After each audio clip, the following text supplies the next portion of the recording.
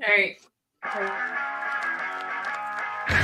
Welcome to a new kind of tension all across the alien nation where everything isn't meant to be okay. Television dreams of tomorrow. We're not the ones they're meant to follow. They're not enough to argue. Hi, and welcome back to another episode of Ash and Their Fantastic Friends, where our host, Ash, and my fantastic friends do stuff. I honestly forgot we had an intro video. Oh, just wait until the outro. That's still there. 5 hours There's from an- now. Yeah. Stick We have around an for the outro video now? You can see what the outro video is. We just added it. We just added Oh. it today. You have an outro? Yeah, we have an outro now. It is Okay. pretty funny. But hi, I'm your host, Ash. This is my Say your pronouns, Ash. oh fuck. Pay them. This is Stack. Pronouns he, him, she, her. Get silly with it. Get jiggy with it. Don't say that. Don't say that. Don't okay. get jiggy with Now you it. have to introduce everyone else because you. All right. me. Then we have Rena. Pronouns she, her. And then our resident Belinda Auntie Daystar. Excuse Pronouns me. Jenny. Excuse me. I'm not a Glinda Anta. This. I'm a Glinda non-apologist. Everyone say happy birthday to Ash right now. Happy birthday, Ash. It's my birthday. That's the title of the stream. Oh my god, I forgot I did that. Oh no, we have people watching. Damn, I was actually kind of strangely relieved that I saw 0 viewers. I was like, woohoo, I can say whatever I want. No, it just Say takes like whatever a you hot want. second for it to load. Everyone, I need you to go take my Twitter poll. I put it in the comments. I put it in the chat. Go take my Yeah. Twitter poll. Please, no one vote Ringo. Everyone vote Ringo. Everyone vote Ringo and I'll kill myself live. No, I didn't mean to shut that. Anyway, welcome to the comic podcast where we don't talk about comics. No, we can talk about comics. Let's talk about the Arms comic. There's an Arms comic? Let's pull it There's up. a free comic book day comic. That's crazy that they've just. Do you made a want to free guess who comic wrote it? Do you want to guess who wrote it? one. Ian Flynn. Yes. I know the answer is to What do you mean this came out? What do you mean? Sonic Nintendo? Daddy. Yeah. Nintendo did I what? only know about it because there's a Legend of Korra comic attached to it. Oh, was it like an anthology? No, it was like a 2-for-1 deal. Okay, so let's skip a couple pages because there's one scene that I really think about a lot. All right, yell at me when it's time to. Right skip it. there. Zoom in on the top. Can I do that? Just like Control Plus. When I. That- okay, open the image in the new tab. Control God. minus perhaps. No, this is Oh not my god. Open the Hold image on. in the new tab. Opening the image in a new tab. Oh God. Thank you to all the birthday wishes, because it is indeed my birthday. Did it not work? Birthday. Oh, hold on. I gotta share this tab instead. There we go. All right. Sorry. So in the world of arms, the arms gene is a disability. All right, you have these like loopy arms that don't work unless you put on a mask, right? And they kind of like stretch and extend. So I think a lot about this scene where he goes to pick up the phone and his arm punches the phone, and then he has to like work on like picking up the phone because he doesn't have his mask on. Like a physical mask? Like a physical mask. Like go back 2 pages. What did people do before these masks were invented? Just die? They were like, I don't know. What did people Is it do like how before- like is it like how they invented glasses like 100 years ago, and before that everyone was just couldn't see? The arms have a history of about 1,000 years, but like of thousands of years. So the masks are old. Look at this woman who just broke, like scroll down, who broke her coffee cup because she can't do it. And then she scroll all the way down. She gets so happy she has health care. Oh, okay. it's not just like any mask. Like you can't just like put on a piece of fabric over your face. You need to get a specialty one. Yes. But it's weird that like their treatment for a problem with your arms is putting a patch on your face. Yeah. This is Yeah. my arms CPAP mask. But I find it so interesting. And then also scroll up real quick. Zoom in on that dog. The dog has the arms gene in his skin. In his Wait, do they have to put the mask on the dog? This tree has it too. No, that's just that dog from Toy Story. That's just that dog from Toy Story. I also like how there's just robots there and we don't really talk about it. I was talking about the robot. I did say, can we look at the robot? There He's are got a robots. dog. I talked about this last time we talked about arms. There's like a robot cop. And like this could have been such an interesting world. And then Nintendo canceled the graphic comic, like the graphic novel for this. We should email everyone. Email Nintendo. At Shigeru Miyamoto himself. Release the arms. Just Release the arms. By the way, 20% of people have this ability. That's a lot. That's like a 1 in 5 people have random springy arms. That's pretty common. So it is like keep glasses. going through it. Let's see if there's other stuff. I want to talk about the clown girl. Sure, let's talk about the clown. How many Okay. people have glasses? I do. Just on this podcast, it's 50%. So Yeah. How?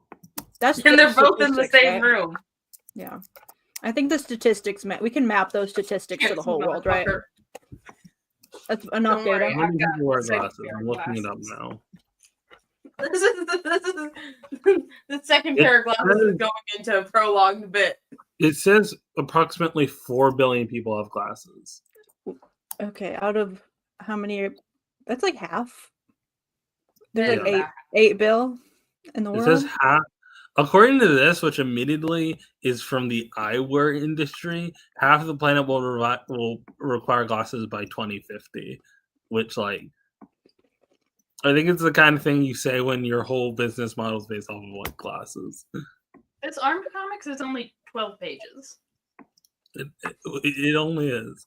I do. By the way, so that guy with the arms that are go back a bit. No, like before more. I'll tell you when to stop. Okay, The guy stop. with the arms who are also snakes. That guy with the green hair, you know he's going to ninja college. Ninja College, a thing you can go to.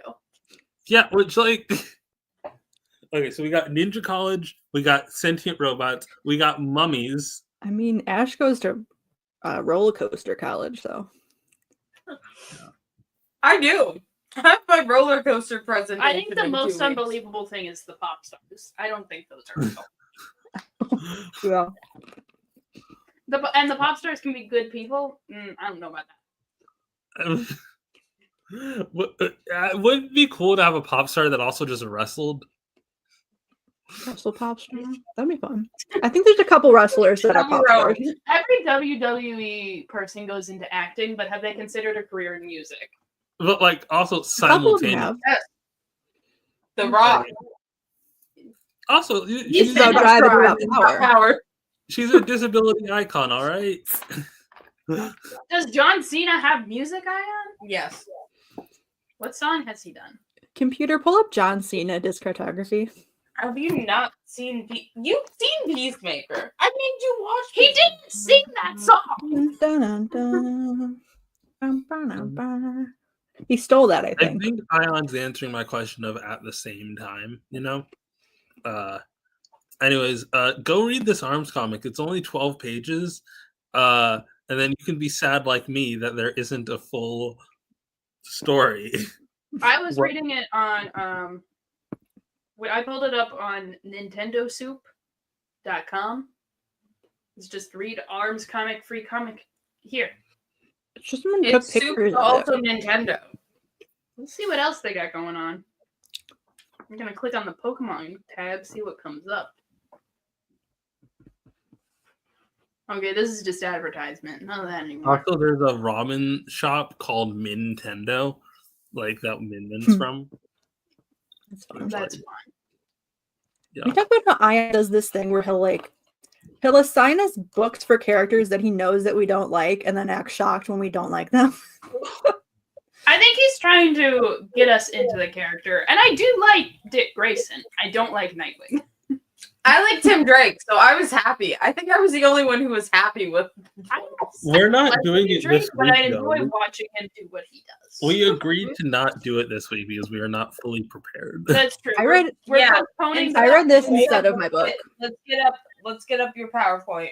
I made a second PowerPoint. I guess I accidentally closed I it. should Look remember how when fun we this were, collector's edition of Wicked is. They did remember the when we edges had to green. ban Ooh. PowerPoints and then we just kind of ran out of PowerPoints to make. My copy of Wicked also has green edges, but it's like a standard version with the Broadway cover. I don't have to do. Yeah. Do you guys want me to do the PowerPoint? This is the collector's edition. I The didn't want to other buy. PowerPoint? I didn't want to buy the copy that had the movie poster on it, so I got that instead. Is it intentional? It says ranting celebrities.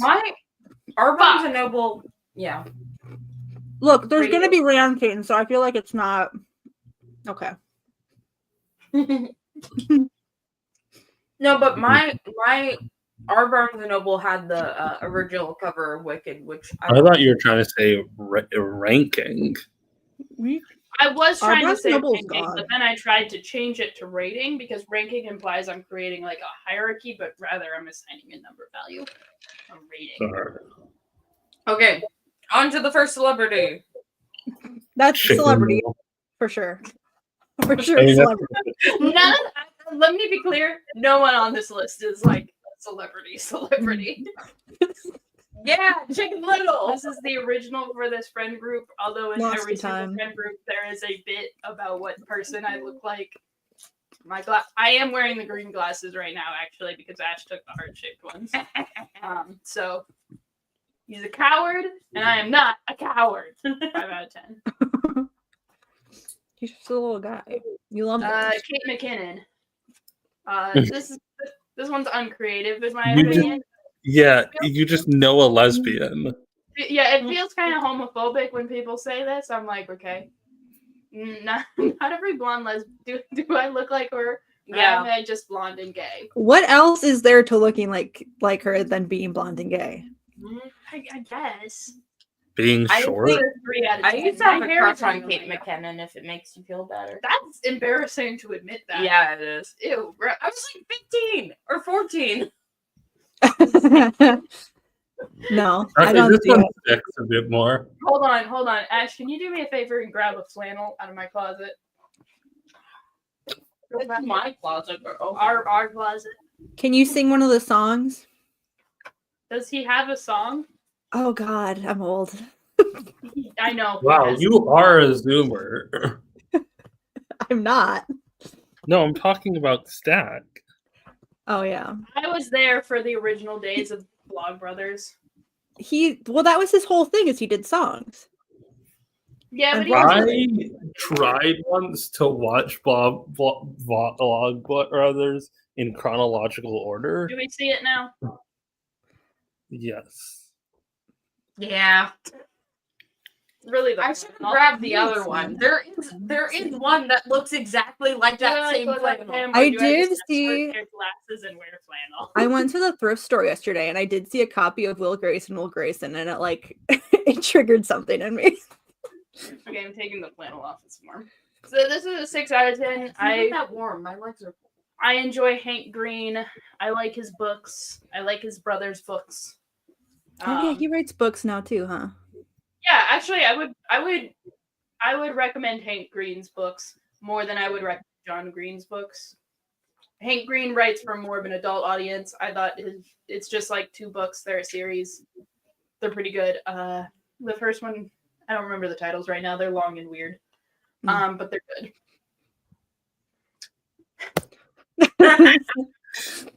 You should watch Arcane, by the way. No. Not every blonde man is me. Yeah. This is like if I was on Ozempic and evil. That's Ellen redundant. looks like fucking Ellen DeGeneres. Again, this feels homophobic. Mean. It's mean. This is a negative 1 out of 10.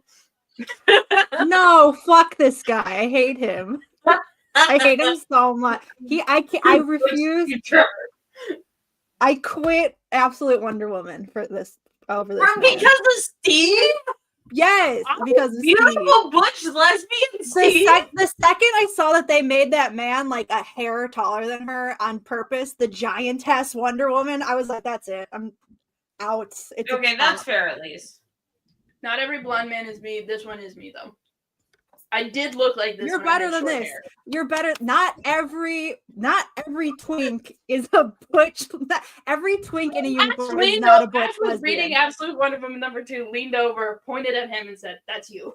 Not every twink in a uniform has to be a butch lesbian. We can't keep doing this. Yeah, like I don't know. Like I had that haircut. I can't deny it. I had that haircut, man. No, 10, I think. no, not for Steve. This is another good one. This feels like an insult disguised as a compliment. It's cute. I don't look like that. He's got some problematic tweets though. What? I'm not shaped like this. Like my face isn't that size. I have a round face, but it's not. I'm not a hamster. I have thoughts in my head. This creature does not look like he has thoughts in his head. Oh, you should see 7 out his of 10, Twitter. though. He's got thoughts and opinions. No, okay. I'm not a fucking Build-A-Bear. I'm a Is that a natural Build-A-Bear? blonde. What could possibly compelled you to say this, Ash? It just looks like you. No, it doesn't. You're so cute. Are you a natural blonde? Yes, I am a natural blonde. I'm just a darker blonde. I'm a darker blonde. Not a natural blonde. That's what they all say. Yeah, I sure. have proof. That's not what any of that means. Now this one's real. Oh, this one didn't animate right. It is sure. Fine. Whatever. Fuck you guys. You do look like her. Yellow M&M. 8 out of 10. Yeah. Yeah. You do that with your feet all the time. Oh my god, Ayaan has a really good point. Should we put Neil Ciceriga on the list? Whom? I've never heard his name said out loud.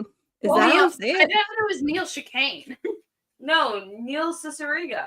Hold on, I'm trying to. I guess that copy is his- how you pronounce it. Ah. CC Uriga. Hold on, someone. I gotta fucking Google his name now. Did you see? Did you know that? How do you say? I think it's Ki Hugh Kwan. Is how you say his name? Is in a new movie that's coming out. Yeah, it's a.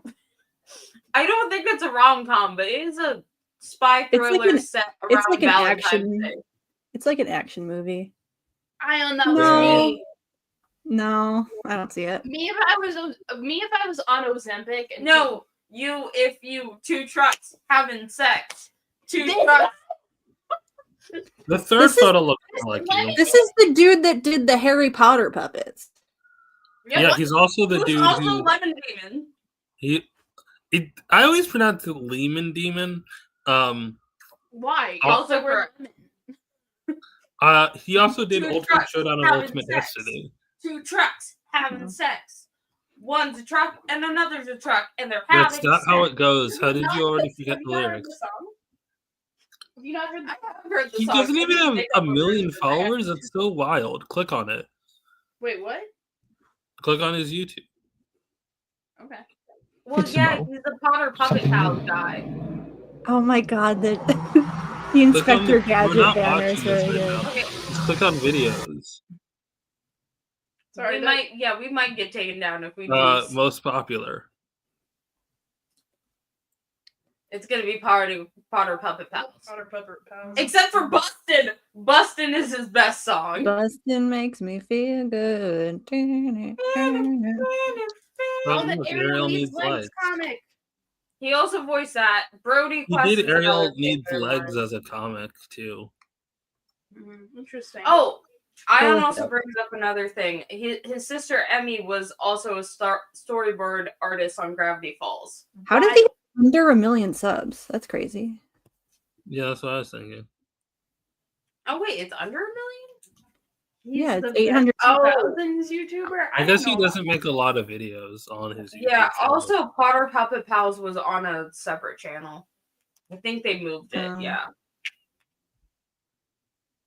I like how he has his pronouns. People don't even need to do that. Mhm. I took mine off just because people would be weird about it. I don't think I have mine on YouTube. You could To add be them. fair, Fake ally. When is it What? Ultimate Showdown? This is the Ultimate Showdown. I'm glad no one can read the text on my shirt because it's not accurate. I survived. the 2023 Atlantic City polar bear plunge. I did not. Didn't. There was a COVID outbreak, so we didn't go. But you got the But- T-shirt. Yeah, because we already paid for it. I'm Have you done a anti-nouns. polar plunge before? My tummy hurts. What is a polar plunge? You just jump in the cold water? Yes. Dude, you live in Chicago. Jesus. I've heard of people What's a doing polar that. They bear just go jump in It's the just lake. like- I'm not doing that. Yeah. Yeah. You just go jump in the That's a white people thing. Like in fun. in winter. Yeah. I'm not white. It's weird. Well, We you know. wouldn't do it. You don't have a fucking lake. Okay, so someone order me that like within the next 2 weeks, I Hmm. need to finish the fucking Disrespectoids retrospective. Yes, do that. This is, I didn't survive the polar bear plunge. The accident was a year ago. You need to forget. Nemesis is actually the ghost haunting this podcast. That's why we've never had them on. No other reason. Yes. Yep. If Nemesis did want to be on the podcast, we could maybe make that happen. Yes. I don't own this podcast. That's up to Ash. Ball's in your court now. What? It's all Why up to you do Ash. this? No, we have to commit to the bit of Nemesis being a ghost that haunts the podcast, and it's a good ghost on YouTube, evil ghost on Twitch. Maybe it's Deb. Ooh. Deb. I feel like Send do me a people message. know the Deb joke? The No, joke I is just- Deb. I just talked about Deb. Deb is the lesbian ghost that possessed Chuck Dixon in the 90s and explains why he was like that then and also why he's like the way he is now. I feel like it explains Yeah. a lot. Because he also made Guns of the Savage Land. The best Wyatt Wingfoot book. We were talking about this pre-live when you were out of the room. I said if we bring up Chuck Dixon, Ash is going to bring up Guns of the Savage Lands. I said I it. can't believe that Ash prefers Chuck Dixon's writing to Dwayne McDuffie's. Okay, here's the thing.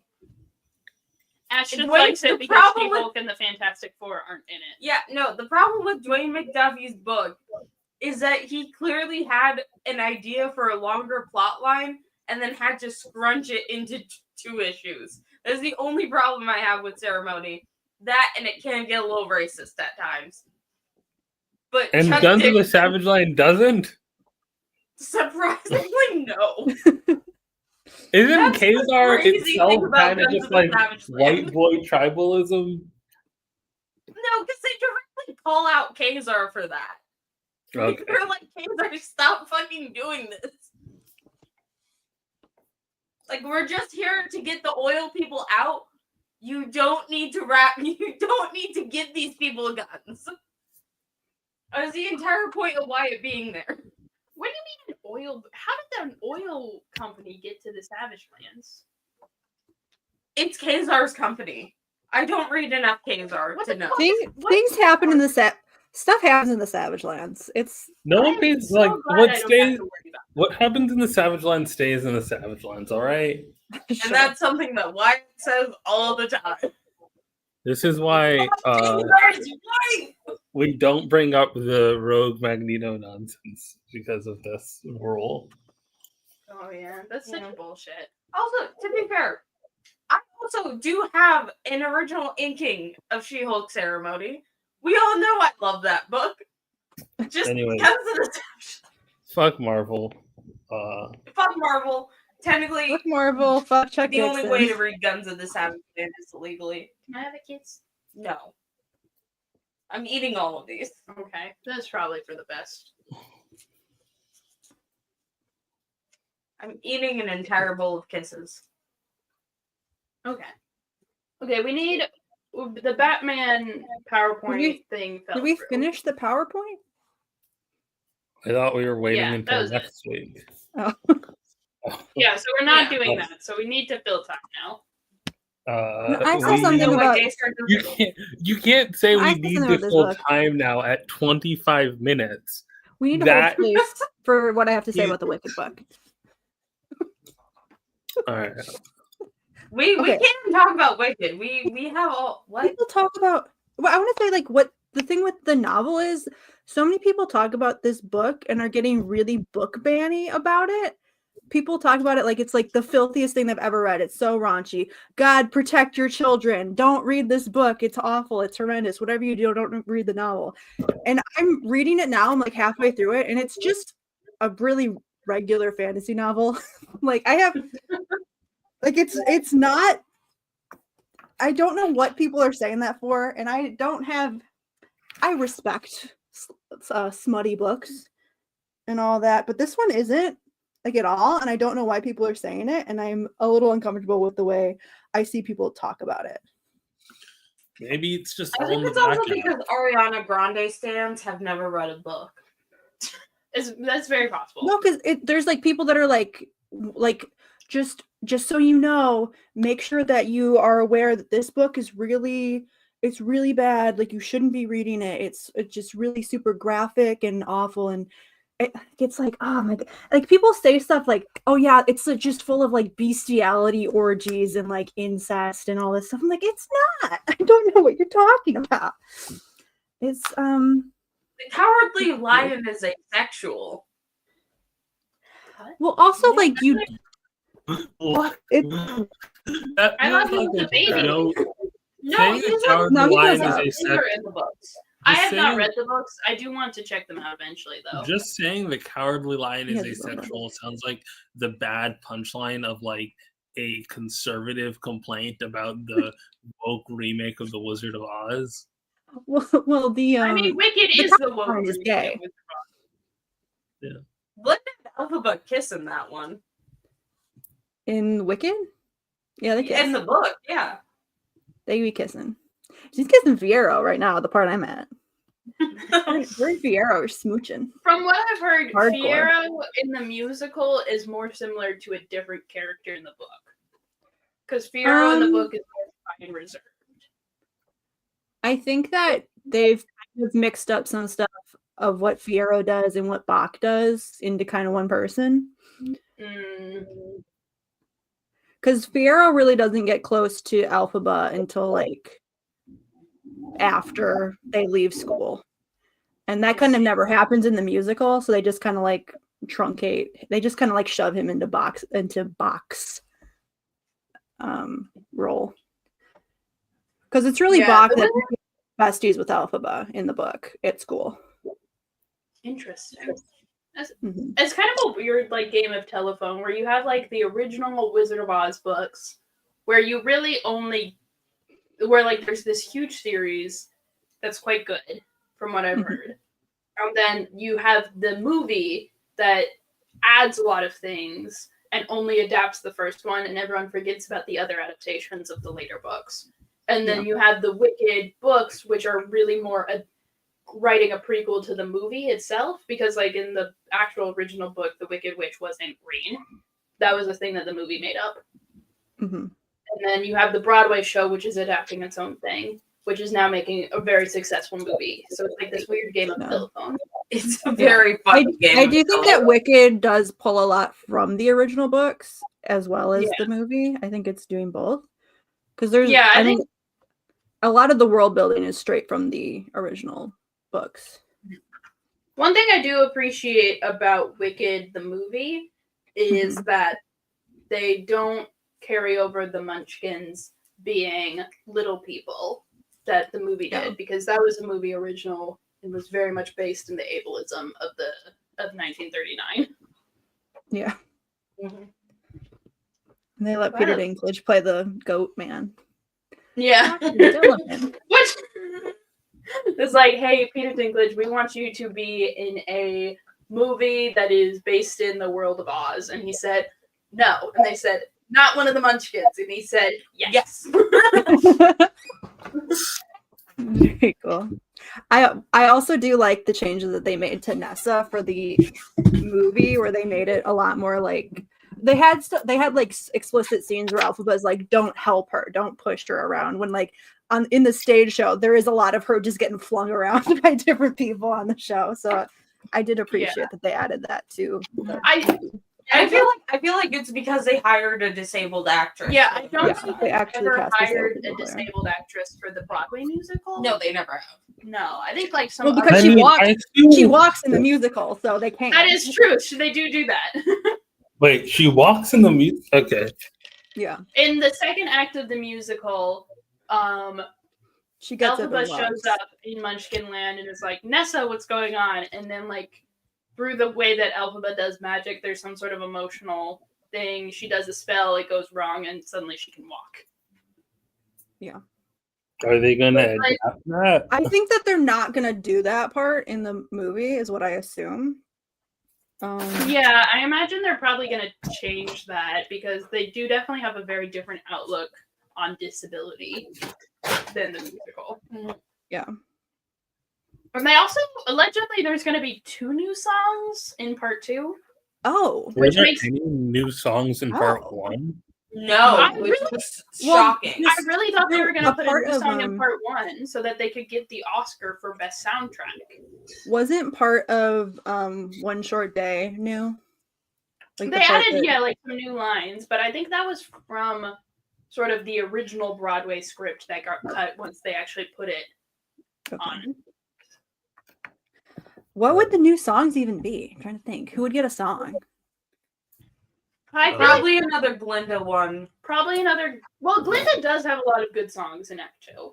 Probably another Fiyero Thank one. goodness. Oh. And probably Fiyero does not have a song in Act 2. Also it's Jonathan Bailey versus Ariana Grande. Well, they have 2 of them. And Grande already has a lot of fucking screen time in Act 2.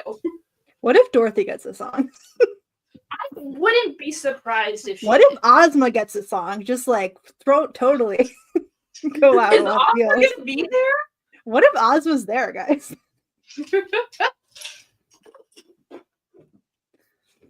They might give Elphaba another song, although that'd be fun. I think it depends on who wins an Oscar for this first round. They might. No, I think it's already filmed. Oh wait, yeah, it is. Maybe they might give Nessa a song. Nessa, Nessa does have a song, but it's not on the soundtrack. Yeah, she already has a song that's not on the soundtrack. What is it? Which is weird. I don't know why they don't put that on the soundtrack. It like reprises like part of her lines during. It's to encourage you to watch Dancing Through Life. Why is the Daystar still this? Like literally, it's so stupid and kind of classist, but whatever. Mm-hmm. Yeah, I just watch it on YouTube. Everyone should watch the Wicked musical on YouTube. I should watch the. If you send me a bootleg, I'll watch the Wicked musical. Somebody made like a compilation that's like of different productions of it and like the best shots of it, so you can kind of like see all the good shots, but also see like different actors' interpretations of it, which is I think is pretty cool. I feel like that's an interesting thought exercise, but also like it concerns me with but that's not how I would want to experience Wicked. That's true, but there are ones where you can watch like the full thing with just one production. I would recommend either watching like the original with Idina Menzel and Kristen Chenoweth, or there was a recent West End production where both Elphaba and Glinda were black, and that was really good. I like that one a lot. I'm trying to remember that one. But there's a lot of the Tumblr girlies were going crazy for that one. They were making a lot of gifs of it. Hell yeah. What the fuck did you just say? The Tumblr Oh no. girlies? No. Gifs? Oh my god. I was gonna breeze past that. Peak engineer right here. Peak engineer complaining about how people pronounce GIF. It's a 50-50 shot which one I'm gonna say. Oh no. It doesn't Are Ash and matter. Zach gonna break up? Yeah. No. Okay. Zach was getting broken up with live on camera. Oh no. You know how I said girlies? Yeah. So I said girlies, so I said GIF because it's the same G sound. No, you said You should have said Jurlies. The Jurlies. I don't know what I said. I do not have an opinion about this. I will say it whatever way you want. Yeah, because you're a normal ass person, Stack, and you don't get mad when you don't pronounce it. And I'm not a normal person. No, you're an engineer. If you care about how people pronounce GIF, then no. Bring up the multiple pictures of Wyatt Wingfoot that are in my room right now. I will not. Yeah, they're stuck to the walls. What are those earrings, Stack? I like them. They look nice. These ones, they're just little flowers. They're from Claire's. Cute. Oh. Stolen from Claire. No, I bought these ones. Mm. I'm By the willing way, to support my local Claire's. In the book, 50% of the time. Glinda does get like a super short haircut. And I was like, oh, okay, girl. Lesbian. Fiyero calls her a boyish. She has a boyish haircut. I was like, okay. Gay ass. Every femme has that moment where they're like, I'm going to try to be butch, and it doesn't work. I haven't. Is that you? I don't know. I wouldn't consider myself butch or femme. Yeah. What am I? Whatever you want. You make the rules. Yeah, like it Choose your doesn't destiny. matter. We're not cishet people. You don't need to do a perfect version of masculinity or femininity to claim one of the other. Whichever one makes you comfortable. Blob. Yeah, you don't need to have one. It's fine. Not all lesbians are femme or butch. I'm also deciding that I'm Glinda is fat in the gonna- future because Fiyero says that she's no longer wayfish and has become more womanly. I'm like, she's fat and she's butch. Hell yeah, Glinda, get it.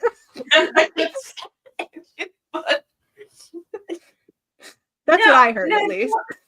Tell me, how much Wyatt Wingfoot is Fear? Okay, hold on. I got He's not. whiplash from He's comment. not. Hell yeah, butch lesbian on your line at work. They should Oh no! adapt. Oh, They really should adapt that. Oh. Like, That's my cousin. by the Oh. way, Breezing past that anyway. Ash is Ash. sometimes it Well, Do you happens. work with my cousin? while we were watching at Cousin isn't a butch Thanksgiving, lesbian. people She's just put on the really TV straight. because, like, Butches are beautiful. Your cousin is not. It's the on hate in Thanks- her heart. Careful with this. on Thanksgiving, we put on the TV so that the little kids would like not like freak out, you know. And eventually, That's in real life. Nick at Night came on, and when What are Nick you at Night doing? came on, they started playing Friends, right? And there is an Okay. episode of Friends where like they flash back to Monica being fat, and then a year later she's all skinny, and Oh. it's like wild. Like it's like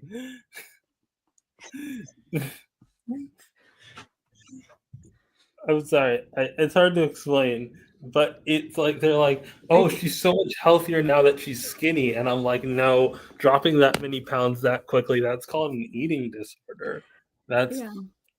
I do remember I know about that episode because I saw somebody on TikTok who was cosplaying Fat Monica and they were like, she was hot then.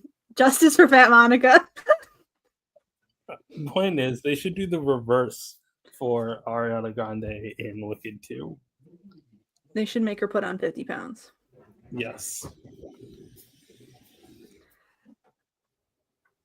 Could you imagine? Right. That'd be crazy. That would be. She just has to cut her hair. Yes. I mean, it would fit, right? It would fit. Okay, he's not Fiyero. What are you doing? What are you Fiyero is not Wyatt Wingfoot. He does date a green woman, though. That's true. having a secret affair with a green lady. Is Johnny, Jen, Wyatt the triangle of this? I mean, is Johnny Glinda? Yes. Hmm. We all He know would be this. Galinda. He would be Galinda. Galinda. And wait, also, hold on. I think that Wyatt has a fetish for green people. Anyway, what? Hear me out, okay? Wyatt's Fiero, Jen's Elphaba because she's green, Patsy's Glinda. Patsy That's would never true. be. Galinda is a redhead. She's a redhead. Glinda She's a Patsy, redhead. stand by that. Why did they You were right. Why did they make Ariana Grande wear a white a Because blonde? they weren't gonna make Kristen Chenoweth wear a red wig. That's why. So we all so it's all That's the only lie? reason that. Yeah. Glinda's a redhead in the movie, in The Wizard of Oz. Yeah. Yeah. Okay. Yeah, It's really but, like- funny because the Wi-Fi doesn't work on my computer, but it works on Zach's Yeah, computer. just perfectly fix fine. it for the movie. Why does Kristen Chenoweth get to decide every Galinda for the rest of time now? Because that's the look. Glinda's blonde in the musical. Let me see if it So says in the book. Give me a sec.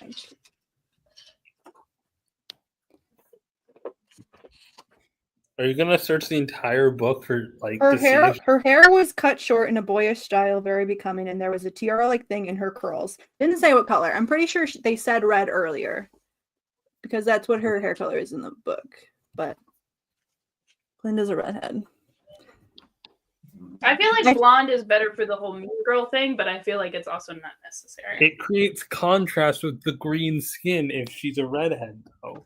No, Yeah, but I also I think feel that- like for the musical, I feel like her personality is blonde. Yeah, I think that she was also made blonde for the musical due to copyright issues. The same reason that the movie and the musical can't have red slippers. Yeah, because also if you notice her final dress isn't pink, it's blue.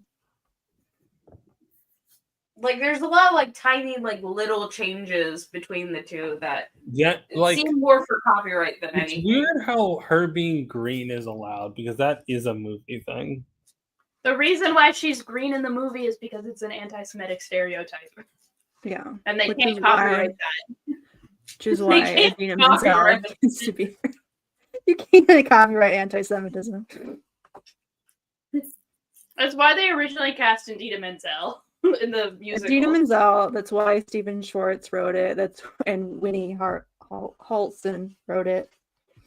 It's like the first 5 Elphabas, at least, were Almost Jewish. all of them were Jewish, yeah. Up until Yeah. recently, they were all Jewish, and then they started casting more women of color.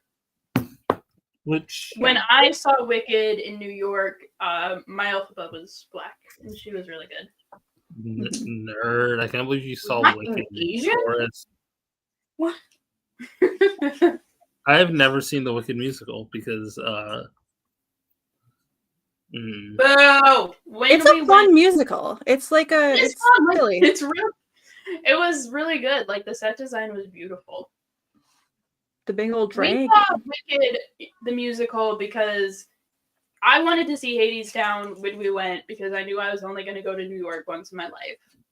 We're not. We're going again. At the time, I thought that was what it was, but the Hadestown tickets were really expensive, so we went to see Wicked, and it was Hey, like, so you know what I saw while Hadestown was airing? Literally across the street while we were in line, the line for Hadestown was there. It was a different take on the same Greek myth. What was I it? wa- was it Percy- Eurydice? I watched the Percy Jackson musical. They don't do the Orpheus and Eurydice myth until They later. do. The whole plot is him going to the underworld to save a soul. I guess it is, but they don't name Orpheus until later in the series. My cousin was so obsessed with that musical. She went like 8 times while it was running. There's 2 things I will never. There's 3 things I will never forget about a musical. Maybe 4. 4 is 1. George Salazar, I think is his name. He wasn't there. His understudy was there that day. Damn. 2. there's a scene where Grover isn't the main focus, so he slowly picks up the pen they dropped in a previous scene rather than just like leaving it there. Another thing, so 432 is they change. So like in Percy Jackson, the gods are like neglectful to straight up abusive in their like stuff like that, and like the way that the musical handles it is it's much more like, oh man, my shitty parents, they're kind of annoying. Yeah, they have the campfire song where they're like, these are the things that my parent did. And first time I heard that, I said, your parents did things? That's nuts. And then lastly, the wild part in that campfire song, like I know it's a Greek myth and I shouldn't be surprised. Aphrodite's just like a pedophile in that song. Like, wait, oh, she like tries to steal one of her kids' boyfriends. Yes. Like that's the joke. Very strange. Very strange indeed. But like it's so there's like they change the metaphor to be a metaphor about like, you know, just like sometimes, man, your parents are stressful. I'm like, no, like most demigods are homeless. Like that's a big part. Like, yeah, like that's a big part of it. Most of them are homeless or like die early.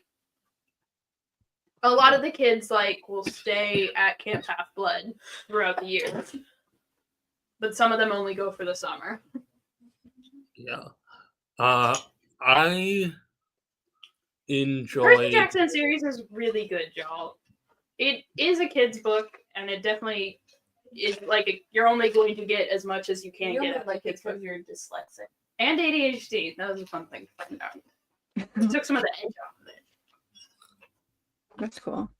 I probably would have loved it if I got into it when I was in that age range. Yeah, it's definitely a lot of childhood nostalgia. But I do keep up with the series as I've aged, and I think it still holds up. I really like it. Is he still writing it? Is there still books? Oh, yeah. Oh, He's wow. still going. How many are there right now? So there's like, okay, so there's the main series. There's Percy Jackson and the Olympians. Then there's Heroes of Olympus. So that's 10 books. And then he wrote and then we were just at Barnes & Noble. Apparently he's writing a continuation of Heroes of Olympus. So there's more there. I needed to look into that. I'm not sure what's going on there. And then he wrote The Sun and the Star, which is just a solo book. And then you have the expanded universe that are other mythologies. So you have the Norse god one, which is 5 books. You have the Kane Chronicles, which is 3 books. This is all the same guy? Yes. All the same guy. You skip and then you have the Trials of Apollo. There's the Trials of Apollo series. So you have 5 books plus a new series that I haven't seen yet. So there's 15 plus 1 plus a new series. So 16 plus 5 plus another 3 for the Kane Chronicles. And then there's the short story crossovers between Percy Jackson and the Kane Chronicles. That's 2 more. They're not novel length. Yeah. And then you also have Rick Riordan Presents, which is not written by Rick Riordan, but rather it's him creating his own publishing company to get authors from different backgrounds to write stories from their own mythologies. And I really liked the African Myths one. I had to read that for my children's literature course in college. I remember reading the Indian one. There's a Korean one that I haven't read. Get off my dick. This is just what they call it. There's more. What Indian? What do you mean by Indian? Hinduism. Okay. I'm sorry. They can't do one based off of Muslim mythology. That would be sacrilegious. I mean, Hinduism is also popular. It is a popular religion, which is why they had someone who is practicing Hinduism write it instead of the white man. I feel like Rick Riordan got called out for doing the Kane Chronicles. They're like, hey, man, kind of weird about Black people in this book, and he's like, "You're right. I'm sorry." I Not bad. appreciated the. It was called Tristan Strong. I really like. I do think it's weird how they have to make one. Like, here's the thing. I appreciate there's no white people in that series. Yeah. I wish that real life could be like that. Anyway, I really enjoyed. Oh, I guess this isn't. I really enjoyed this series. Open image in new tab. Tristan Strong punches a hole in the sky. Whoa. Yeah, I thought it was really interesting because it combines popular African-ness with African American-ness. So you have like Briar Rabbit, but you also have Anansi. It was really interesting to read. Yeah, That's cool. I think Stack has a much lower resistance to reading children's lit than the rest of us. Yeah, I mean, I did. It's also different when you like grew up reading something. No, but like I grew up reading it, and then I looked at like when I was taking care of I was working over the summer at a summer program, and one of my kids was reading The Sun and the Star, and I was like, damn, I feel old now. How is he still doing this? I mean, I'm also reading the Wizard of Oz books right now. That's nice. The Wizard of Oz books are a different category because they're kind of, I would put them in the same category as like C.S. Lewis, where they were originally written for children, but at the same time, the authors had a very serious adult allegory that they wanted to put inside of it. C.S. Lewis wanted to put Jesus in there. What's crazy is Franco Baum specifically was like, these books are apolitical and don't have a moral in them. And it's like, that's boy, bullshit. This is all you politics. Wrote the Yellow Brick Road and made the shoes silver about the gold standard, you fucking asshole. It's only politics in that book, Frank. I don't know what to tell you. Daystar genuinely is crazy sometimes because you'll watch a movie adaptation of an adaptation of an adaptation of an adaptation, and then it'll be like, I want to go read the books. Okay. I like books. Anytime you have watched something and there's books, you go and read the books immediately after. As everyone should. I want to get you to watch Gossip Girl so you read the Gossip Girl books. Hold on. I want to talk about the merit of reading children's books. I've read all the Gossip Girl books, or most of them. I'm down to like 5. I think, okay, here's my hot take. Bomb was a problem. I think that adults should read children's books. I think if you are someone who considers yourself a reader, you should not only be reading diversely in terms of genre and content, but also in terms of like age demographic, because you need to know what the next generation is going to be brought up with, but also you kind of need to be, I think reading children's books gives you a better window into sort of what children's concerns are, because like you can tell a lot about like what kids are feeling based off of the power fantasies that they gravitate towards. Like it's really interesting to see the shift in children's literature from like, you have like older children's literature that like my parents grew up with, like the Boxcar Children and like the Hardy Boys and Nancy Drew and stuff, where like it was more like rounded but still like mysteries and like problem solving, versus like the kind that I grew up with, which was like intense fantasy, like urban fantasy. And then like the next generation of kids are going back to sort of contemporary stuff, and it's interesting to see sort of what kids want to have control over in their life. My nieces be reading Dog Man. I think they want to cut off a dog's head and attach it to a human man. I think the Dog Man's an interesting book. Also like reading books with kids and like getting their feedback on it and like what they care about is also really interesting. It's really interesting and important. And the reason that I think I have a higher tolerance for kids' books is because I had the intention of working with children and their literature. Yeah. And I have younger siblings, younger cousins who I would sit down and read with. Yeah. And you want to be able to talk to kids about reading. Like it's important to like instill that kind of that muscle in them of like discussing. I tried to force my nieces to read comics. They have rejected me. You gotta read what they're interested in, and you have to become interested in what they're reading. They also make comics that are for kids. This is what I'm interested in. You need to read it now. That's not how you get them interested. No, you can't just make them read Wyatt Wingfoot. You can give them books that they're exactly. You can't say this is what I like. You should they like Miss Marvel. I don't know what to do about that. They like Miss Marvel. You should give them Wicked. The confidence in reading yet to really get to.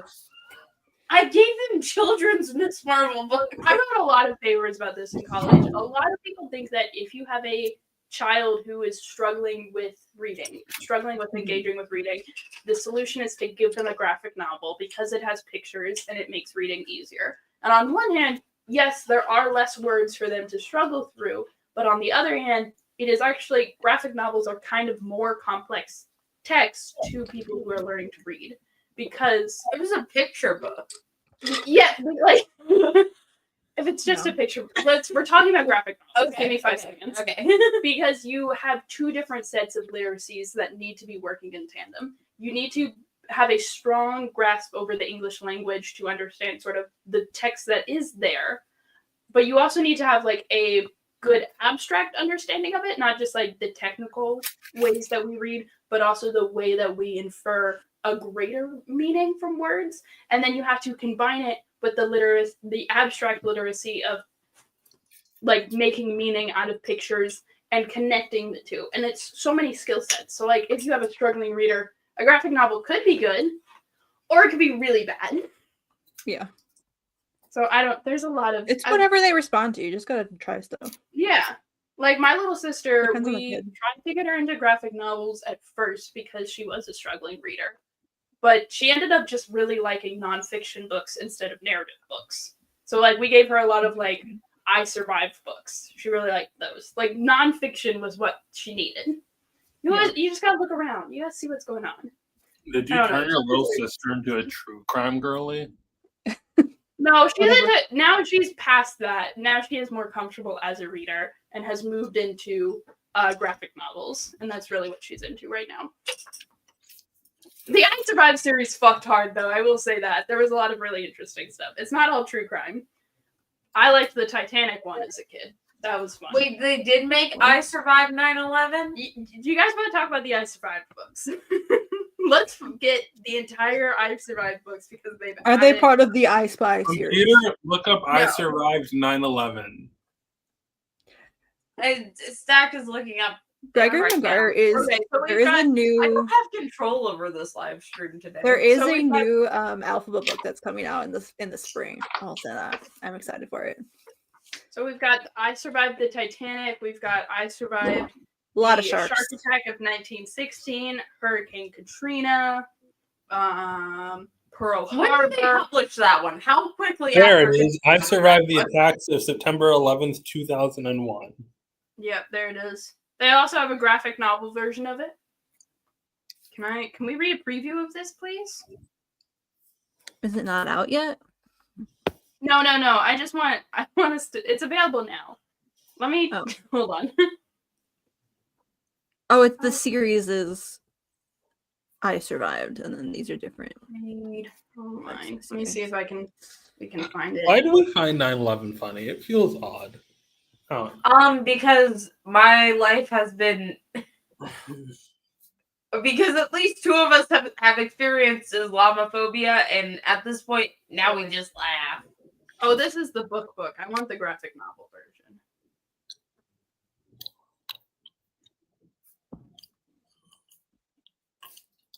Convert your PDF. It's also like why don't you look at, like JFK's assassination? Why don't you look at the normal places? I know someone who didn't survive that in particular. What? It's on RCO. It's on RCO. Is it? Yeah, Nemesis. If we ever need a moderator in chat, I think it might end up being Nemesis. Oh God, I dream of the day we have enough viewers to need a moderator in chat. It's just I Survived, and then their issue, the different issues. That's booster gold. I'm getting That's there. I'm different. getting I there. survived. They only have. No, Oh, wait. click on it. Click on it. There's different. They're like numbered. Like it's number 4. It's 4. It's 4. Yeah. This one? Maybe. No. Did they do No, a specific yes, here person it from is. the Titanic, or did they just make someone up like the movie? They Remember? make someone up. It's like historical fiction, Okay. usually.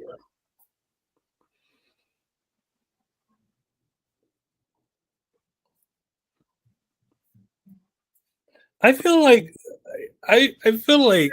Boom. until it hits, do people honestly think that the plane's going too low?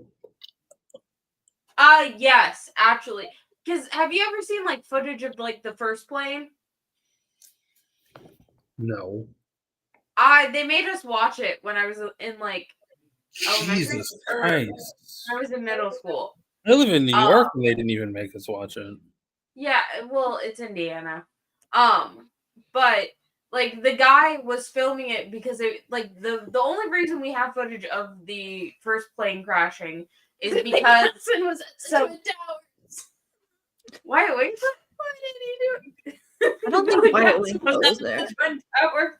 Anyway, so the reason we have footage of the first plane hitting is because a documentary was being filmed about the New York Fire Department, and they just so happened to accidentally film the Twin Towers as like a, wide shot just showing off the city. They were like talking about it, and so they had the camera on it, and then they just were like, that plane seems a little low, and then it crashed.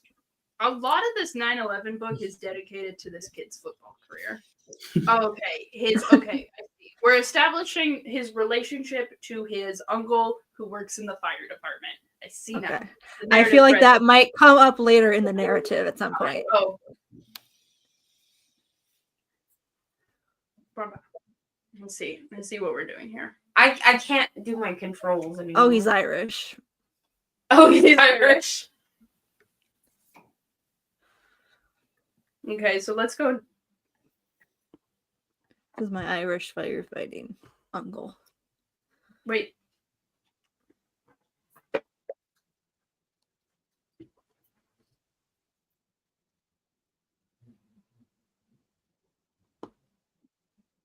I see. Also, his father apparently works in the fire department. And maybe his uncle died about it? His uncle No, it was just people who died. His father got. People he knew.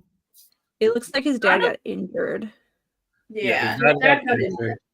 You are moving faster. Well, I don't want to pirate an entire children's book. Actually, that's fair. I just want to sort of get the gist of how to go out there and buy I Survived. Yeah, buy for if you got a young reader in your life, these are pretty popular books for a reason. We were looking at. Let's look at what other. I do think that when you say I survived 9/11, I kind of assume you were in the Twin Towers. Yeah. It's just sort of. I'm sure he probably goes in later in the graphic novel. I haven't read it. We've got the tsunami, the Battle of Gettysburg, the Nazi invasion, Pompeii. I will say that I do think that kids are capable of. Oh shit! Who's Squid's here. Let Squid in. Squid in. I do think that kids are more capable of. I would like to pirate a whole children's comic on stream. Yeah, which this one. You think kids are? I think kids are more capable of handling topics like this more than people give them credit for. I think. Me and my family, we did like relief effort. I remember going to Joplin to build houses. What's Joplin? Where's Joplin? It's in like Missouri or Oklahoma. Okay. People get really weird about Gabe Newell haircut, Stack. What? When are you getting the Gabe Newell haircut? What gay people haircut? The Gabe Newell haircut. You asked what Beetle, and I said the Gabe Newell. Who the fuck is Gabe Newell? Hold on. We've talked about him. He's the Half-Life man. Okay, but Why is he a beetle? Wait, why Because does it sound there's a whole fucking meme with there's a promotional video for Beatles Rock Band where 3 of the Mega 64 guys were dressed up as 3 of the Beatles looking for the 4th one, and they only found Gabe standing outside of Valve HQ, and they're like, do you know where Ringo is? No, it's just me, Gabe Newell. Do you want to be a Beatle? Yes, I do. And then just like I got. He's Ringo now. Who's winning the poll? It's Ringo. Of course, it's fucking Ringo. Don't they all have the same haircut? No, they don't. No, this is modern Ringo because of all the O's. Stack has to shave his head. No, we're not doing that. Stack has to shave his head and grow a beard and be mean. Which Beatle is this, guys? That's Paul. Paul McCartney. Okay. I don't know that much about the Beatles, y'all. You can tell it's Paul because of his permanently sad eyes. You guys want to scroll through my Twitter feed? Yeah, sure. This is dangerous. Why is that Transformer getting railed? That's that's not what's happening at all. Metal things have many rails in them. Yeah. There's a lot of This is trains. my Twitter. It's a lot of Muppets. It's a lot just of my Twitter. What the fuck? I had all of these. Could you go ahead and translate that real quick for me? Yeah. What does this say? Yeah, a lot of people died. I don't think anyone died. A lot of people had major health complications. People got the fucking hillbilly from Beverly Hillbillies got fucking dust on his lungs. Yeah. Yeah. It was the guy who played Jethro. But that being said, saying, oh my god, this is so low budget about a film from 1939, I might behead that person. Yeah, like, what? They're clearly it was very high budget at the time, actually. They're gonna rise their fucking head off their shoulders in a minute. Alright, we can stop looking at my Twitter now. Who's that? You stopped just as you hit the fat woman. Daystar was looking at. That's fine. Daystar, do you want me to send that post to you? That's fine. Post it in private chat. Oh! Is that what you want to be? That is what I am. I carry all your bags for you. I pay for everything. Squid, have you seen Wicked? Wait, what? Do you know about Wicked? You Oz? Just like in general? Do you Oz? Do you Oz? Do you Oz? Are you Oz filled?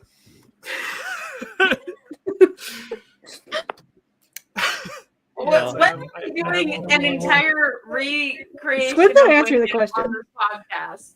Okay, if we were I doing have all the Wicked books. on I this haven't read podcast- Wicked though. You've read Wicked? No, I haven't read Wicked, but I have all the original Oz books. You should read Wicked. It's good. But before I have to go back to work, you should put on the fucking Gabe Newell clip for context. We watched it. We just watched it. That one we just saw? It's just the most awkward conversation I've ever heard. We might get taken down for copyright. No, we won't. Okay. Gabe's Do you cool. have the clip? Remember the last time we listened to Squid about that? No, but it's fine. I remember the last time we got taken down from copyright, someone decided to watch all of a Voltron episode while Stack and Ash weren't here. I wonder who that was. Gee, I wonder. Oh, that was. Just mute it, and then unmute it when they start when they stop running, because there is a little bit of a Beatles song. Oh, that'll get you. Yeah.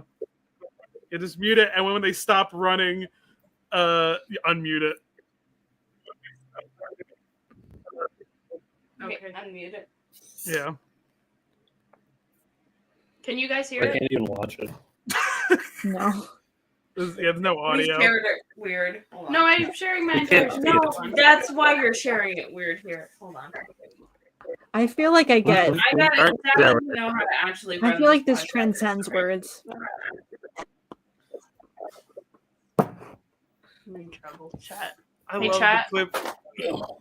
I love the fucking clip of Gabe in the Half-Life documentary that I sent in fucking chat where they're like, it would be in meetings and they go, well, that's not realistic. And I'd say, okay, what about in real life? I have to go make lists of things I have to buy. Who are you? I'm Gabe Newell. Are you a beetle? No. Is there anybody else here? No, it's just me, Gabe Newell. Oh, I thought there'd be like Homo person. Yeah, or at least like Ringo or something. Do you want to pretend to be Ringo? Yes, I do. Nice.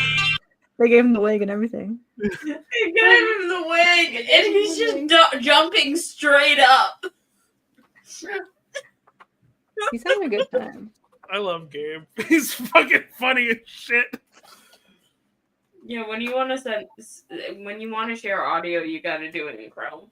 You got to share the Chrome tab. I always use Chrome. I never need to. I don't know, man. Technology's a mystery. Ain't it beautiful? There's magic everywhere. When you're It is stupid. just magical. I don't need to be knowing things. Zach doesn't know how to use a computer or any of the technology I have. And yet I know how to edit your videos. Do you know how to edit your Yes, I videos? do. I just don't want to. Fuck you. I've known this entire time. I'm just lazy. Explain what a J cut is now. A fucking what? A Japanese cut. No. No, yeah, this is a new kind of music that they're putting out. No. A A J cut is when you What is the J you cut? start the audio from the thing that you're cutting to before you actually cut the video to it. So in the Yeah. video editor, it looks like the letter J. I will say it does make it frustrating sometimes to make edits later if you are not the person making the original edit. I don't need to be Sometimes doing it all just that. sounds better that way. Every fucking movie has a J cut in it. That's true. You usually won't notice though. I watched the PG cut of not The Wizard of Oz, which is a film. It's a musical. There's an Alice in Wonderland one, and I cannot wait until people discover that one. Why? Listens. How do you know about But it? it is very funny. But there was a clip that I wanted to post that I was like, there's like a half second of Glinda's face that I like wanted to crop out, but I couldn't because the audio was overlaid, and I was like, shit, I'll just do the end of the clip. Of the Is cowardly not lion. the Wizard of Oz exactly what I think it is? Yeah. Yeah. Yeah. Wait, Have so- I ever told you about the film Chatterbox? What? No. No. It's a musical about someone who has a talking vagina. Yeah, that makes relevant sense. to your honor? I've seen a musical that was about a talking vagina. Also dick. That's how Chatterbox ends. The reveal of the talking penis. I don't Sometimes think. I'm on this podcast and it feels like I'm having a stroke. Talking Penis. You know, like my what's the Star Kid musical? There's okay. Me and my dick. That's what I was talking about. Yeah, me and my Say- partner. Saying what's the Star Kid musical is like saying what's the Marvel comic. There's many of them. No, but you all know which one I'm talking about. Holy musical Batman. None of the other Only ones. musical I mean, Batman. I'm pretty sure there's a few talking dicks in the other one. They've got Robin in one of them. But That is being forcibly removed from the podcast. I um, don't know how. Oh, okay. I've never finished a Darkin musical. No, I don't know how to. I don't know how to turn off video. I've watched part of. Oh. Then they were gone. I watched all of Holy Musical Batman because in the year, I want to say maybe 2013, I had a Creeper RP blog. You killed Stack. And one of the bigger RPers everyone interacted with was a fucking Sweet Tooth blog. And I'm like, I need to know who the fuck this is. In 2013, you were running a Creeper RP blog? I was in high school, whatever. I forcibly removed Stack from the podcast. Replace it with that moose you have over there. Oh, can you hear me, the cow? He's not moving. Can you unremove yourself from the podcast to put the big ass Build-A-Bear? You didn't really build him though. No, no, he was supposed to come unstuffed. They usually come unstuffed. For some reason, he didn't, and now he's just big. Oh, that's good. That's good. Can we play the clip I posted? Can we watch the clip I posted in stream suggestion? You never shared the image of the fat lady. Damn. Yes, and hold on. Can I come back on the podcast? Oh, Stack's back. Okay. Oh. The cow. You have to go stand there. Stack, come back. I need you to see this clip. It's a very important clip. Stack is still in the room. Stack is just off camera. Can I come back on camera, please? An orgy? I've never been part of an orgy before. Oh, me neither. But I'm willing to give it a try. Can I blow the Tin Man? Get the fuck out of here. Why the fuck does he have a New Jersey accent? So that's not the Wizard of Oz, as you can tell. Why the fuck does he have a New Jersey accent? Get the fuck out of here. On the link. Huh? It's very funny. There are multiple. There's actual songs in it. They wrote songs for this film. Okay. And it's fun. Zach, you can come back onto the podcast. You're no longer punished. Remove the cow. No. Stack missed the lion. Brought a fucked up version of Skeets. Yeah. I mean, really, it's more the Scarecrow and the Tin Man that were the gay boys. When you really think about it. Honestly, yeah. Why was Bach so much gayer than he normally is? What are you talking about? What? What are you talking about? The Scarecrow's been gay the whole time. No. Bach, the Tin Man. Bach? In Wicked. Yeah. In Wicked? He's a lot gayer than he normally is. He's also kind of gay. That's well, I mean, he played SpongeBob. Suspicious. If you are a man on Broadway, you're kind of a little gay. You're a little fruity. I think it can go either way. You could be like the worst. Also, you could be. You're either who the fuck wrote Cats? I can stand a lot. Andrew Lloyd Webber. Yeah, you're either Andrew Lloyd Webber or you're a little fruity. There's no in between. I think personally that we should not reinvent stereotypes straight people have already made. It's fine. We're gay. We can do like that's brand not how new. it works. We can do like brand new stereotyping, you know. Like I love a good lesbian and carabiner stereotype, but like. Well, that's just something. I've not met a lesbian that doesn't have one yet. I have one. Here's what I'll say. You have to have a level of. You have to be comfortable and secure in your masculinity to have the flamboyance necessary for theater acting. Andrew Lloyd Webber doesn't, which is why he hates lesbian trains. You see, this is how you know All you're the not lying. Because if you have seen how flamboyant and machismo simultaneously Latin men can be, This is true. like, you can be the most flamboyant fruit in the room and still be a raging misogynist. Yeah. Buoyant? Well, yes, there's plenty of gay men who hate women. That's true. Case in point, any gay man who has interacted with me. Well, that might be a you problem. That's It not probably is. true. That's not. How many gay men have you necessarily interacted with? Oh wait, I forgot Squid. Squid doesn't hate you. Squid's also a robot.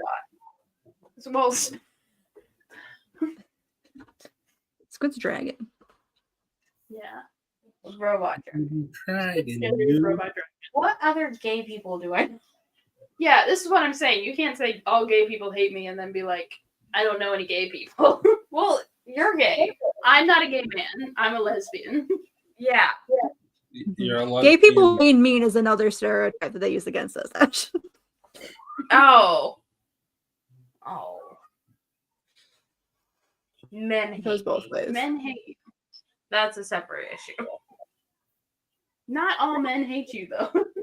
Yeah. I think that they do. You're friends with many men. You know men. Ayaan. Friends with Ayaan.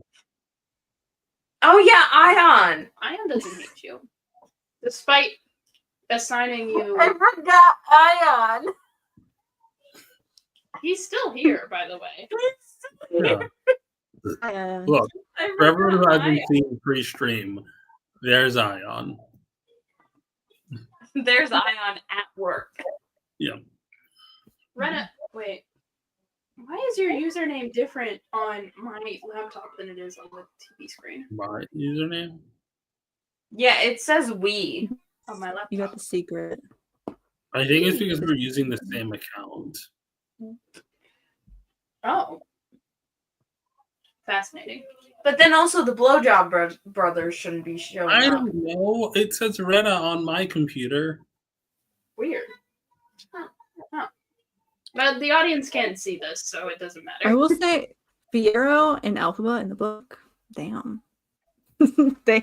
She's not a lesbian in the book, I'll say that much. I don't think my personal headcanon for Wicked is that Elphaba is bisexual, Fiero is bisexual, Galinda's gay.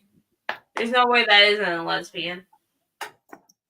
Linda gay, Alphaba gay, Fiero also lesbian. Gay. Fiero also lesbian, you make a good point.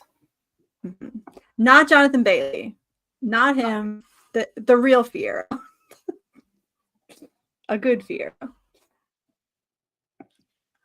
Jonathan Bailey is a good Fiero. Too many people are voting for Fiero in my poll. He is. I think he's a good Fiero. I was actual star, or is that a stage name? That's his legal last name. I'm sure it is now. His name is Ringo. I was neutral. I was neutral to Jonathan Bailey's Fiero, and then I saw like about 100 people say that he was the best part of the movie, and now I am anti Jonathan Bailey.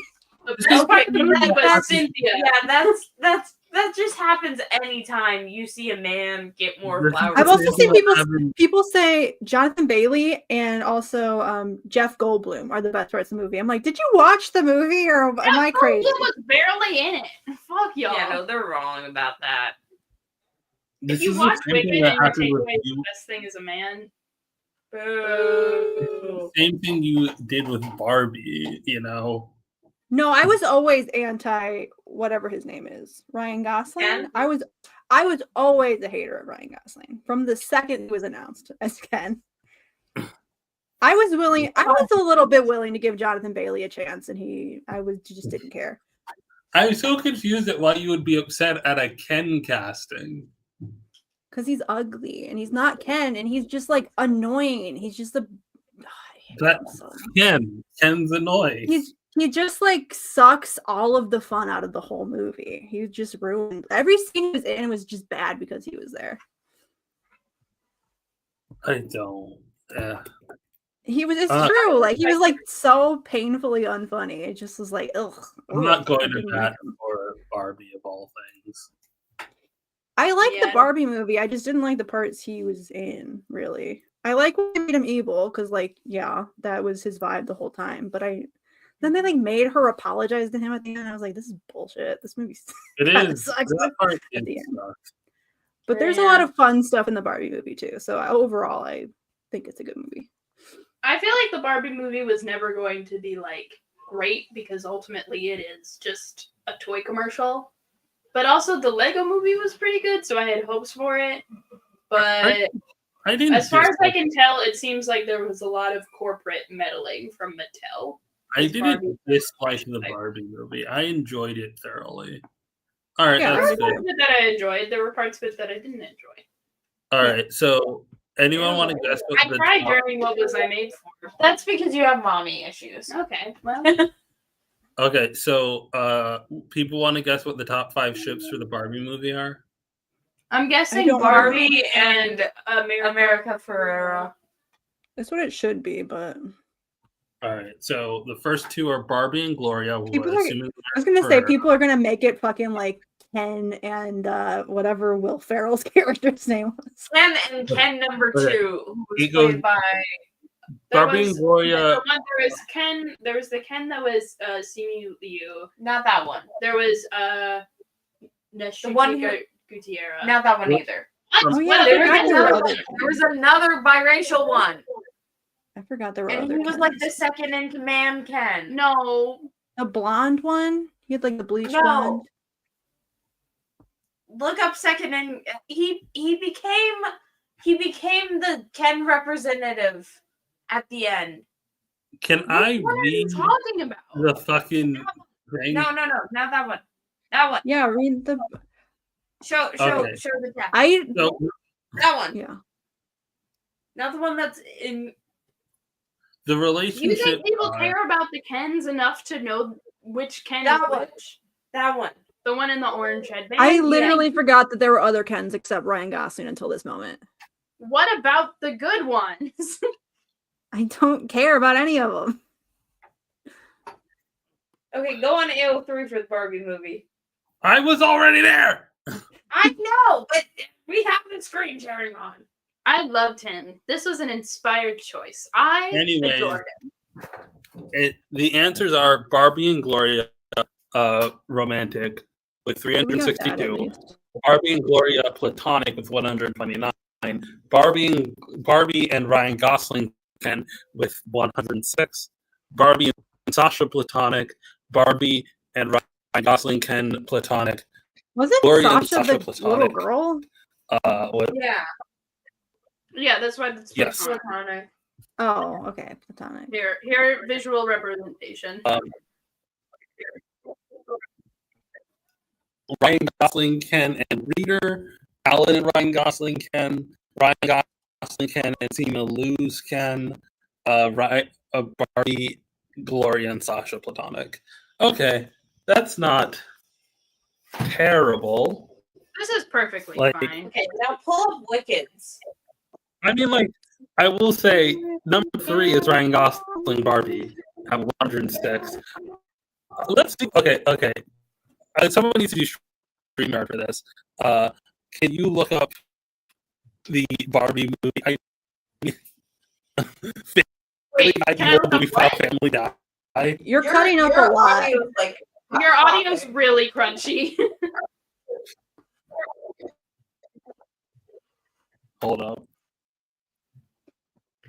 Have you seen that TikTok that was like, it's like Wicked playing in the other movie theater and somebody like crops in just like screaming? All media types.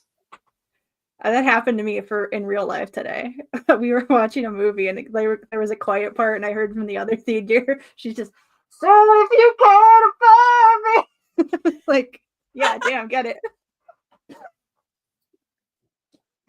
I guess we're gonna go Barbie toys. Because I think that Catholicism. Well, this is a crossover thing. Wait. A Scroll. What crossover do you with mean Catholicism? Indigenous days?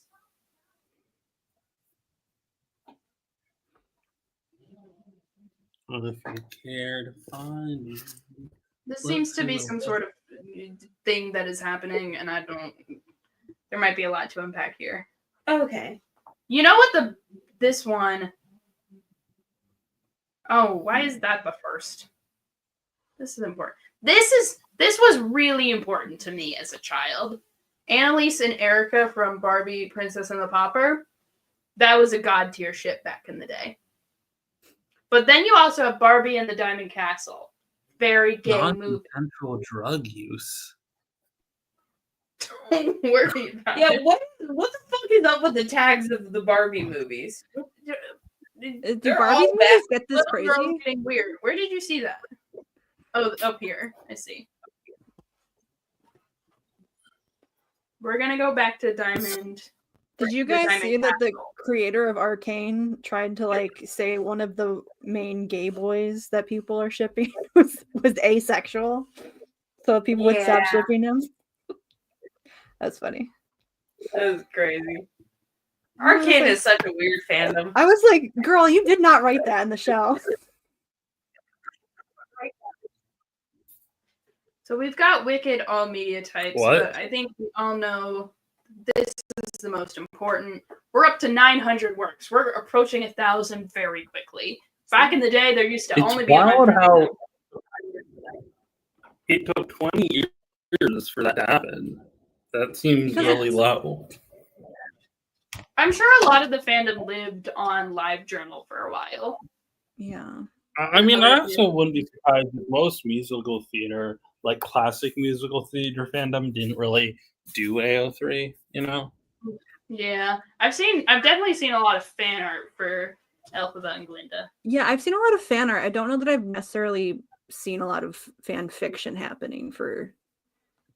Yeah, if we look at the fandom tab, we've got like the specific.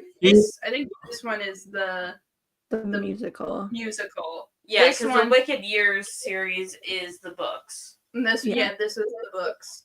This one's the movie. I feel like a lot of this is mistagging. There's no way that only 65 of these works are.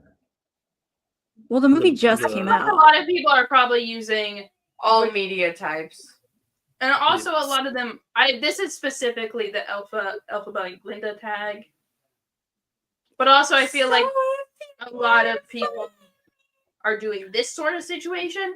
No, your Wicked fanfiction is not all of them. It's probably just one of them that you're working off of. It's probably the movie, if we're being honest. What? It could be the musical. Somebody could make like an amalgamation of all of them. That could be happening. They could, but it's probably not what's happening. And also, hey, like if you're tagging all of these fandoms, you can just use the all media types. It's fine. You don't need to tag all of these. They all show up in the all media types tag. It's fine. I need to like do a lesson over like AO3. Can you scroll down real quick? I want to see what the other ships are too after.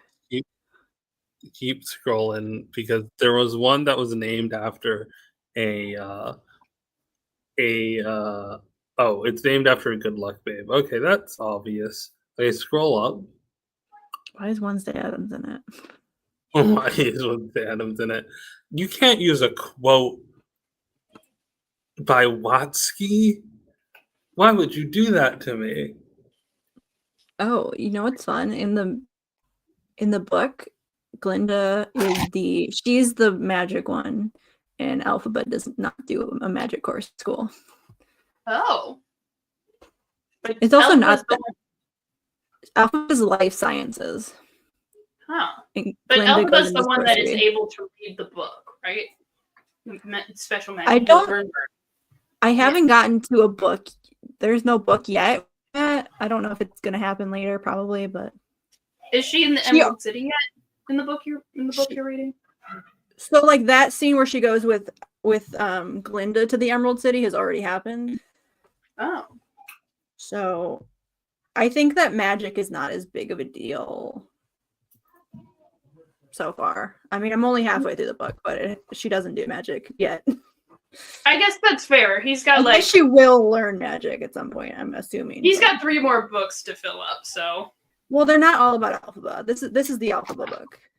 Oh, okay. Yeah, because the next one is about her son. Oh. And then the first third one is the lion. The third one is the lion. Wild. Okay. Well, anyway, if we're in Wicked, Alphaba has a son? Yeah. Wait, so Wicked's a series of books? Yes.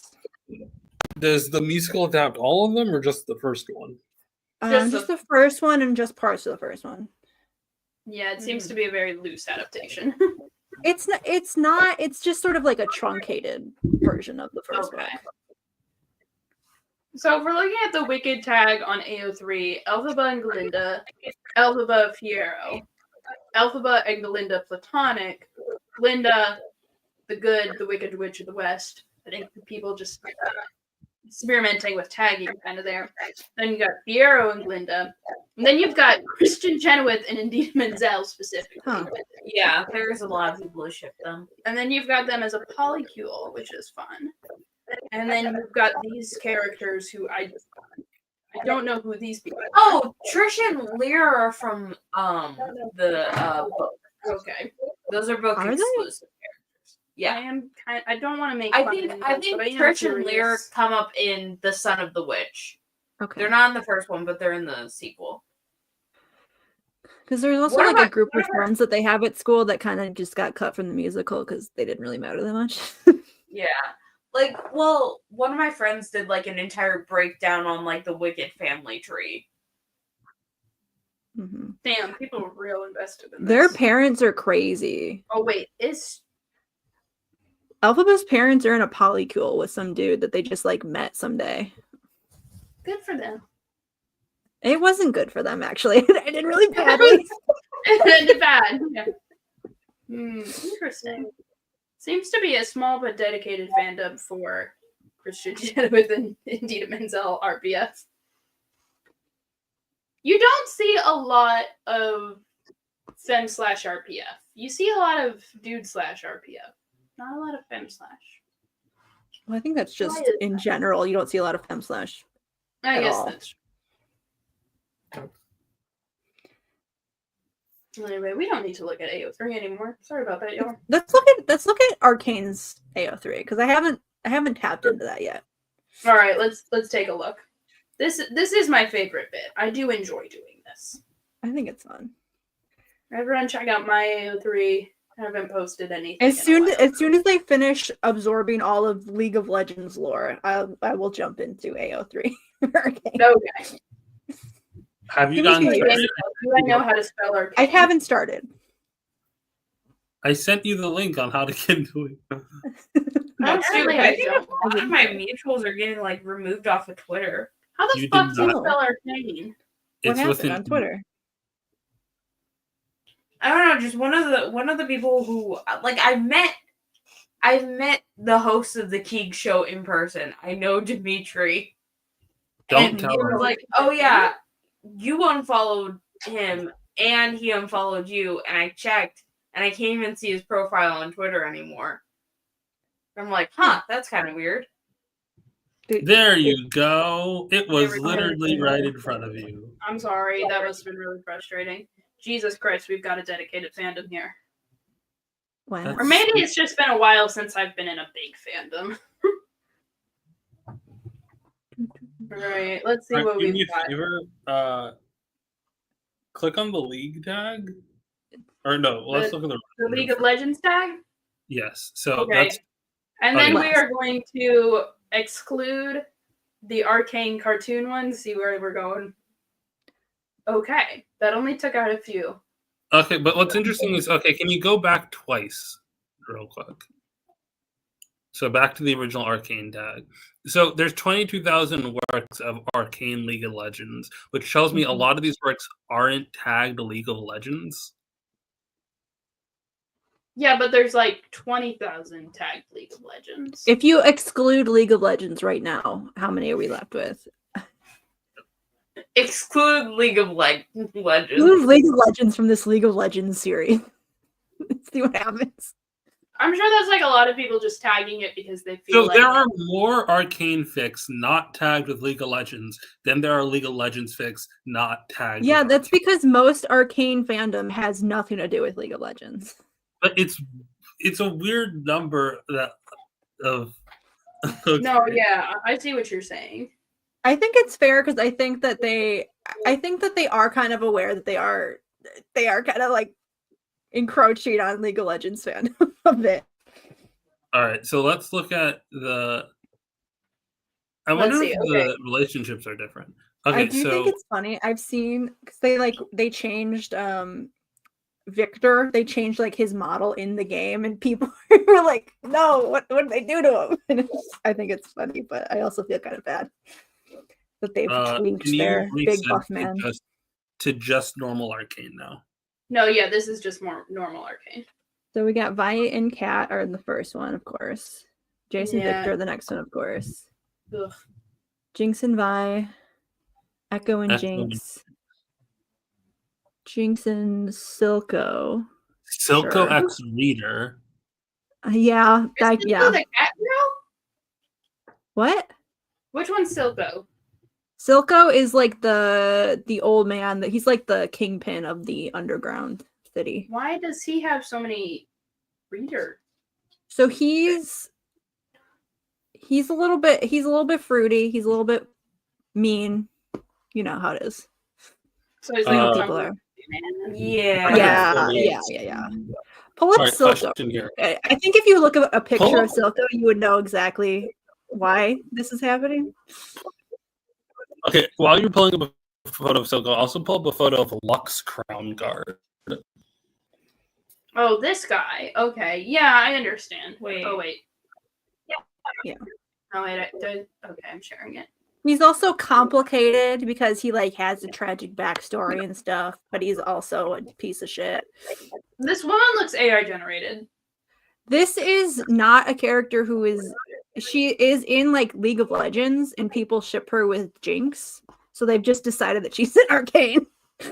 Oh, which is like it is a kind of huge funny. lack of info.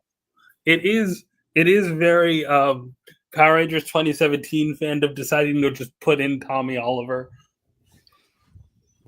Yeah. Why do people ship her with Jinx? Because I think that they work together in the game. That's what I've heard, that they have like a dynamic in the game. Weirdness of in the game. You're gonna get a lot of fan art because you titled it Arcane Lux, which isn't a real thing. I thought she was a character in the show. I haven't seen it. So look up Lux League of Legends. I will say, I mean, can I spoil a little thing, Rena? What? Can I spoil who Jinx ends up with in the TV show by the end of the TV show? Who does Jinx end up with? Who do you think? You need to take a wild guess. Echo? Yeah. Yeah, I saw fan art. I didn't know it was canon. Why? They don't like each other. Well, they do at the end. But I do think it's funny that all of this started happening the second that she had a relationship with Echo. She tried to kill him. Yeah, she tried to kill everybody, okay? He got over it. He saw past that into her spirit. I could explain what happens, but you have to just watch the show. I'm sorry. Oh, okay, fine. I'll watch it. Do you want me to say what happens? Or... No. I'll watch the fucking show. It's a little bit bullshit. All right. I will admit that. Do me a favor. So look at what the relationships in just normal League of Legends are. What's the popular? It has to do with time bullshit. I don't want to fucking search. Here we go. Okay, here's regular League of Legends. Okay, Caitlyn, Vi, Jace, Victor, Lux, Jinx. This is not... So the top three are... Okay, exclude Arcane. Okay, then this... I don't know who these guys Yeah, are. we stopped getting into... So Echo, Jinx is there. Jinx and Vi, League of Legends. Okay, so like there's a couple more in the down stuff that is like Look up Aphelios and Set. Those are not from Arcane. I'm curious what they're. I want to see Yeah. first what about it without Arcane? Like exclude Arcane real quick and then look up League of Legends. Excluding Arcane.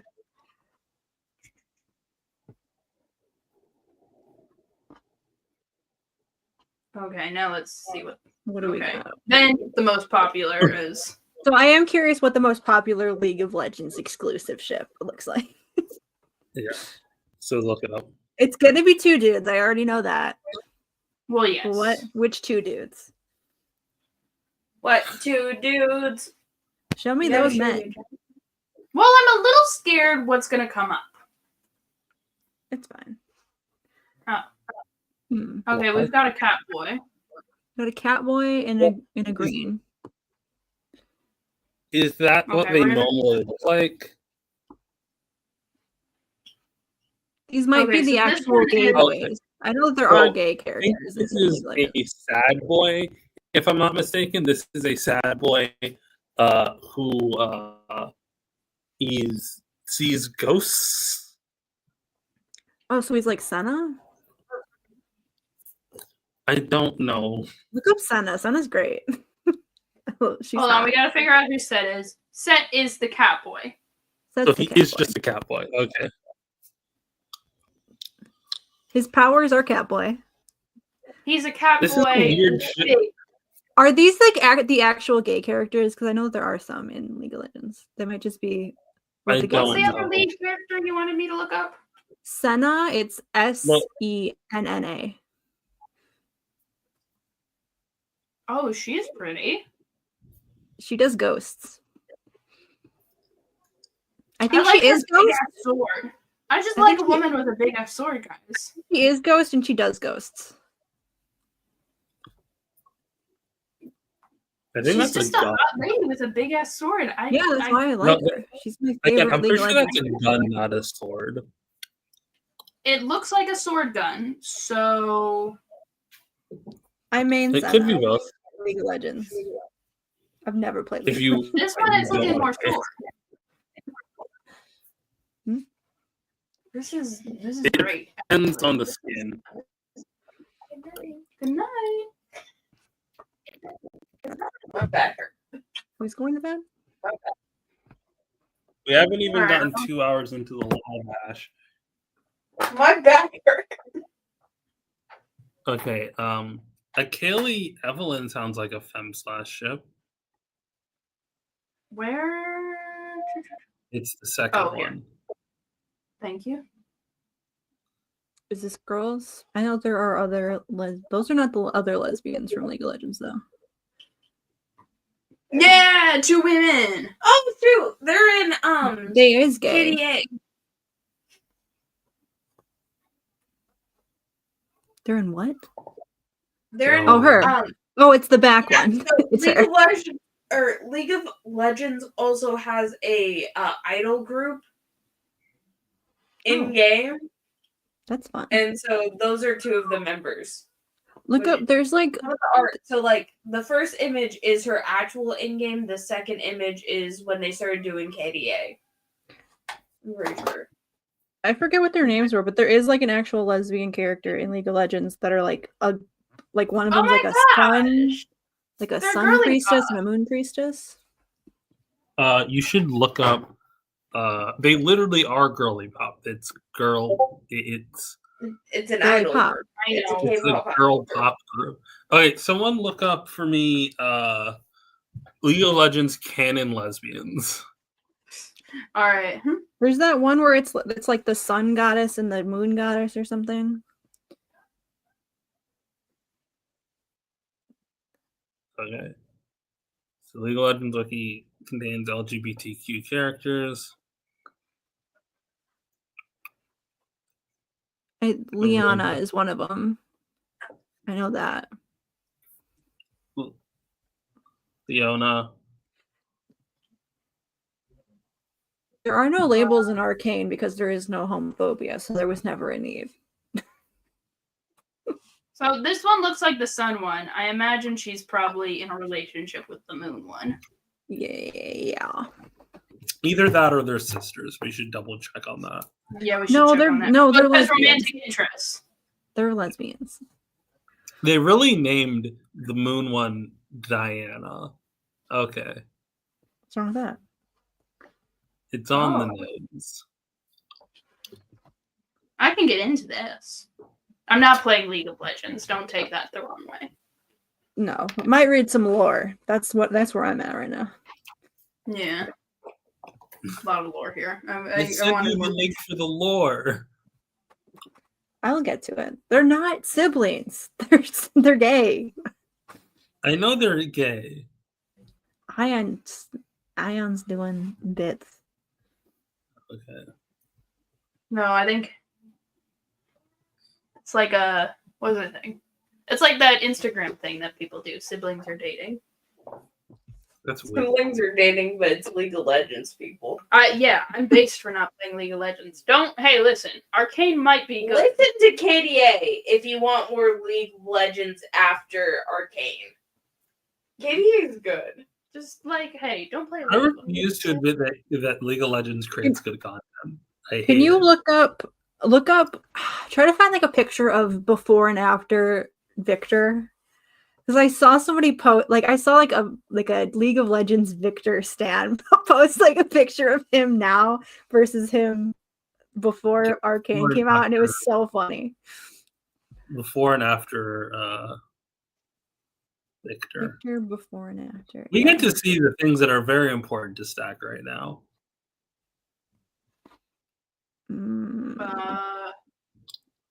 Is this the model change?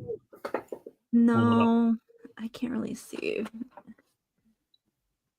Maybe they don't have it up yet. Just type in Victor League of Legends and then Victor Arcane.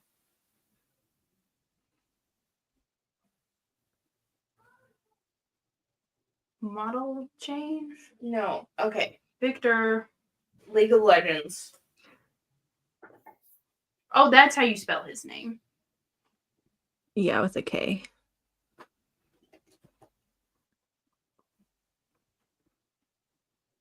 Same results. Okay, again, you're not looking at. Just look up Victor League of Legends new skin, maybe. I thought it was a change in the model. It is, yeah. It's so that's him before. He's kind of. That's what he looks like before. He's just sort of like he's just big. He only wears the armor. He's never taken it off. And he's a big buff man. And now he's just this little guy.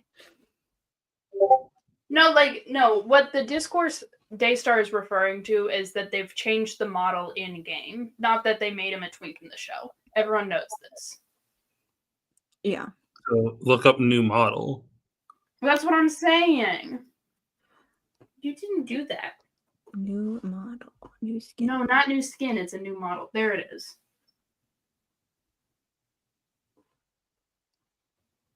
So he's all Twinkie. Yeah. Maybe they got rid of it.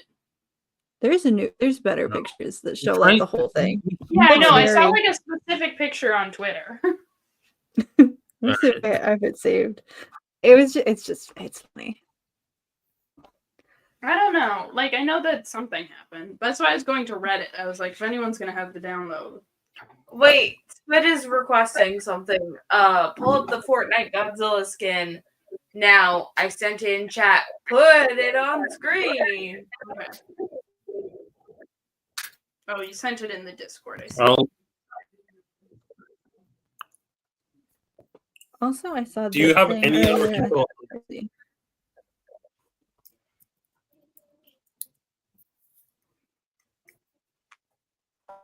Godzilla. Oh, we've got Godzilla in Fortnite.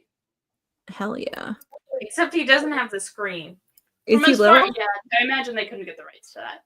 From what I saw, I don't know if he's so much as a character as he is like a boss fight that is roaming the map. I want to play as Godzilla, but I want to be 100 times the size of all the other players. Is that possible? I think what it might be is how they did a lot of the other things where you have to hit a certain requirement or find a certain item to play as that character. This is a really good one. Yeah, why is he skinny? This is a really good mental illnesses. Yeah, a little sleepy. A little bit eepy. Just liking all the announcement posts for our life. Is this Star Sapphire door design? Yes. That might make Daystar mad. Balloons. The balloons didn't work on my birthday. Rude.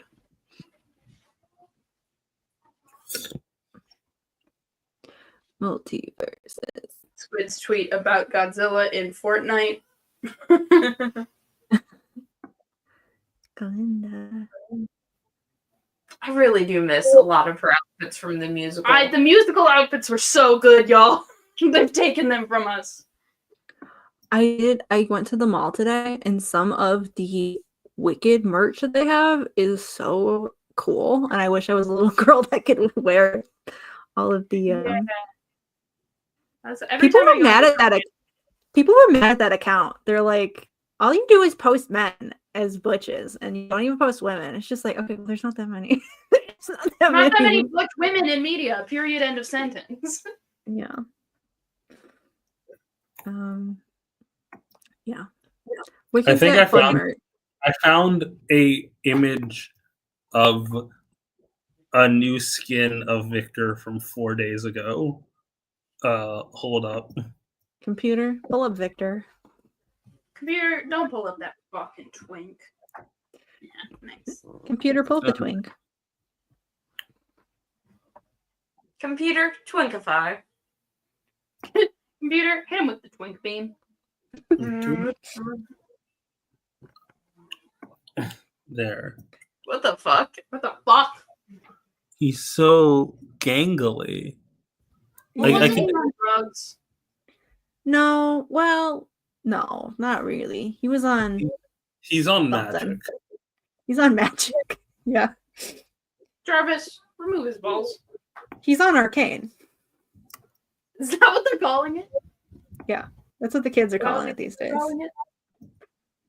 Mm-hmm. That's what the twinks are calling it. What is the most controversial? I do think it's funny that seeing people have been really angry about like him and Mel and the whole thing, and it's like, okay, I get it, but also I'm like, everyone just simmer down a little bit. I do think it's funny that Mel's voice actor is like retweeting Jace and Victor fan art on her Instagram. Like, she doesn't give a fuck. Yeah. I've seen a lot of discourse about it, which I don't know why. I haven't watched the show. I don't interact with any Arcane stuff. I think it's just because Daystar. I follow Daystar. What's the and I haven't even been like retweeting or talking about Arcane because I've like felt bad about like all the discourse happened like 10 minutes after the show came out, and I was like, I want to talk about it, but not now. I have to like wait a week, and then by the time a week passed, everyone was over it, and I was like, okay. What's the big discourse about? The fact that people are shipping two men? Yeah. All right. Okay, I get it. Which I get that there are people that are hating on Mel unjustly, which like, yeah, fuck you. If you hate Mel, Mel's great. But then there's also people that are just have turned it into like, if you ship these two men, you're the scum of the earth. And I'm like, there's people that are also getting homophobic about it, and I'm like, people can get I'll very just get along. I get it. People can get very protective of like biracial ships when there is like a white alternative right there, you know? Like, yeah. I remember this being a big thing in Star Wars where people were very quick to be like, actually, Rey's a lesbian, and being like, I wonder why you don't want her as the male lead just this one time. Yeah. Just this once. For sure. Yeah, but like at least people were sidelining Rey because she was a woman in Star Wars. But it feels like people are sidelining Mel because she is a a black woman specifically. Yes. Yes. At least with like Finn and Poe, it's like, well, at least this is a two men of color ship. I don't particularly. I think okay, you shouldn't sideline Rey, the main character of the trilogy. That is a bad. I don't think Rey should have been the main character of the trilogy. But she was. But okay. I do think that like it is like I'm more okay than in situations where people do try to sideline Finn a lot. Like as much as people were sidelining Rey for Finn Poe, the infinitely bigger problem was people who were sidelining Finn for Reylo. Yes. The real enemy is Reylos. People who ship Rey and Finn, Rey and Poe, Poe and Finn, we all need to band together and defeat the true enemy, Reylos, which are now just publishing romance novels, and we need to kill them all. Fuck them. For Arcane, it's the Vi Kate shipper. Yeah, band together, kill the lesbian cops. Oh god. You will never see a Finn. You're never going to see a Finn Rey ship be published as just a normal romance novel. No. I'm not pro shipper, I'm not anti shipper, but there are ships that are objectively better than others. I guess. And Finn with anyone is better than anyone with Kylo Ren. Yeah, it's true. You can ship whatever you want. I'm just allowed to call your taste trash. Exactly. Ship whatever you want. I'm gonna make fun of you though if you're wrong. Or I'm just gonna block you. And you know what? I have bad taste in ships, but at least I never Spidey Pool shipper. Yeah, I shipped Spidey Pool. I don't know if the mic picked up Ash screaming off camera. That's fine. It's fine. I mean, I'm above that now. I have good taste. Well, you can ship things that are a bit cringe. It's fine. Cringe is not real. Yeah, I don't ship it anymore. Spider-Man ships don't do it for me anymore. Spider-Man comics have been bad for too long. Did you hear about my Spider-Man friend sent me an image of Peter being like, I love Mary Jane like a sister now. Oh, I remember seeing that panel. Did you not see it? Maybe that was a year ago. Yeah, that was another weird Zeb Wells thing. Is Zeb Wells still on that book? No, he's not. He's still They're finishing up his art, but he is leaving. They've already announced a new writer, and it's a woman. So that's exciting. Well, don't buy it. Fuck Marvel. Fuck the Spider-Man. No, it's just warring. Spider-Man fans, specifically anti-Nick Lowe fans, are like there's anti-Nick Lowe fans like me who are mad because somehow Kamala got dragged into this shit, but a lot of them tend to be sexist. Oh, Spider-Man fans are sexist? Damn, that's a new observation. No one has ever pointed that out. This is a new recent phenomenon, something that has not been going on for my entire lifetime and many generations before us. If you just are fans of something that no one else is, then you determine the demographics. So I get to say that, like, there are no generalizations to be made about my favorite ships or my favorite stuff because no one else ships it. That just sounds so lonely, though. Fandom is fulfilling for me because of community. Like, I like being able to talk to other people. I need at least one or two other people to talk to. I would not be as interested in the Time Masters if there wasn't one person on Tumblr who does really good art for them and also likes reading my fics. Also your girlfriend. You get mad at me when I'm not working on the fics you want me to work on. No, I don't. I should finish that Rena Mayday body swap fic. I just kind of gave up on it because that was good. It was a fun time. I stopped caring about Marvel shit. But then I realized, like, this might be a problem. Now I'm just writing OC fan fictions for Ash. That's why I haven't posted anything on AO3 in a while. You should watch Arcane and then write Savika fanfiction. I should what? You should watch Arcane and then write Savika fanfiction. Because somebody has to. I can't stop thinking about anyone but Wyatt Wingfoot. Look up Savika. Computer, pull up pictures of Savika. Will they heal? Or you can pull Bat Family and just read Arcane fanfiction and not actually watch it. That also does not sound fun or fulfilling. I don't know. I'm not.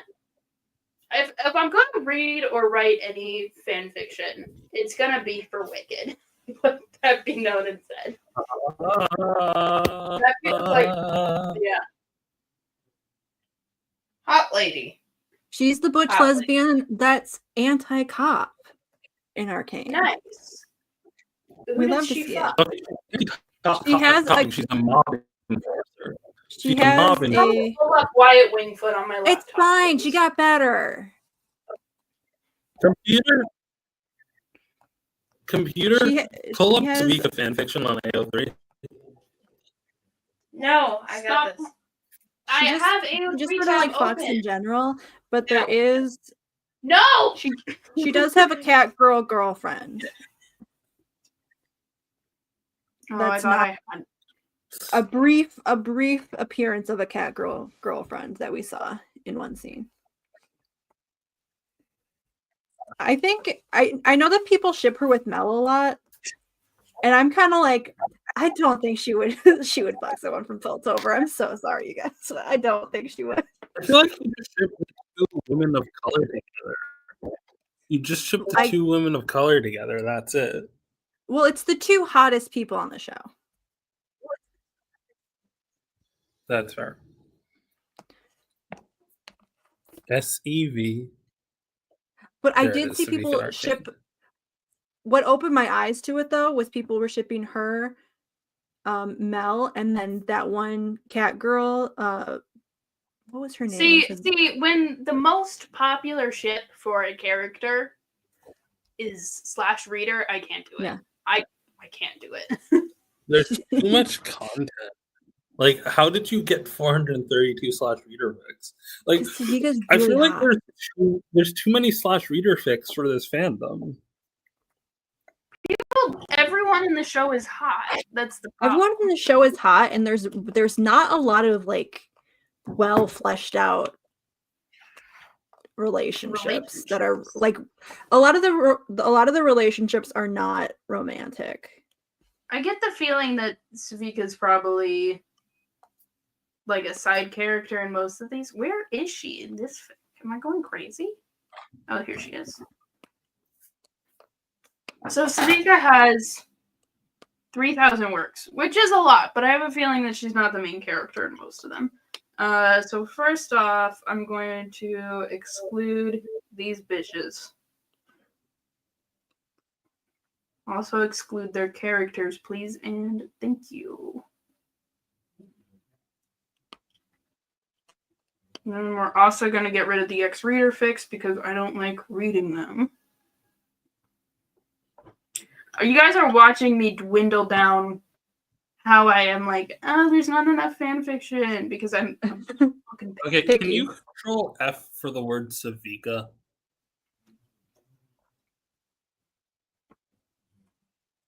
That's not what I wanted. Much like the show, the best relationship is Okay, Isha, so Jinx, let's and scroll Savika. down and see when her name appears within the actual text, like the actual description of a fic. Oh, there's a hack for that. This one has her in the summary. This one has her in the summary. Savika and Jinx, I would be interested in reading that, a relationship about them. Oh wait, there's a soft Savika tag. Oh, let's see. Soft. Let's see what the additional tags we got going on here. Soft Silco. just put those in there. All right. Well, we've already limited ourselves pretty far. Well, to stuff with soft Five Silco words? and vagina fingering. Oh no, the first result is Jinx Silco slash. That's not good. Yeah, that is her dad. So Silco X Reader, Jinx X Silco, Silco. Okay. Well, I'll take out. Okay. Well, I'll take away this. We need soft Silco. I think that's the problem. Oh, that's what was going on. I thought they were. I'm so conflicted about Silco. He's such a piece of shit, and then like they want me to care about him, and I wish that they would have made him less of a piece of shit earlier, because I feel like that's more interesting. But it's like you're like you did spend like the first third of the season being comically evil. Yeah, that's what I'm saying. Like I think it was like a way to just sort of like. So you would have the reveal at the end that like, oh, he really did love her the whole time. But I'm like, you didn't show it though. And I kind of wish that they had just let him be a little bit more Can we ship this ambiguously evil than just pure evil? Who? No. Can we ship? No. No. How? I guess Jinx is a Jinx baby. is like, I think she. Can we ship She these also two? kind of helped raise her, which is yes. Okay, this is what I'm about now. I don't think they interact with each other, at least from where I'm at. Who gives a shit, you know? Yeah, Savika and Mel do not interact at all. But there is that one girl, Lest. Her name was Lest, who I've seen people like connect the dots that could be their meeting point. And I'm like, I see the vision. I see the vision here. I just want these are the two hottest characters in the show. So yeah. That's what I'm about. That's why people ship them, because there's nothing about Devin's characters that they would get along. All right, hold on. Go ahead and send that in. Go ahead and send that in the private chat. Actually, the image isn't loading. Fuck it. You like stop sharing. Yeah, the fan artists on Twitter, they've been killing the game. I'll just say that. The images aren't here. Fuck. A lot of good arcane fan artists on Twitter.com. Yep.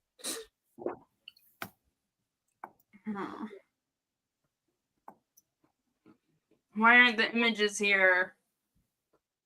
Damn. It was a clickbait. Did you get clickbait? No, I think it's just a problem with my computer. I'm gonna save this for later.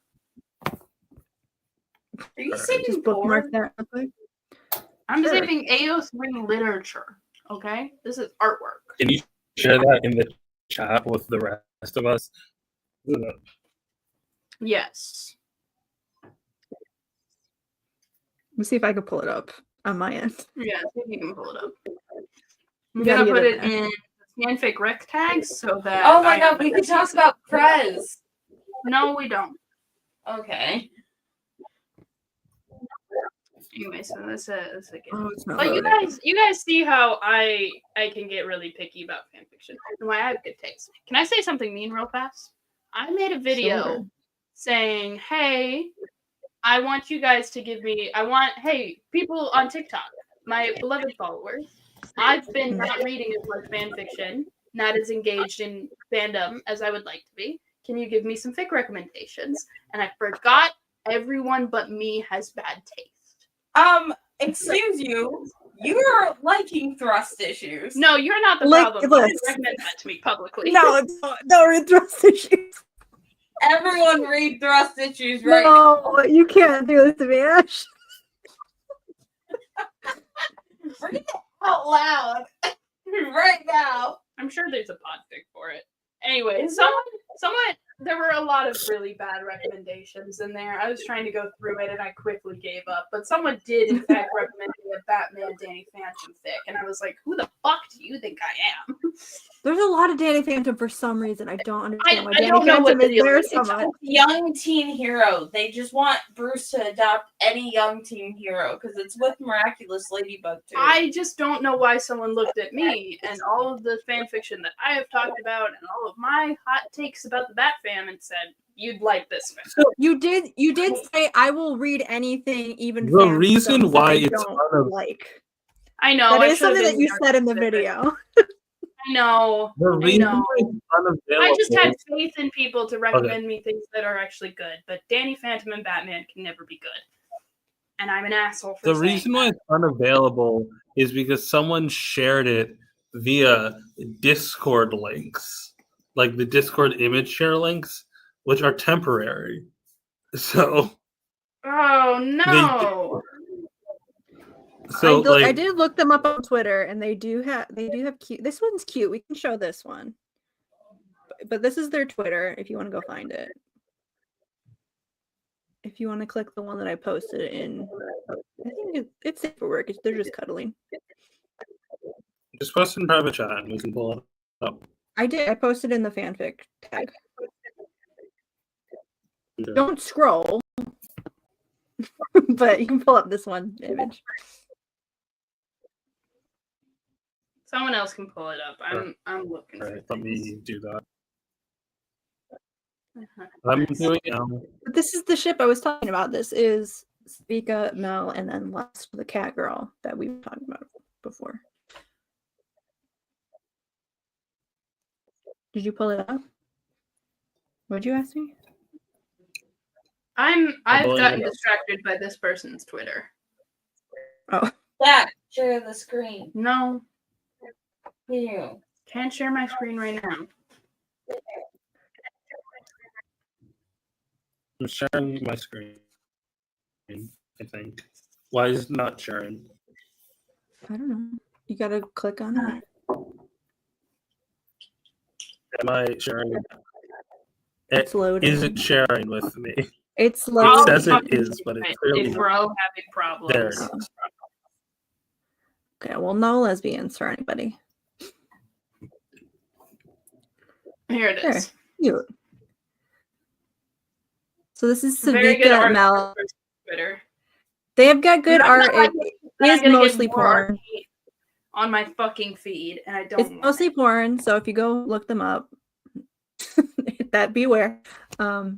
I can't see it. You don't see the porn? Hold up.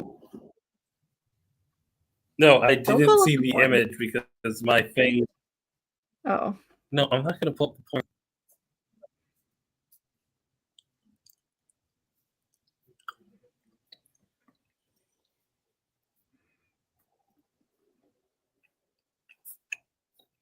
It's funny that they do fan art of like one of the council members who I think maybe has like 3 lines in the series. I think, listen, for too long we have let fandom make so much content for men who have nothing going on in a show, in a book, in anything. We need to start doing it for women. For too long, people have been shipping men who don't even interact. We need to start doing it for women. No more men. We need to start doing the toxic yaoi things. The toxic fans who are fans of yaoi things.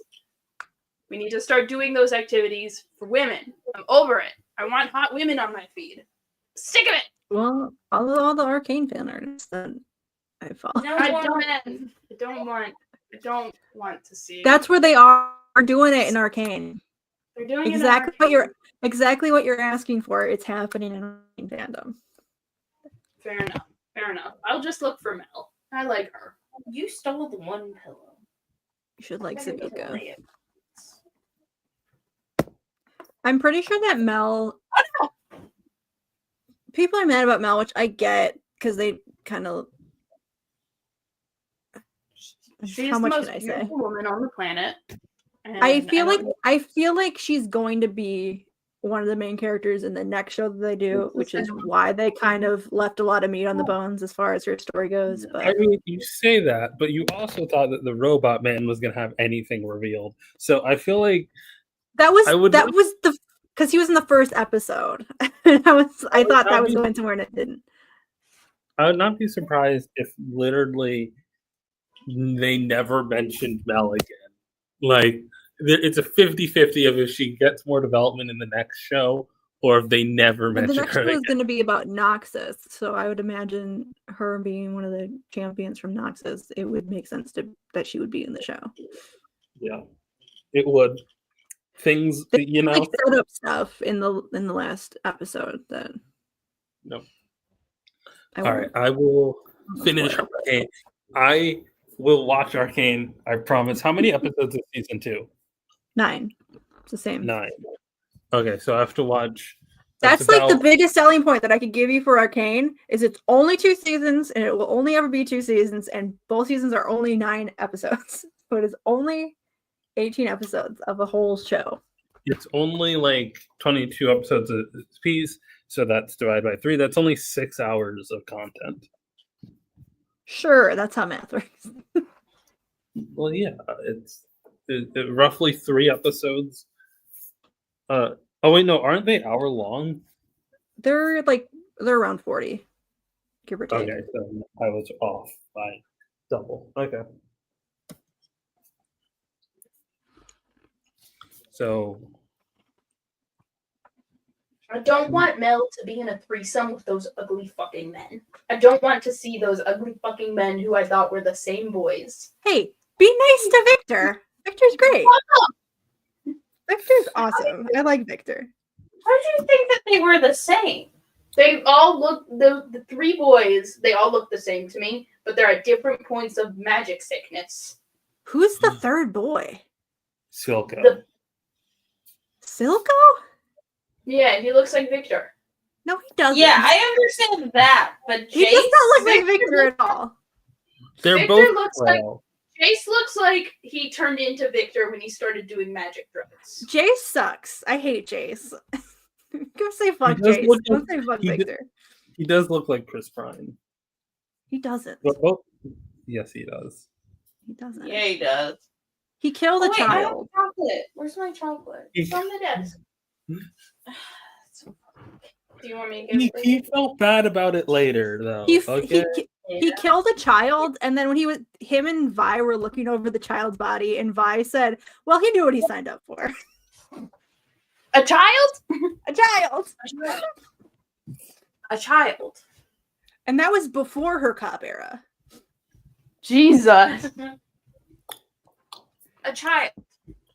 A child. A child. A child that was like a laborer in a factory. Yeah.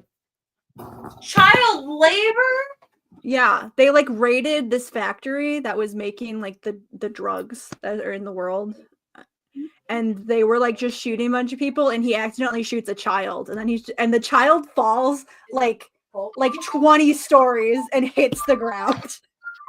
So he splatters a child, and then they go down and look at his body, and he's just like, "Oh no, I feel kind of bad. I killed a kid. I just shot a kid." And Vi's like, "He knew what he signed up for. It's fine." So I don't like Jace. I don't like Vi. Victor's cool. Victor wouldn't have shot a child. Victor's whole thing is he wants to help people. He wants to help people in the Undercity. He doesn't give a shit about Piltover. Victor did get someone killed. On accident. They were And both he felt so bad about it too that he almost killed himself about it. Okay. Well, if he's suicidal, I can get into that. Yeah. I like it when men are suicidal in fiction. Not He in was real life. suicidal, and then Jace interrupted him, so he didn't end up moving. But he did make him promise to kill him. Like, you gotta kill me, Jace. And then Jace was like, "Okay, I will," and he did.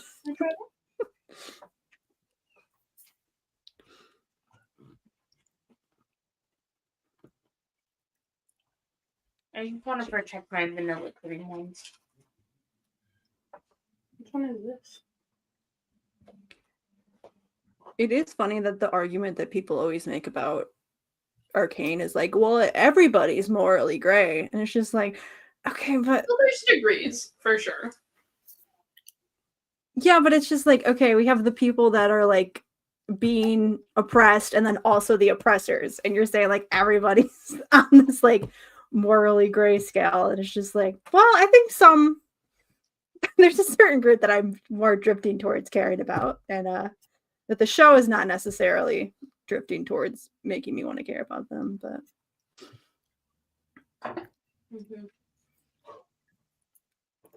that is okay. This is not really that big of a spoiler, but a little bit. The fact that they like the solution to all of the because it's the show is about classism because classism is like in universe the only thing that is a factor in anything. Like there's no sexism or racism or homophobia. There's no racism, but there's only like 2 black people. Well, yeah, because there's racism in real life, but 3. Who's the third one? Mel, her mother. Okay, but that doesn't. Okay. No, okay. So there's also another council member that's black.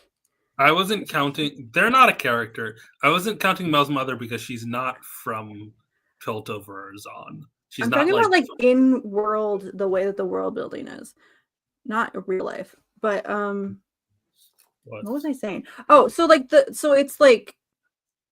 like this war between the upper city and the undercity, and the solution to all of it at the end is like, oh, all of the people from the undercity just join the upper city army to fight the real bad guy, who is just Mel's mom. It's just like that's how they fixed classism in the show. The great equalizer, the military. Yeah, the military from somewhere else, the foreign military shows up. And it's like, guys, we're all in one city, right? And then they're just like, yeah, I guess. And all of the undercity people go in. The Zonites go and join. They put on the fucking like cop uniforms and everything. I'm like, guys, you can't. Damn, it sounds like the show ended fucking sucking. Pulled a real Game of Thrones. What are you doing? The whole show kind of sucks, but also it is very beautiful, and also there's hot people, and also there's some cool stuff in it. I'm saying that there's a reason that it is so prime for like transformative fandom happening around it. Yeah. But sometimes the ending of a show is so bad that it kills all fandom for it. I mean, I think what's going to happen to Arcane? No, it doesn't seem like it is what's happening. I mean, the problem is, whatever the show's lore is, it was starting from the bottom that is League of Legends lore, so it was only an improvement from there. That's true. Perhaps. Yeah, anyway. I mean, Vi was always going to be a cop, because that's what her whole character in League of Legends is. Anyways, next discussion point. Yeah. We should talk about comics, right? Sure. Anyone have Prez. No. Did anyone read any comics this week? The only comics I have read recently have in fact been Batman comics, and I guess we're saving those for next week. But let me say this. Sorry, you read Batman. Batman and Robin Year One that's coming out right now. It's good. I like good. Mark Waid and Chris Samney, I think. Samney. Excellent fucking writer and artist duo. Samney is actually a co-writer credit, like a co-story creator. They pair Mark Waid with some of the best artists in the industry. Mark Waid is stealing the best artist, and I holds them captive. Again, Chip Zdarsky even was saying, like, no, Dan Mora is being held captive by Mark Waid. I'm generally a fan of Mark Waid. I know he wrote a pretty shitty Avengers run, though, and I have some problems with his Champions run. The Champions run turned me off of the Champions. I read the first Avengers, like that little, little like mini run. You said that. I don't know. I'm trying to. What am I thinking of? You're thinking what? I was trying to explain. Are you thinking of Champions? No, I was trying to explain to Stack why you don't like Mark Waid, but I didn't really know why you didn't like Mark Waid. Who doesn't like Mark Waid? You. Where'd you put the fucking... Mark Waid? I like Mark Waid fine. Can I just say, everyone's Are like, you thinking of a different writer? I was following Dan Mora when he worked at Boom on Go Go Power Rangers, and I'm upset Honestly, his Power Rangers work is his best work. Because they use Boom. Everyone likes Boom plays the best colorists in the industry and really gives them time to shine. That's my opinion. Is it because they don't like Justice League Unlimited? I think that's why. Yeah, he has been weird about the thing that's happening with Carol is so confusing that I have to assume that there's been some kind of miscommunication or some kind of editorial situation. I don't know. I don't know. I feel like they held a gun up to him and were like, "You have to put another woman in it. Quick, name one." He's just like, Carol Ferris," and then that you just kind of had to run with it. He doesn't really know what he's doing. Let's see. They said name a woman. His first answer was Black Canary, and then they said, "No, we can't do that. She's in Birds of Prey. Pick another one." Mm-hmm. They said Tom King has her. Pick another one. Tom King has her, unfortunately. Okay. So Justice League Unlimited, what they're basically doing the cartoon where it's every DC character is in the Justice League, but there's the big main team that is the powerhouse team that has the Trinity and Carol and Black Lightning, and I think a Flash is there. Whoever has books. There was a bunch of people. Question was there. Renee was there. No, Question is on the Justice League, but she's not part of the big heavy hitters. She was there for a panel, and she said that she was the head of security, and I'm like, did they make her the cop of space? No. That's explained in her book, where she is the head of security in the sense that she is investigating. She's investigating a murder, but they didn't make her head of security. That wasn't really what I got from that book. They kind of did. They were like, you're the security for the Watchtower, but you're just more overseeing things. Yeah, I don't think it's a part of the investigative work. Yeah, she's not like a space cop. She's. I read the question book and I was just so disappointed. I was so let down. I feel like 80% of it was just because all the Charlton boys were in it. Because it wasn't about Renee at all. She was Day to that song's copyrighted. Happy birthday. Not anymore. Happy birthday. Happy birthday. Happy birthday. That one's more copyrighted. Oh. Happy birthday. This would have been the end of Wyatt Wingfoot month had Marvel not been. Wyatt Wingfoot month part 2. Where I just was going, I would have just been going insane for an entire month. Did you ever think about that? Oh wait, I've got it. I would have just been making shit up. I've got it. Happy birthday to you. All I want for Christmas.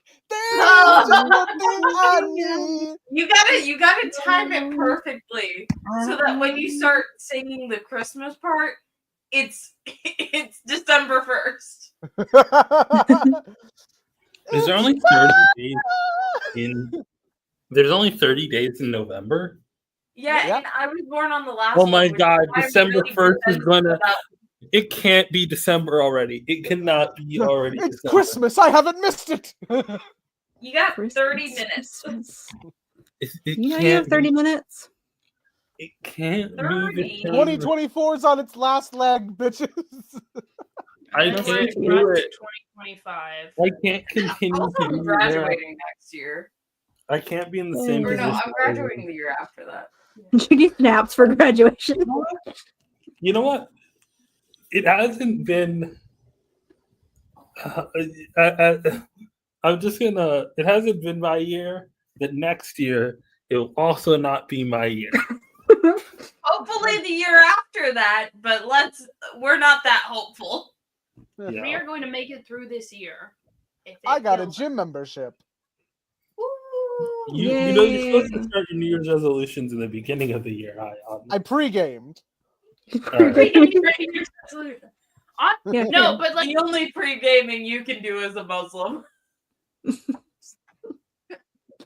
You can do pre-workout. You're more likely to keep goal changes when they don't happen at New Year's. Well, yeah, that is true.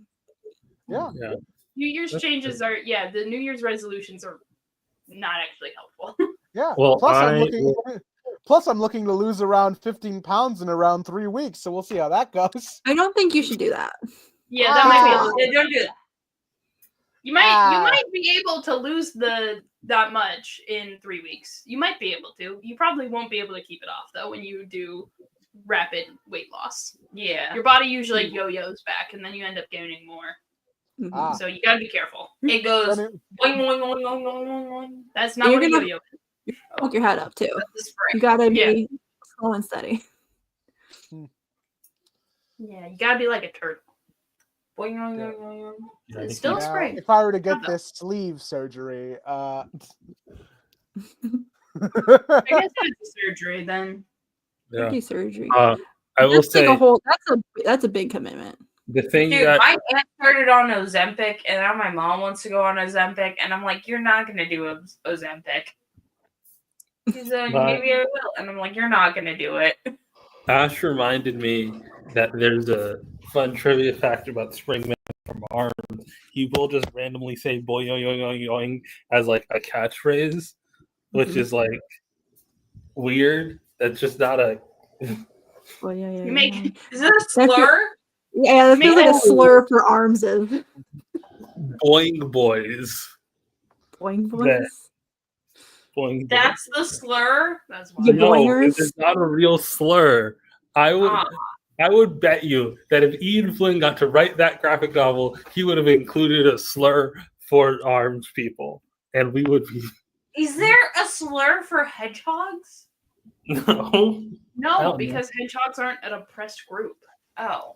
well, there a I mean, slur for technically, technically for Sonic, they all the animals are oppressed under. All the Eggman. animals are oppressed groups, but not systematically. It's just one evil guy. I mean, Sonic is throwing more insults. I would not call them. I don't think it's a slur to call Eggman Egghead.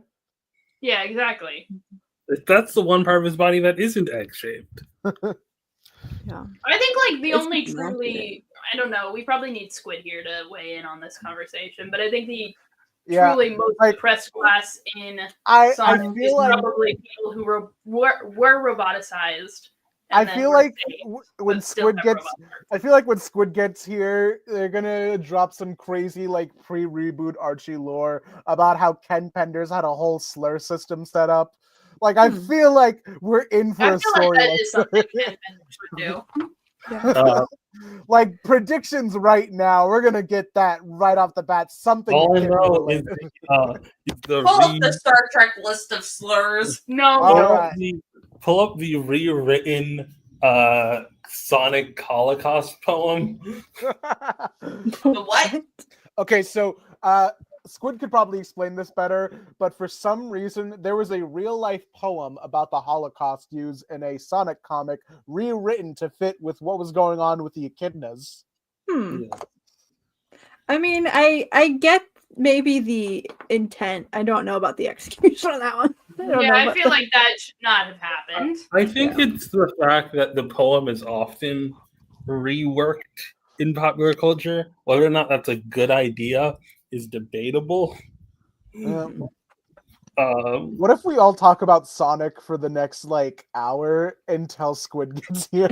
And then when Squid gets here, no one talks about Sonic. Yeah. You know what I'm really getting into lately is Rouge and Knuckles as a ship. I think that's cute. Ooh. What? I'm not gonna get into it. Well, I don't know. Silver What? the Hedgehog I Kid. like the stoic guy and flirty girl type dynamic. That's nice. I like Shadow and Amy going to the Sabrina Carpenter concert together. Yeah, I like Shadow just getting dragged around to things that Amy wants to do. I love there's art of them at Mitski concerts now. Sort of like Shadow crumbling at Mitski I feel like concerts. Shadow is the Mitski stan. She's like, okay, I'll go to Sabrina Carpenter with you if you go to Mitski with me. And then Amy's just like totally like, what is happening? All right. I found the Why is everybody crying and screaming? Why is everybody crying over Mitski? No, that's Amy. I think Shadow gets it. Mitsuki understands me. Shadows just has like 1,000-yard stare. He's just locked in on Mitsuki the whole time, and Amy's just like, this is intense. Yeah. Okay, but we talk. What's the word? What? Fuck my brain. What Mitsuki song do you think would happen where it's like it would make for like a killer scene in a movie where like he's just staring down Mitsuki and it's just interjected with like cuts to Maria or something? Like which Mitsuki Well, it's gotta song? be losing. It's gotta be Losing Dogs. Well, I feel like that's obvious. Yeah. Anyone else? Yeah. Name another Mitsuki song, Ayaan.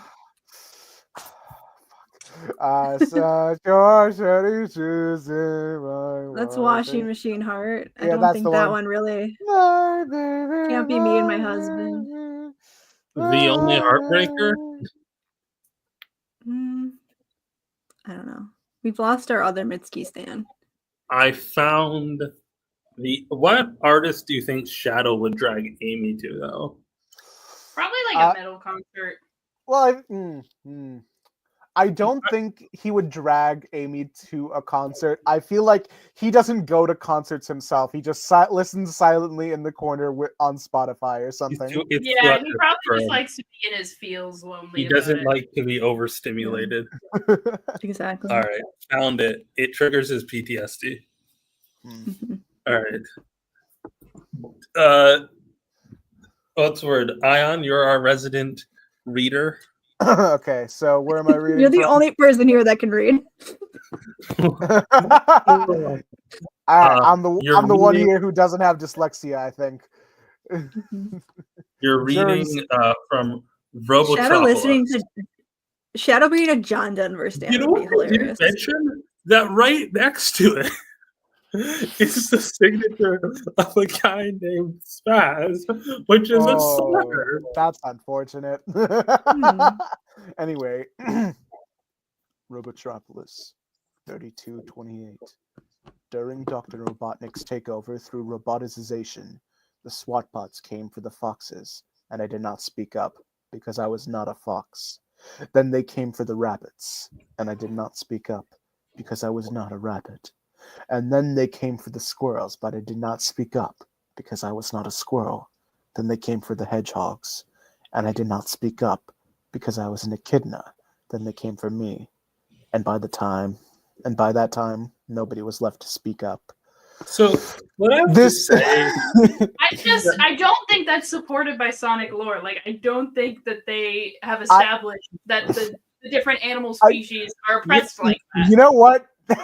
I think I could get behind this only in just like this feels like in the same vein of I have no riz, but I have no gyat, but I must riz type beat. You know what I mean?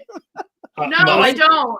I don't. My issue with this is like the echidnas are the indigenous allegory and the squirrels are the ruling class. So in what world would the echidnas be persecuted after the squirrels? Makes a good point. Yeah. That's my like if the Just the squirrels logistics is not quite working out. Yeah, that's my big issue. Because like if we go beat for beat, isn't it like communists and that hold up, let me grab What if I did like a whole like Squid parody where I just completely create a whole like Sonic slur? Like in pre-reboot Archie comics, Sonic was once referred to as a pinback. Referring What? to it. Is that the best you got? All right, I found it. First of all, most slurs are not most slurs are not creative. First of all, it's not anonymous, so I like they could have signed it a like what's the word like animal version of the original writer. Who was the original writer's name? Martin Niemöller. All right. Martin the Echidna, come on. Niemöller the Echidna. All right.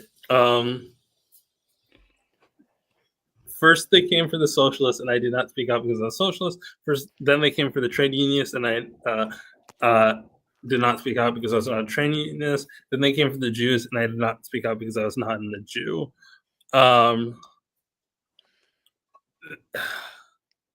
There's a longer version, but that's the thing. Yeah, most people know that.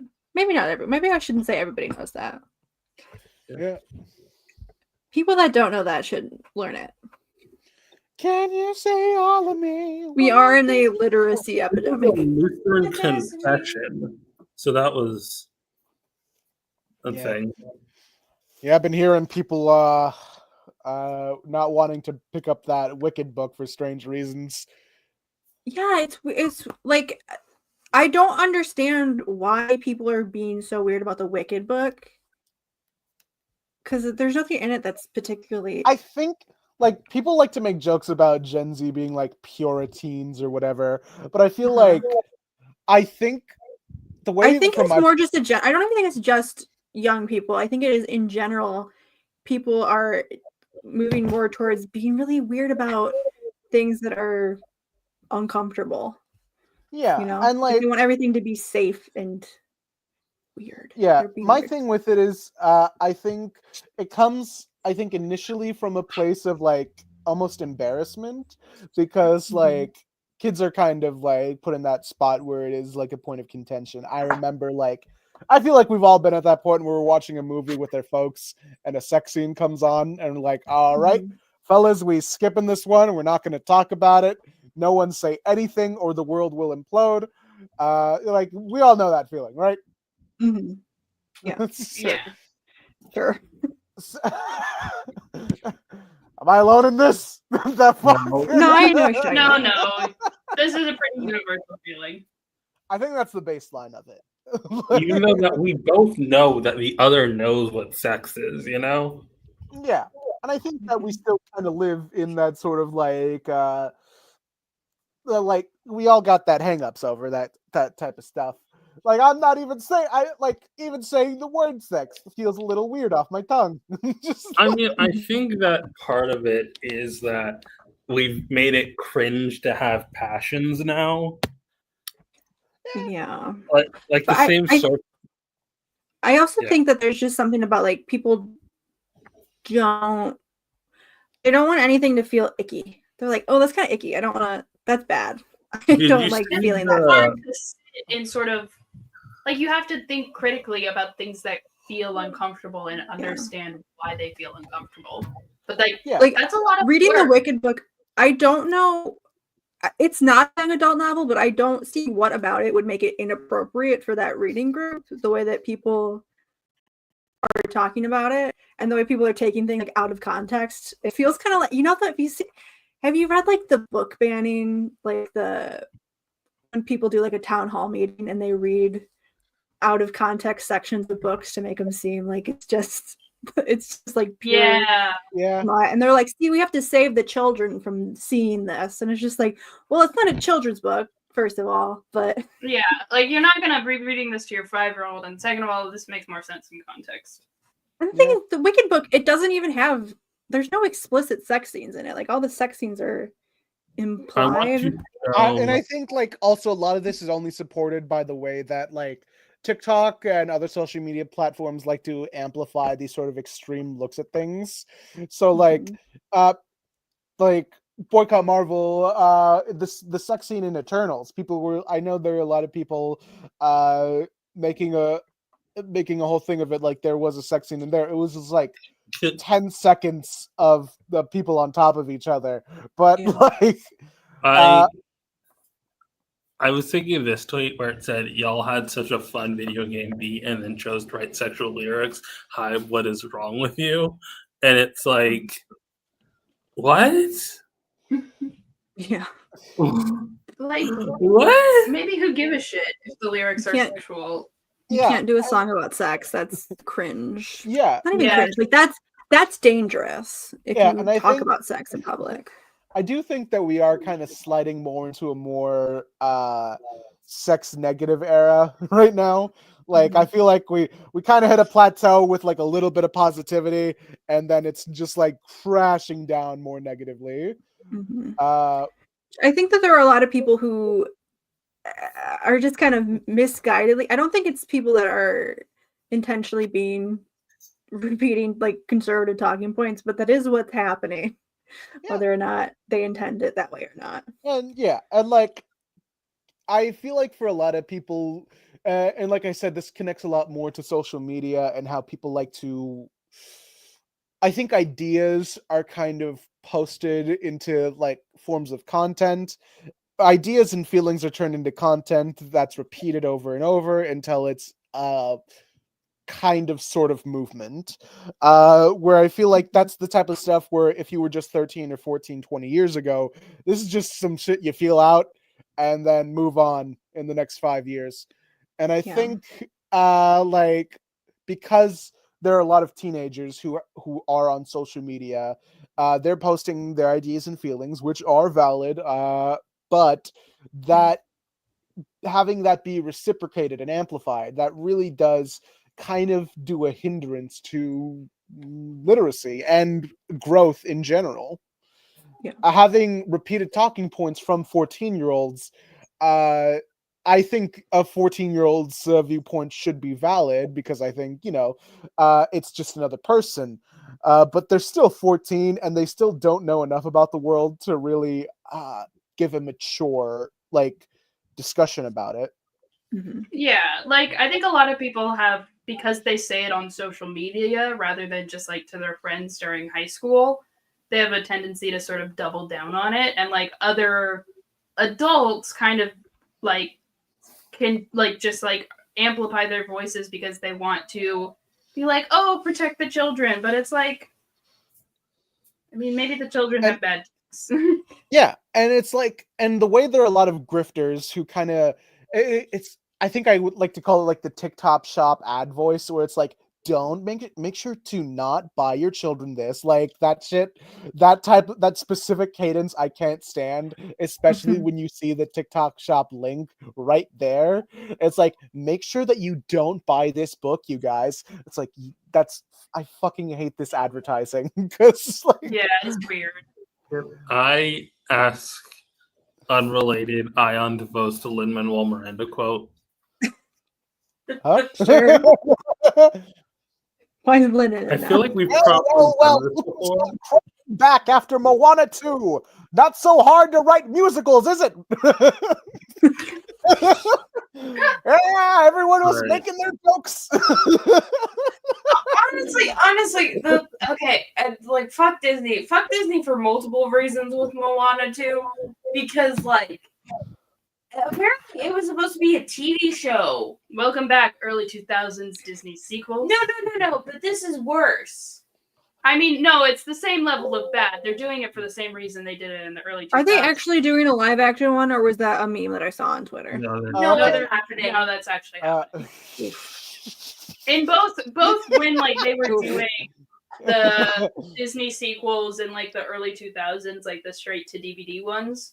At least with like the straight DVD ones, like who gives a shit? But like those are never gonna make as much money. But for both reasons, they're paying them TV prices, but making movie money off of them. Do you want so like me to the writers do this? and actors don't get like the movie residuals; they get what would have been TV residuals. But do you want me to read this as like a full-on like regular talking quote, or do you want me to try and make a like rap this shit? I feel like a talking quote, like do what you think is right. All right. Yeah, really let the Lin flow through you. Yeah. Right. This is your Lindition. Your Lin audition. To become the new Lin. All right. I'm going to imagine it. Lin was just asked this in fucking Good Morning America or some shit. Like, you terminally online irony poison losers really get your rocks off making fun of me, huh? I lost it. How did I lose it? Oh my Do god. it as a rap. Is he doing an Ethel Kane? Permanently online irony poison losers really get your rocks off making fun of me, huh? For what? Because I'm a theater kid that made it? Because I'm an earnestly kind and positive person? Well, I think you're all about to change your tune when you see me in this. Lin-Manuel Miranda, right before putting on the dumbest fucking hat you've ever seen. It's good. It can only be in rap. That's the only Picture me this. Picture me this. Lin-Manuel Miranda is the wizard. Hold on. I imagine. Oh my god. All right. Let's see. He would be really funny. I think he'd do it. Lin-Manuel Miranda as Elphaba would be great. Why should I die? Do Defying Gravity as Lin-Manuel Miranda. I'm gonna be honest, fellas. I don't know any of the songs from Wicked. Look up the lyrics. Make up your own tune. I don't care what you do. All right. Give Ayaan 10 minutes while he listens to Defying Gravity. You might kill Popular, actually. Reincarnated. I was stargazing. Life goes on. I need all my babies. Wait, hold on. We will get taken down for this. Let's go. We're not taken down. We can get taken down for Wicked. What is? You need to send me that link, though. I will say, when I tried to read this book when I was like 14, and I wasn't like permanently scarred by it. I thought it was boring and put it down after like 50 pages because it was just about adults and adults having adult problems. And I was like, no, I did too. I don't care. I did. The exact same thing happened with me. Because the first section of the book is just Elphaba's parents and their marital issues. Which I was like, I'm not like, oh my god, this is so traumatizing to read. I was like, this is boring. Yeah. Hold on, let me see if I can do the new Kendrick, any of the new Kendrick stuff with Lynn's voice. No spoilers, I haven't heard it yet. Kendrick, just make what if you a slur? What if you Ayaan can like record the whole thing as Lin-Manuel Miranda, and then that can be how you listen to the new Kendrick album? Yes, that's the only way to listen to it. I'm gonna assume that there's a lot of N-words in that album. We'll just skip it. No, he uses a slur against indigenous people. Yeah, that did happen. It's in the first. It's in the first track. God knows, I'm reincarnated. I was stargazing. Life goes on. I need all my babies. Woke up looking for the broccoli. High key, keep an eye on me. That's my CIP. Ownership, the blueprint is by me. Mister, get off. I get off by my feet. When I hear the music, it makes me dance. You got the music already there. Who did he have beef with? I saw people were fighting him. Oh, Drake? No, not Drake. I'm pretty sure it was Drake. Well, that was a while ago. I really a while ago, and then now Drake is suing him. When Which you I get think to it, is yeah, I saw that. There's that. I saw that. I thought there was like another thing. Reincarnated, I think, might be my favorite track on there. It's just kind of layered in the storytelling in this one. Anyway, Lin-Manuel Miranda. I got this fire burning in me from within. Concentrated thoughts on who I used to be. I'm shedding skin. Every day a new version of me. A third of me demented, cemented in pain. Juggling the pros and cons of veins. I don't know how to make friends. I'm a lonely soul. I recollected since isolation. I was 4 years old. Okay, well, Wyatt's here now. Did you just put Wyatt Wingfoot on screen? You know what's really funny? I think someone said, I don't remember if it was this song, but someone said to one of these new songs that it sounded Hamilton coded, to which they said, don't ever fucking say that to Kendrick Lamar. Hamilton coded. I mean, like, here's a rap song that's not from Hamilton. This is kind of like Hamilton. I mean, I do think that like a lot of people, the two rappers they listen to are Kendrick and Lin-Manuel Miranda. Yeah, that's really sad. There's a kind of white person that is. Yeah, I think the term is liberal intellectual, I believe. I'm like a 17-year-old music kid who just found out about the Drake beef. Oh yeah, I mean, I started listening to Kendrick with Mr. Morale, so. I remember there being a tweet on Tumblr where it's like, it sucks that people are just finding out about the Drake from the Drake beef now because you would have loved Drake. Most people on Tumblr- Are there people who didn't know who Drake was? I think Like I was really passive about Drake. All I really knew him from was Hotline Bling. I mean, yeah, passive about him, but like people have heard of him. Yeah, people know Drake. I mean, heard of as in like heard any of his music, I guess, or like knew of him as a rapper. Yeah, like I think it's the difference of like, you know, like Only You by the Platters, but you don't know the Platters, like the same way that you know fucking Amy Winehouse. I know Only You by the Platters. I feel like that was a more obscure poll. I like the Platters. You Yeah, I know got someone. Valerie by Amy Winehouse, but some of us know it from the Glee cover. Whoa, Well, that's embarrassing not for you. what we're talking about. That's a separate issue. I don't know what we're talking about. We can jump to that All right, issue though. let's What do see. you are you a what are they called? Gleeks? Yeah, I was tweeting about this the other day. Wow. I'm trying to think of like high personality types that like everyone, like Eminem is a high personality type. Your straight Like- arrow is really tough, huh? It really Like- was. Like we get Eminem's personality to a I certain was like, extent. man, I really relate to Quentin Fabray, who. I don't know who you're talking about. It makes sense. I promise. Never watched a Glee. You shouldn't. And I defying gravity. Thanks, Lynn. Ah. When was the That was Drake? too good. That was too good for Lynn. He wouldn't have been able to hit the notes. I feel like he could have hit the note. I don't Like, think he could have. He could have hit maybe two of them, not all of them, not the whole run.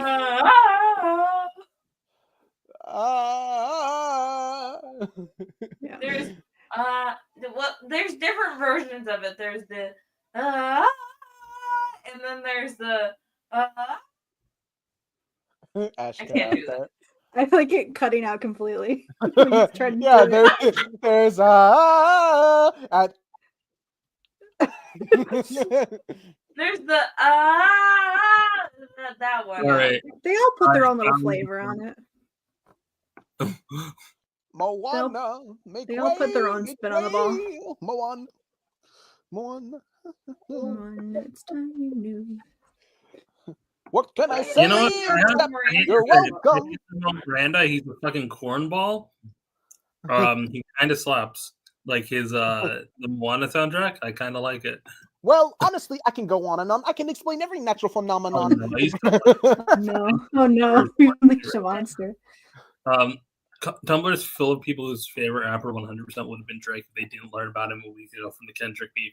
Oh, you only listen to rap songs about video games written by white theater kids? Oh man, you missed out. You would have loved Drake. That one comment that said no, they would not have listened to Drake because he is black.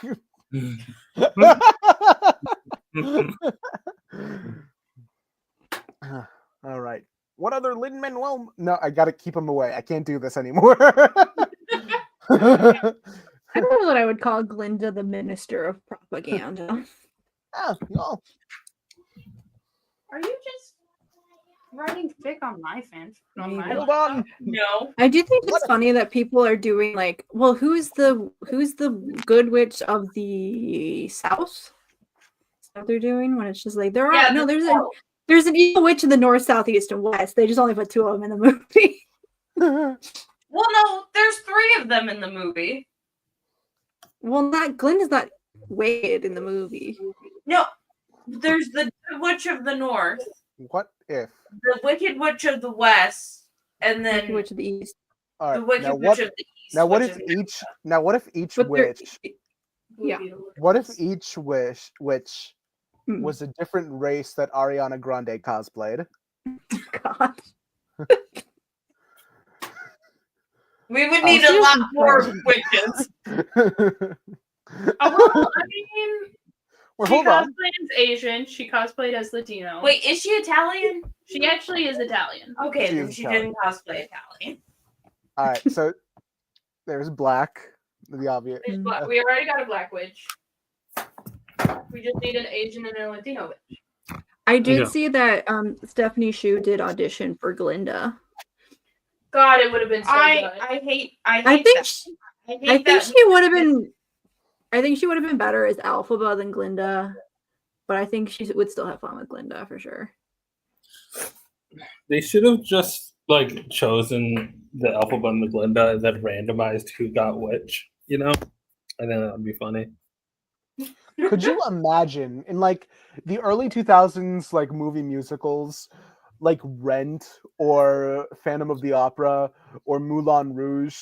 Could you imagine if Wicked had a movie back then in the 2000s? It would have been. It would have been. It would have been Adina. We can probably find a Wicked fan cast. We could probably find a Wicked fan cast with Rent's musical. Didn't they just keep the same Broadway actors? Yeah, it would have been probably would have been Adina and Christian doing it. But to be fair, with Rent, it hadn't been as long.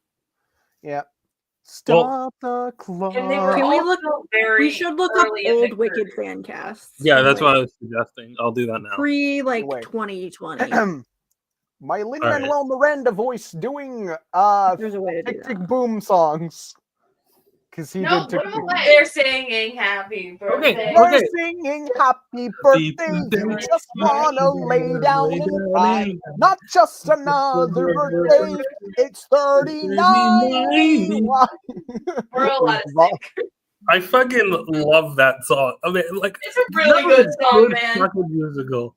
All right. I feel badly about you, feeling badly about me, feeling badly about you. Oh wait, that's not his line. It was I thought you thought I reacted shallowly when I reacted to you. What's really funny is that if you listen to the original like Broadway version of Tick Tick Boom, I forgot the name of the singer who does Jonathan Larson's character, but he sounds like if Lin-Manuel Miranda could sing.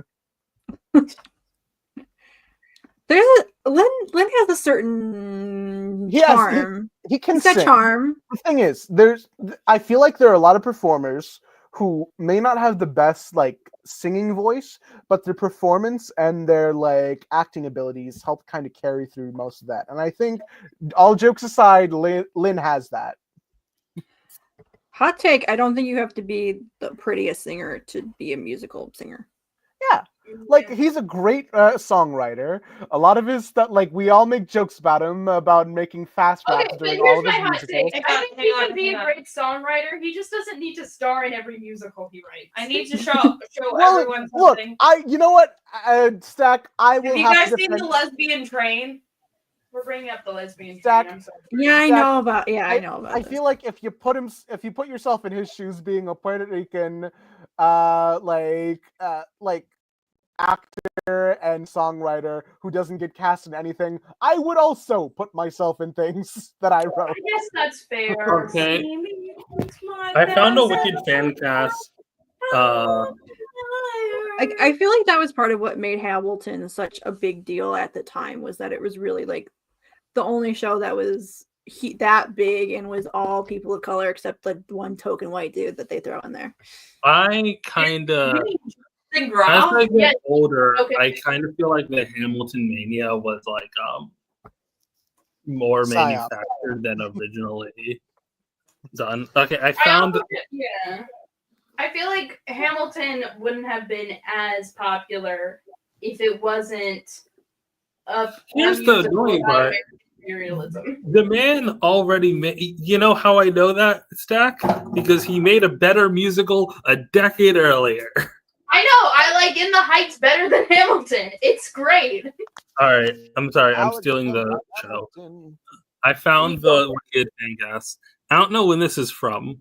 All right. I did see that little gay boy. I did see that little gay boy from Glee though. I do see Emma that little Thompson- gay boy from Glee. Hey, Emma real Thompson quick, as a do midwife. you want to know who else is in Glee? Can I show you who else is in Glee? Jonathan Groff, aka the one white boy in Hamilton. Can we stop talking about I don't know who this man is. All right, Emma Thompson as the midwife. Does anyone know who Emma Thompson is? I know who Emma The Thompson midwife, is. like the midwife has like one line. Rebecca Madeir as Milena Throp.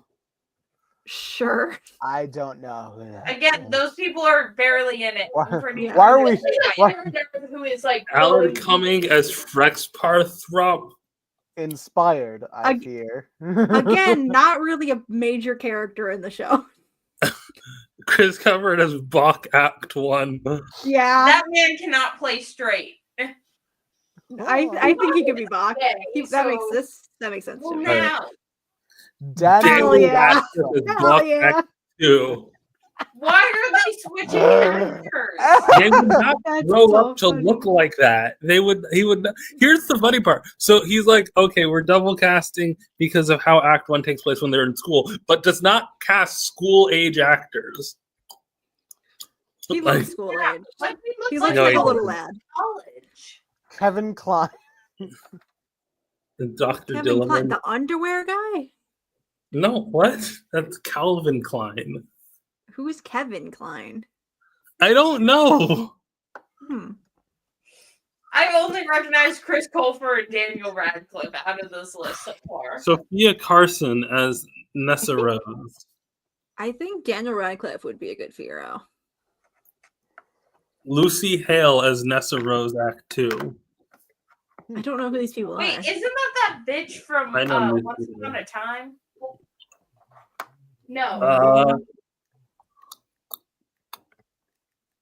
So rude. She played an evil queen, okay? Well, she was cool. Glenn Close as Madeline Morble. I can see this. Madam Warble. Yeah. All right. Sure.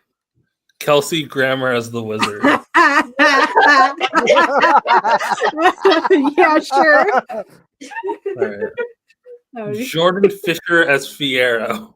I think he might have actually played Fiero. You know, I remember. would not be surprised. if He would have did. been casted as Fiero. Corbin Blue as Fiero. Corbin Blue is actually good. Why Corbin did Blue you is double cast for the axe? I don't understand this. Dove Cameron as Glinda Oh. Okay, hold on. This is a whole conspiracy. Acting. Megan Does Dove Hilty as Cameron- Glinda Act 2. Sorry.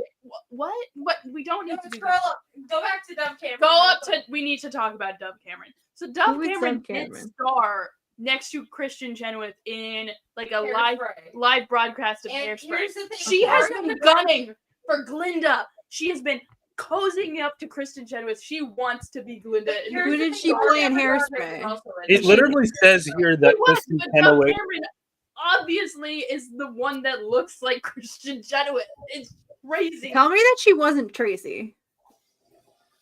No, she wasn't Tracy. Ariana Grande was like Tracy's friend, and Dove Cameron was like the blonde daughter of the super racist. Oh, Yeah, okay. because Christian Chenoweth played the super racist. Okay. They played mother and daughter in it. That All makes right. sense. I'm gonna scroll down. Megan Hilty as Glinda Act 2. We don't need to be doing this double casting for Act 2. Why the fuck would you do that? That doesn't make any sense. Ariana Grande's Elf. Oh my god. I do think it's funny because Ariana Grande did like spend her whole life gunning for the role of Elphaba. That is like her whole thing. She wanted to be the Imagine final Cynthia- form of race faking by being green. Imagine Cynthia as Act 2. That'd be funny if they switched for the second movie. All right. Annalise Van Der Poor as Elphaba Act 2. Who the fuck Who is is that? that? I The don't girl know. from That's So Raven. Chelsea from That's So Raven. What? That would be funny. Chelsea from That's So It is Chelsea from That's So Raven. What the fuck makes Yes. you The Did she sing? The clear follow-up to Ariana Grande. Chelsea from That's So Raven. Hey, It's you have to be a child actor to play Alphaba. I think 10 out of 10, no notes. Yeah. All right. I'm gonna pause while I try and find another one of these. Find another. All right. Wicked Now, fan cast. what if we talked about Sonic fan casting? Is Squid here yet? We were doing a whole Sonic bit without Squid. I saw the shadow. They Sonic bits. They did like the movie I saw today. They did like a, sometimes they do bits before. They did one where it was like Sonic who was telling you like to turn your cell phone off and stuff. Yeah, that happened in our theater too. And I love Shadow. He's just sitting there with like the gang, and he's got his legs crossed. And he's just like, that does not want to be there. I was like, okay. He's a little girly pop. To be fair, I remember because like a couple of years ago they did an anniversary special. I think it was for some anniversary of Wicked. They did a whole spectacle thing, and Ariana Grande was there to go sing "No Good Deed." All right, I found another one. Oh yeah, I remember that. She did good. Well, yeah, Ariana Grande can sing when she tries. So Ariana Grande. Yes, the singer can sing when she tries to sing. That bold and is- brave. Very bold and brave statement you put us through. Surprised at how many people that doesn't hit. Like one Lin-Manuel Miranda. Miranda.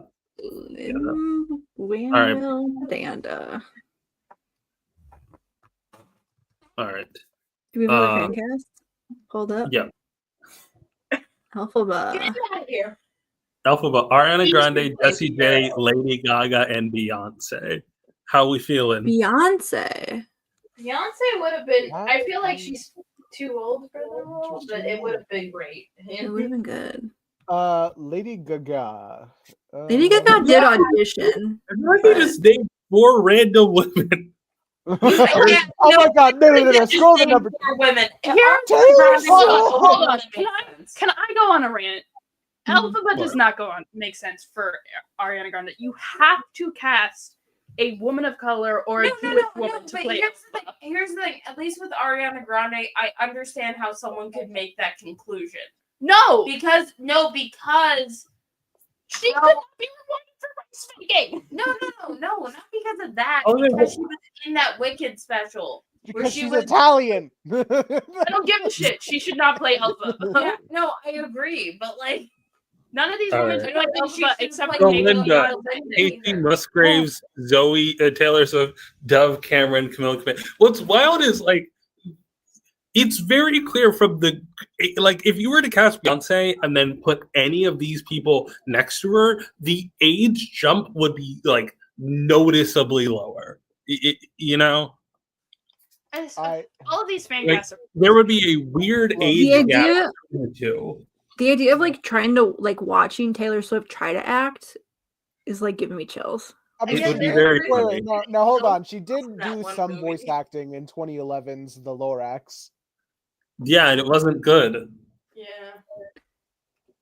She was in like these are just Really? singers. I just They're not remembered really something. actors. I just remembered something Oh my wild God! about. Wait, I just unlocked my complaint about that movie. Zane. Yo, all right, so no, wait, fuck. No, fuck. Put Wyatt away. Can Swift Zane in act? The Lorax. Taylor Swift in The Lorax. Whole movie, she does not have a song at all in that movie. They got Taylor Swift to voice a whole character in this major animated movie. Didn't give a song. They had Taylor Swift. They had Taylor Swift voice acting money. They didn't have Taylor Swift music money. Okay. Yeah. All right. Can Zane act? Can I Zane don't act? know. No, but he can play Yu-Gi-Oh. What does that have to do with Piero? None of them are. None of them are important to mention. None of these are listing for. I don't think Piero is not known for playing Yu-Gi-Oh. Lore. Okay. Lore. We need to. Okay, no. We're going up here. We need to vote on who we are choosing for each role so that we can create the most. So out of these 4, who are we agreeing on as our Alphaba? Jessie J. I think Beyonce just for the comedy of it all. Beyonce, obviously. Here, Yeah, I think Taylor Beyonce because she would Swift be is the my best vote. at it. My vote Oh. is Taylor Swift. Yeah, Taylor Swift and Beyonce. That Taylor Swift versus Swift and Beyonce would be Beyonce funny. kind of nuts because they're competing for a top artist of the 21st Yeah. century or something. Taylor right Swift now. versus Beyonce. That feels like a race war, if I'm being honest. If you I really, mean- if you really, It is wicked. if you wanted a fully unshippable Elphaba and Glinda, you got it. All right. Finally, a wicked for straight people. What are we voting on for out of these? I vote Taylor Taylor Swift. Swift. Taylor Taylor Swift Swift. for the comedy. All right, Taylor cool. Swift for the comedy. Now, I Zane. mean, if it's Taylor Swift, that Zane. if it's Taylor Swift, then Zane. it has to be Harry Styles. Zane. I'm saying Zach because he's the only one who has any proof of acting capability. I think we all know who my vote goes to. Harry We've had too many white Wait, Fieros. who's the third boy? So No. Zac Efron, I think. No, All I right. think Zane. Too many Okay, white you're the Fieros. tiebreaker. Brown man on this Okay, list. and Zach, you're the tiebreaker. We got 2 for Zach, 2 for Zane. Zach.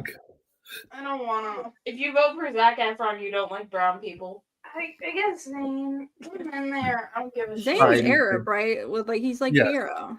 Yes. Okay, Firo's Nissa. Arab coded. Ingrid Mickleson, Lord, Selena Gomez, Gabby Wilson, I her. think Lord is an interesting poll. I think her just because I think it would be funny to cast her for an entire thing, and she only gets maybe one song, one song and 3 lines. To be Beyonce's little sister. I just remembered Taylor Swift was in the Cats movie. Yeah. She was actually really good in it. You watched the Cats movie? Yeah. Yeah. I was half asleep I when I watched watched it in theaters. All right, so I think I'm kind of torn between Lord, Selena Gomez, and Gabby Wilson. Lord being Beyonce's sister is very comedic. I don't know why. It is, but also it's comedic to cast her, and she gets maybe 5 lines. Okay, we're all casting singers, I think. Okay, so what are everyone else's picks? I only know her and Lord. So I guess I think Lord would be funny. No, hold on. All right, so we got 2 for Lord, 1 for her. Or if no one else has strong opinions, we're going with Lord. No, not you're dissing the Filipino. Is she Filipino? She is Filipino. Okay. Okay. Cardi is the wizard. I think Bruno Mars would be the best wizard of these 4. Yes, He's but are the we choosing the best or are we choosing the funniest? I think Bruno. I think Bruno Mars would be the funniest. No, Cardi B is the funniest. I also think the prospect of John Legend singing one of the wizard songs to be very funny. The way that he sings. He did do really good in the Jesus Christ Superstar, that one though. All right, so we got the good choice of John Legend. We got Bruno. I just think he's such the wizard. I'm looking at him. That's the wizard. He is the wizard. Yeah. We can't lie. Isn't Cardi B so funny? Yeah, Cardi, yeah, I think Rihanna also would be really funny as the wizard. I think Cardi B as a fascist is a hard sell. I think Cardi B as Beyonce's mother is a hard sell. That's a good point. Well, I like it. We'll go with it. We'll get Cardi B. Drake? For what? He's just in it. He's just in it. Why don't we just have this giant picture of Drake? Dr. Dillamond is a goat. Drake is the goat. Enough said. Oh God, that aged poorly. That aged so poorly. That's 2019. Why is he just on his own? I'm so confused. Why of all characters did you decide not to?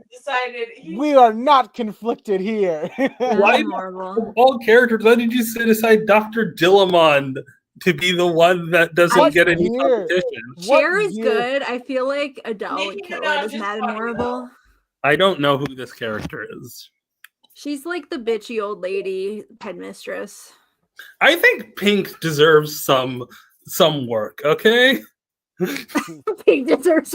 Pink needs a paycheck.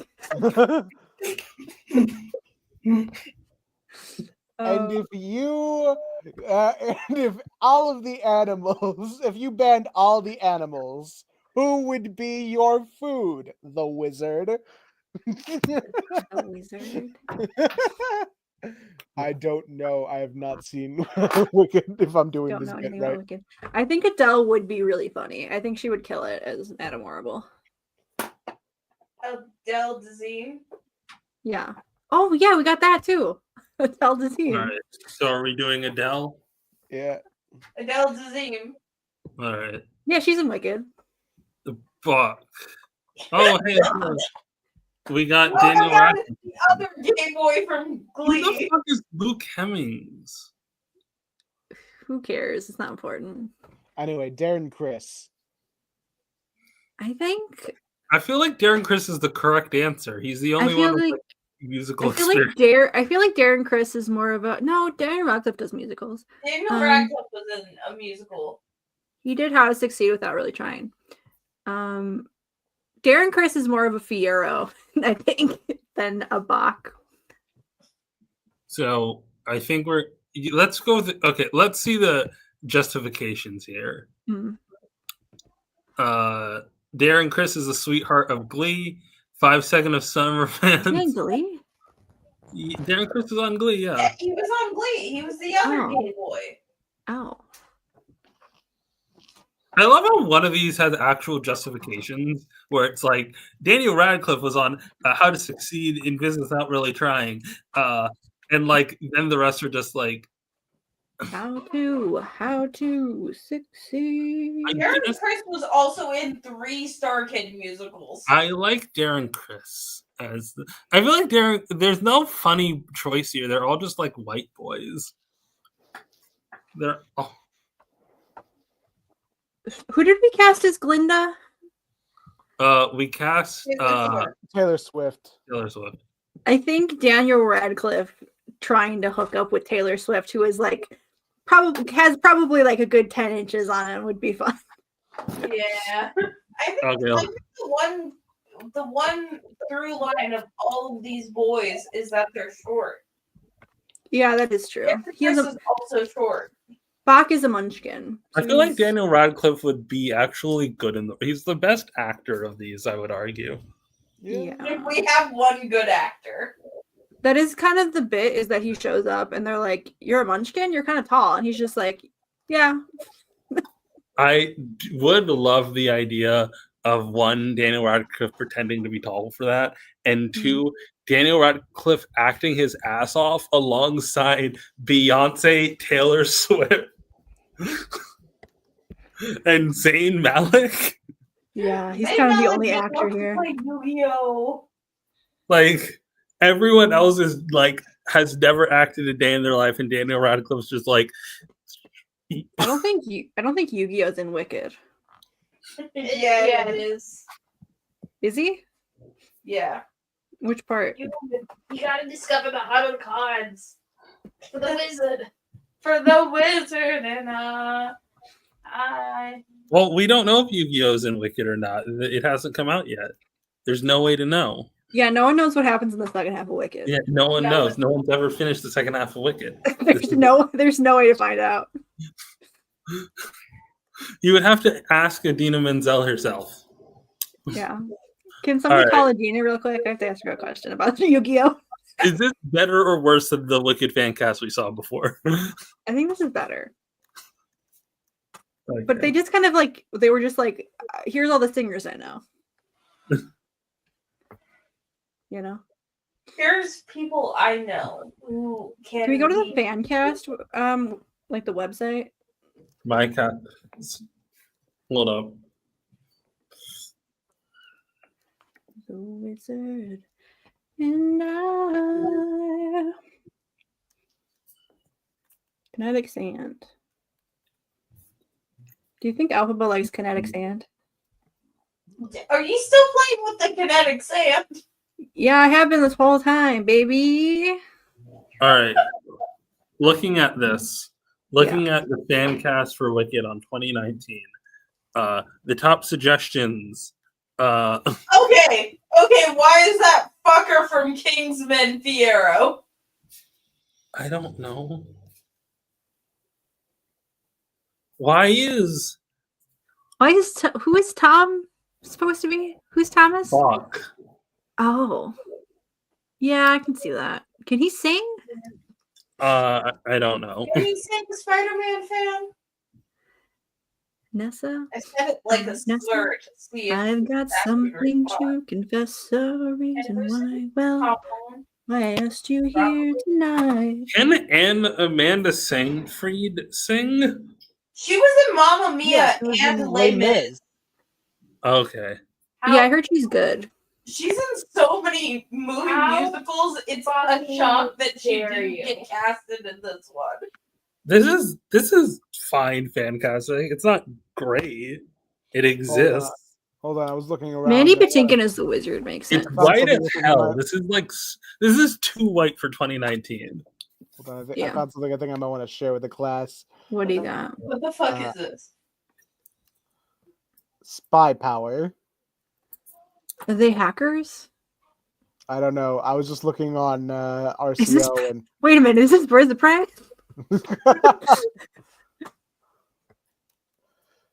Now, the style here is very early 2000s.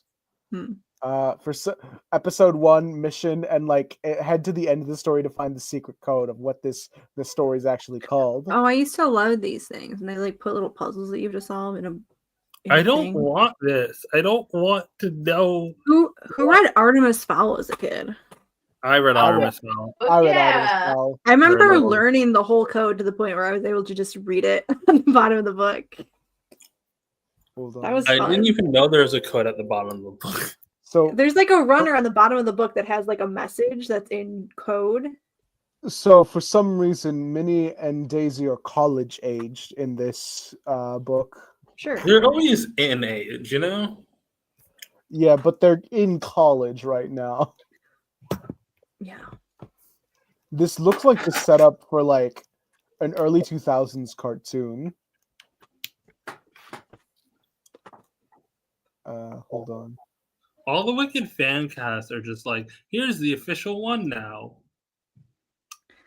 Yeah, I want to see what hijinks people were getting up to 5 years ago. I got one. And even before that as well.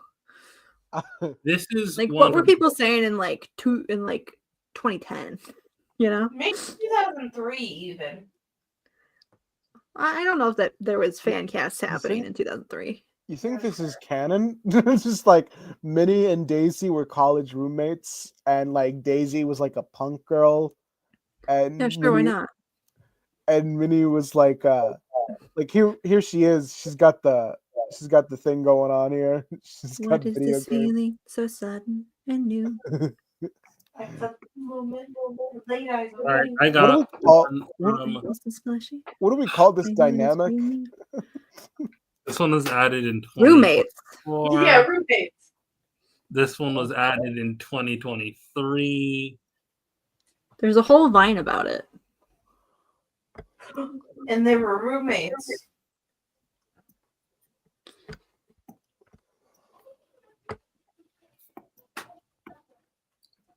Do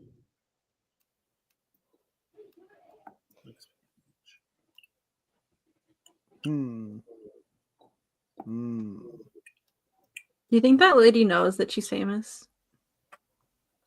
I don't know. The roommates? Yeah. I think they tracked her down. I remember seeing somebody say that they knew her in real life and told a story. But there's no way to verify that, you know? Yeah. Oh wait, hold on. I gotta decode this. Do it. Hold on. I gotta put this in a different tab. Oh, it's December 1st. Happy December 1st. Happy birthday to Yeah, now you guys can legally celebrate Christmas. All right, I But found what some stuff. All right, so What do you I'm mean? looking. I found this Cast one in on. there for you. That's right. All right, I found something on DeviantArt. All right, so 5 equals C. C. 8 equals O. C-O. 2 equals N. C-O-N. 7 equals T. C-O-N-T. Heart equals E. U-N-T-E. To the power of is M. M. Plus is P. Okay. Can we go? Can I see the artist for this story real fast? Sure thing. Hold on, we gotta translate this first. I just need to see the artist's name. This is important. Plus P. Gaida. Layout, cleanup, and ink by Giada Person. No listing of who did pencils. Okay.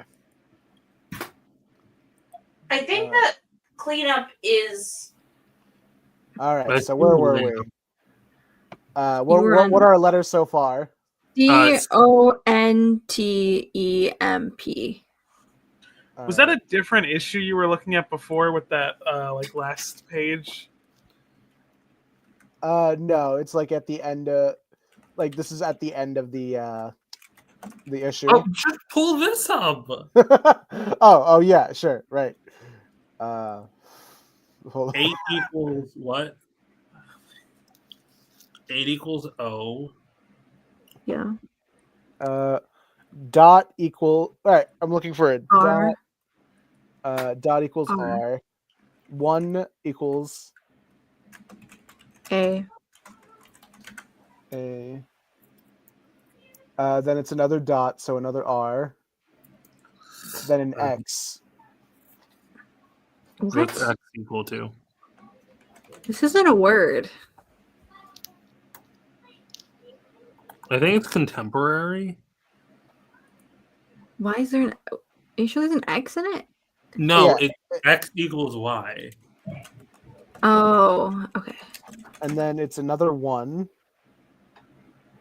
A. So A. Then a dot, which is R. And a 7, which is a T. Contemporary art. We did it. We solved the case. Yay! We solved the children's puzzle. I have a new wicked. I have a new wicked thing. It only took 3 adults Right. about 5 minutes to crack All right. the children's code. Yeah, what do we got? Enhance. Zoom in. Wait, this is the same person. What? This is the same person as before. It's the Wicked Merman. I got hoodwinked. Hold up. I gotta find more fan casts. All right, Squid. Now that you're here, I didn't read it. Does Sonic have slurs? And if I were to guess, is it pre-reboot Archie? Do they say slurs at any point? Are they there have like, in-universe slurs? Like in-universe slurs? Okay. Because I was going to say, if we were just talking about slurs appearing in the books, there's an artist who's like... Damn it! Yeah, we talked about that. Patrick Spaziante. That the abbreviated version is as a slur in other countries. Oh, yeah. I'm sure he doesn't know that. He didn't know that at any point. He's like, well, now I fucking sign all my books with that, so ship has sailed. So are there any in-universe slurs against Sonic and... Can I just say... Okay, I gotta pull this up again. Yeah. What do we got? I got this new fan cast. It's literally labeled like the 3 witches that it's supposed to be, right? And it doesn't tell me who the 3rd witch is. Wait, so that's Nessa. That's Alphaba. No, Glinda. So Who's the third one? This They is two. don't say. Oh, they Hold just on. don't have a Glinda? Maybe they didn't. Maybe the red is Glinda. I think the third one is in the books, but not in. No, there is no Glinda fan cast though. Maybe the red was Glinda. Go back up. Maybe. Let me see the first one again. So I think Could that be Glinda? No, that's Nissa Rose. It says. Oh, I can't read it. Nissa Dante Beyonce is Nessa Rose. Maybe and they don't then like Glinda. Samantha Barks is Elphaba. Maybe they just wanted to do the sisters. Maybe. Robian.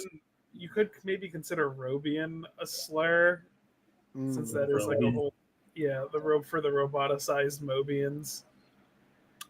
Because that's like a whole thing that like the people who didn't get roboticized are like all distrustful and shit of the characters who did get roboticized after Eggman dies. All right, I found one from 2015. I was joking with them about like doing a fake Squid video, like a fake Squid short. Is like in issue 51 and a half of a pre-reboot Archie Sonic. Sonic is referred to as, and it's just like I try to come up with one on the spot, and for some reason mine was just pinned back. God, it's a little close to a real slur. Liam Michelle. That is very much a Ken Penders thing to do, I think, to be like Ken Penders did straight up make the Dark Legion Nazis though, and they do the salute. So I think we've talked about that before, right? That he like repurposed the Holocaust poem. We just we actually talked about that earlier this stream. Yes. God, why were you all fucking talking about Sonic without me? What was happening? we did talk a lot about Sonic without you. Yeah. I have to know. I must know. We just went over the quote, and then also we were talking about Shadow and different different places that he and Amy go to. I can't believe I missed that. Liam Michelle is Elphaba. How do we feel about that? No, just because it would be really funny. It would be really funny, but no. I refuse to give that woman anything. Kristen Bell is Glinda. Sure. Yeah, whatever. I feel like they're not similar ages, but okay. Sam Claflin as Fiero. Who is that? Who's Danny Fiero? Radcliffe as Block again. People want to see this guy play a munchkin really bad. Anna Kendrick as Nessa Rose. That's a thing I've seen before again. Dan McOvey as Dr. Dillamond. Wait, as in the guy from fucking X-Men? As the guy who played the goat in Narnia. Magneto, not X-Men. Oh. Fucking Sir Tumnus? Yeah. Meryl Streep. You just showed an old woman. You just didn't know who an old woman was. No! Meryl Streep. Okay, but Robert Downey Jr. as the Wizard of Oz. I'm gonna kill myself. Idina Menzel is Elphaba's mother. Okay, she does look very similar to. We should forcibly age James Franco. It's crazy how much Idina Menzel looks like Elphaba. I know you're right. But she looks a whole lot like Leah Michelle. I'll be honest. You do realize that they played mother and daughter in Glee, right? Yeah. Nobody knows that. You're the only one who watched Glee. All of this goes back to Glee. Anyway, now if Shadow and Amy That's went to also go why see Leah Wicked, Michelle is a popular fan cast. Oh my god, Shadow and Amy are so Glinda and Elphaba coded. if Shadow, We and gotta. Amy went to go see Wicked, like would they see the Broadway version or would they see the movie? The movie, because it's easier to watch a movie than a Broadway version. There is no Broadway in the Sonic universe. You don't know that. Fiero as Jonathan It helps Groff. dispute that. The Wizard as Hugh Jackman. There's a lot happening right now. My brain is overstimulated. I'm trying to kiss on top. Okay, What so if keep shotgunning? Amy and Shadow. Would Shadow go see a live musical? I think he wouldn't understand the difference between that and a concert, so I think he would go to one. Who do you think his favorite character would be? Do you think he'd be a Glinda or an Elphaba? Elphaba is made. Unfortunately, I don't remember enough about Wicked to make. I think Shadow would be into Elphaba. Yeah, he is the Elphaba. Shadow is the edgy one, but he also fights injustice. You know what I mean? Yeah. He also has been discriminated against because of how he looks. True. He also likes to help the animals. Now, Shadow and Amy went to go see Heathers on Broadway. I feel like, in actuality, Shadow isn't similar to any of them. They're not a super similar cast of characters. Now Shadow as JD and Sonic as Veronica. No. All right. Jonathan Groff as Fiero. How do we feel about that? You can't cast like the guy who's famous just, for being the white guy as Fiero. The thing is, these are just theater men now. Hugh Jackman as the Wizard. You know, okay, no, wait, stop on that picture of the Wizard real fast. You know who would fuck as the Wizard? Danny DeVito. I feel like Danny DeVito is someone that he's not considered. I think the Wizard needs to be considered conventionally regal, if that makes any sense. You know. I feel like Danny DeVito would be a good Dr. Dilliman. Beth Midler as Madame Morble. You just again chose a random old woman. I don't know who this is. This is the woman who played Leah Cohen-Chang on Glee. Tina Cohen-Chang. I'm sorry, I don't remember everything from Glee. And that's what you missed on Glee. No problem. What did you miss? You remember everything from Glee? Quiet. Anyway, Darren Criss is Bach again. Yes. I know Darren Criss from a Harry Potter movie. Yeah, this one is just these are theater people. Neil Patrick Harris. Neil Patrick Harris would work as the Wizard. Dr. Dillamond. Alpha and Glinda. And then two unknown actress cast as the lead roles. Okay. That alternatively, Lady Gaga's Elphaba and Kristen Bell as Glinda. This is a white ass cast. Yeah. Also, Nissa Rose being Jenna Auschwitz and her sister being Elphaba as Lady Gaga doesn't make a whole lot of sense, but whatever. Well, you have to look at who the Wizard is. All right. So, different musicals, but with Sonic characters. No, I want to say something insane first because I remembered it real fast. Yeah. Y'all remember the movie Beastly? Yeah. Remember how Neil Patrick Harris was in that one? Yeah. He plays a blind guy.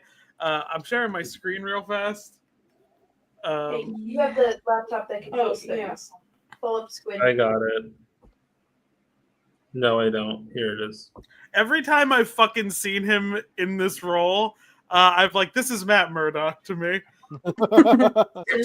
Yeah. It's the red glasses, the way he kind of grips the cane like that. I'm this is Matt Murdock coded. Ash, you got a bot on Twitch. I do? We got another viewer.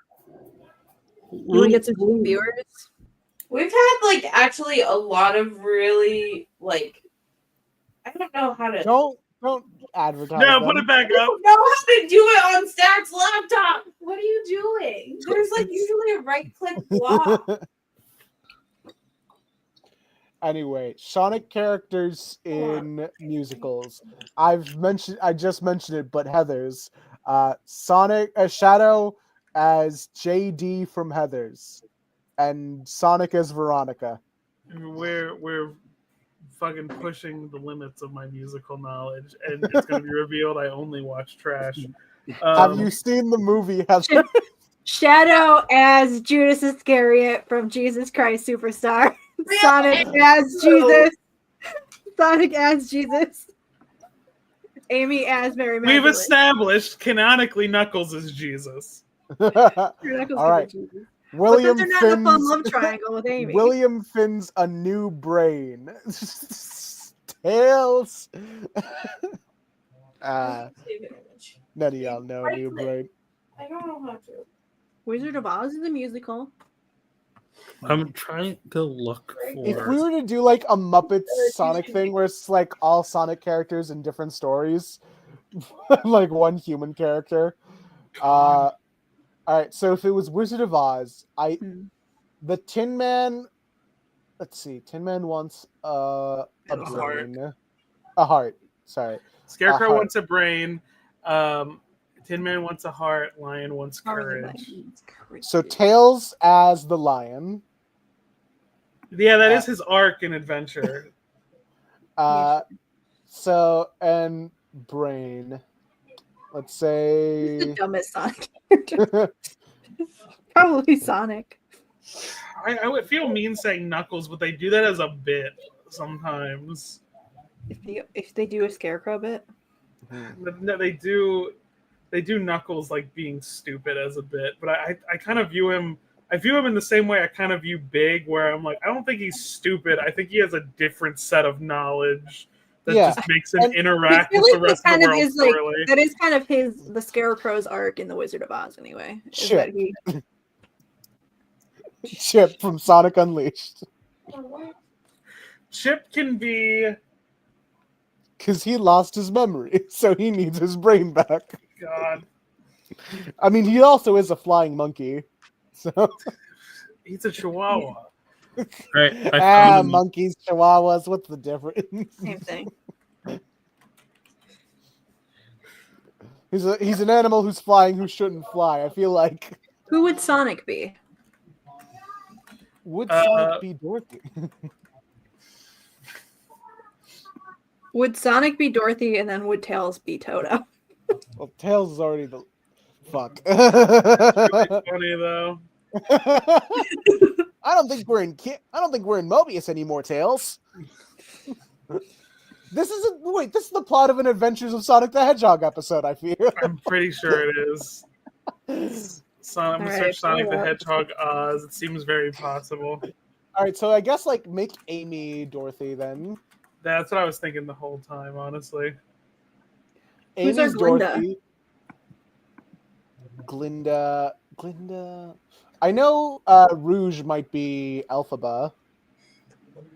I'm looking at. I feel like Rouge might be Glinda. Yeah, that could be it. I like that I found out recently that the whole reason people are like, when they watch the movie, they're like, so Glinda just lied about not knowing how to send Dorothy home. I got told, no, in the book, they're two different characters. Which the beginning and which at the end, I'm like, that sucks. You couldn't hire a different woman? Well, because Glinda was cool. They wanted to put her in the beginning of the movie. Yeah. So I think it's just like some munchkin lady that tells her to go to the wizard. Yeah. So I think Shadow's Well, no, I think Eggman would be Elphaba because he's the bad guy. In this context, it is the Wicked Witch of the West. She doesn't have a name in this one. Yeah, so Robotnik would be the Wicked Witch because he's the bad guy. I think Amy would be Dorothy. Sonic would be Glinda. Wait, Sonic would be Glinda or Scarecrow? I see a lot of art of Sonic as the Scarecrow. Yeah, that'd do it. If he only had a brain. And like with the Scarecrow, I'm gonna miss you most of all. Is it so hard to ask for ordering something chronologically? Yes. All right. Yeah. Yeah. All right, new story then. Christmas Carol, Sonic. Who's our grumpy Scrooge? This is actually a video I have planned for December. Is that Never mind. Next classic story. they have adapted a Christmas Carol 2 separate times. Once in the Archie Sonic and once in Fleetway Sonic. Both times Robotnik's in the role of Scrooge. Interesting. Who's Sonic gay ass little Jacob Marley? In these Archie one, Sonic is all 3 ghosts. Okay. So he's for the Ghost of Christmas Past, he's like, I'm the ghost of Christmas Past. But Marley though, who's Marley? Unfortunately, Snivelly. Yeah, that makes sense. Let me see if I can find that. Because in the Fleetway one, they condense it into one ghost because Fleetway, they have to tell 4 different stories in one issue. So it's like, we're going to condense this. We're going to do the arc, but with one ghost. The ghost is Santa Claus. What? Santa Claus is dead? Oh, yeah, finally. So Father Christmas in Fleetway Sonic is more like a vengeful spirit. Like he's like a fucked up wizard. I'll just share my screen real fast to show fucked up wizard Santa. What is Santa if not a fucked up wizard? I was thinking of like a Shadow as Scrooge thing where Professor Gerald is his ghost of Christmas past, Sonic is his present, and who's his future? What's his demon dad? His name? Black Doom. Black Doom future. Oh look, it's my video. I'm the only one who fucking talks about the Fleetway comics, apparently. Yeah. That's fun. That's better than Santa. And no wait, would Professor Gerald be his like Jacob Marley? Or would Maria?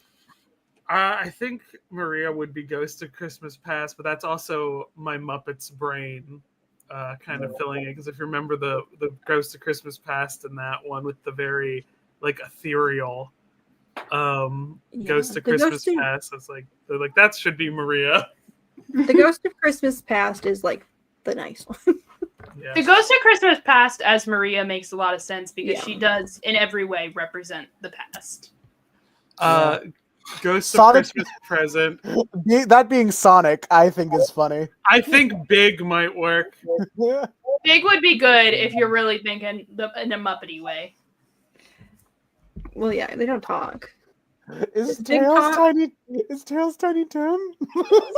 Is Cream Tiny Tim? I think it would be like, to recontextualize it in the Sonic universe, it would be like, I think Cream getting hurt would be the most likely to affect Shadow based on what Ian Flynn has said. All right. It's pretty good. Now the Great Gatsby. I found another Wicked fan gas. I'm We're sorry. done.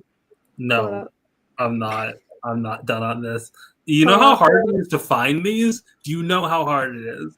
About 10 minutes, I think. Pull up the Wicked fan cast. Let's see what you got. Okay. Zoom in. There's no photos. Enhance. Well, I want to be able to read it. Anne Hathaway as Elphaba. Or Leah Michelle. Anne Hathaway. That's a very common casting, it seems. Yes, it is. Amanda Seyfried as Glinda, which is also a common casting, it seems. Here's the thing. You actually auditioned for the role. The screams, I just saw Les Mis. Amanda Seyfried as across from Anne Hathaway is very weird. Like, do people realize they have to go to school together? They have to be. It doesn't matter. It's college. It also takes place over several years. Like they have to play both older and It's younger. college. It takes place over several years, and Elphaba wasn't technically enrolled because she was just supposed to be there for her sister. All right. Yeah, and I think this is like a nebulous early 2010s ish. Zac Efron as Fiyero. No. No one for Nissa Rose. Literally no one. Why mention her? Christopher Walken as the wizard. That would be funny. Hey, I'm the wizard. Jane Lynch as Madame Morble. That would be okay. good. That would be really good. It would And be Daniel Radcliffe. God. There's just like I know one really short wanted actor. him to book, I guess. So I'm starting to think that this new movie really missed out. They're like, I know one short actor. I'm gonna put him for the short character every time. One of these days, we're just gonna come out across them, and one of them's just gonna say Elijah Wood as Buck. Can he sing? Does he wear but wigs? He's often confused for Daniel Radcliffe. That's just The because he's in a problem is- different fantasy movie. The problem is there's a bunch of other shit named Wicked that people are like also casting. Did we for. talk about the recall of the Barbies, the Wicked Barbies? Yes, we've got over Very this. funny. So they put a porn site on the box. Yeah. Whoops. I can't let this devolve into another episode of Ash and their wicked friends. Well, you should watch Wicked about it. Okay. Hold on. All right, Wicked Reddit.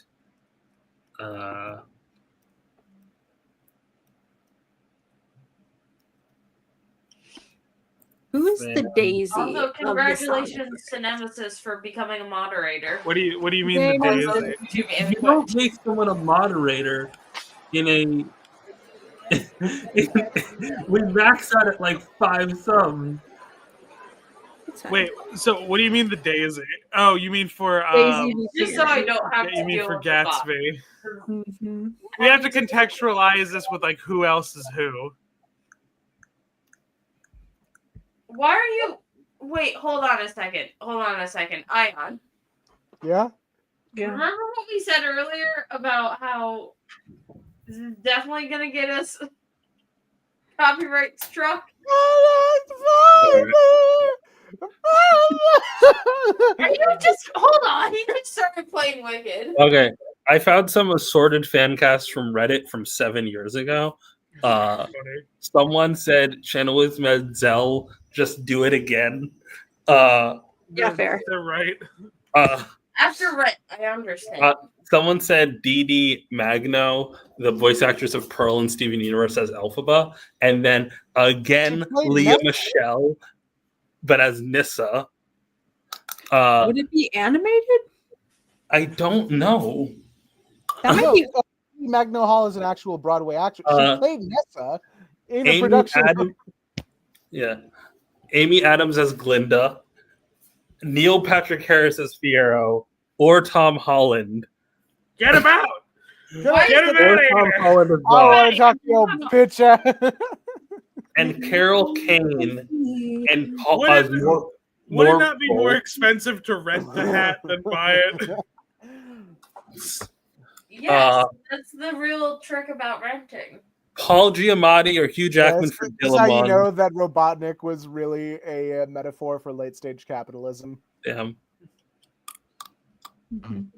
It is funny. That is a thing with the early issues of Sonic that I've noticed. It's like, I'm a capitalist and all that shit. Pretty much, because Sad AM does have like a subtle environmentalist message, and it's like when they first started this comic, they were like, "Oh, we'll make it like Adventures of Sonic the Hedgehog, where it's a gag comic, so everything is just like in front of them, like this is it." Bah humbot. Merry Christmas, Bah Humbot. Well, there's Jacob Morley. I'm not broken, Scrooge. I'm a TV ghost, the ghost of your old partner in evil, Jacob Snarly. Snarly, I must have turned into the all idiot channel by mistake. Yeah,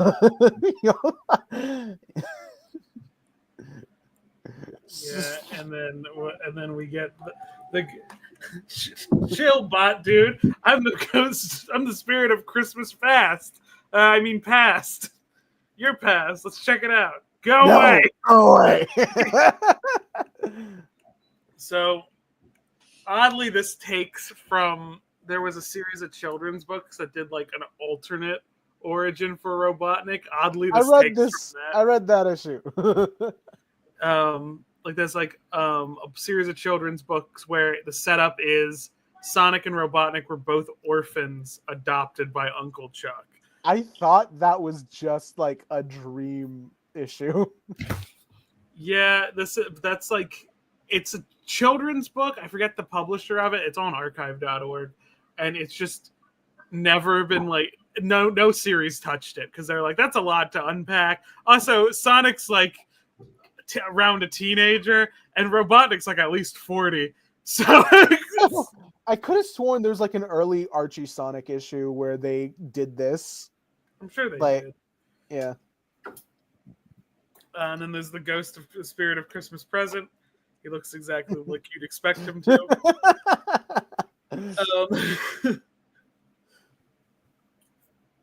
Yep. And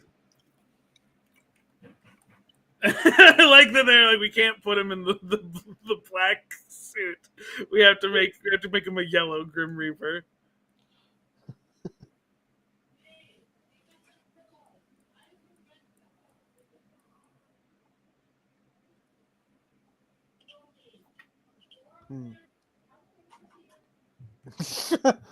Sonic, wake up! You almost slept through Christmas. Who is Jesus in the sun? Who is Jesus? I thought we covered it was Knuckles. Yeah, he hasn't met Knuckles yet, and Knuckles hasn't gone through his. So did he just not learn his lesson? I feel like we're all at a point where we haven't met Knuckles yet, you know. But sometimes you read the Bible and you go to church. Is this pre Sonic Adventure 3? It is. Yeah, I think this was around because the Archie comics started after Sonic 2. So Knuckles hadn't been invented yet. What do you mean Knuckles hadn't been invented yet? He shows up in Sonic 3. They came free with their fucking hands.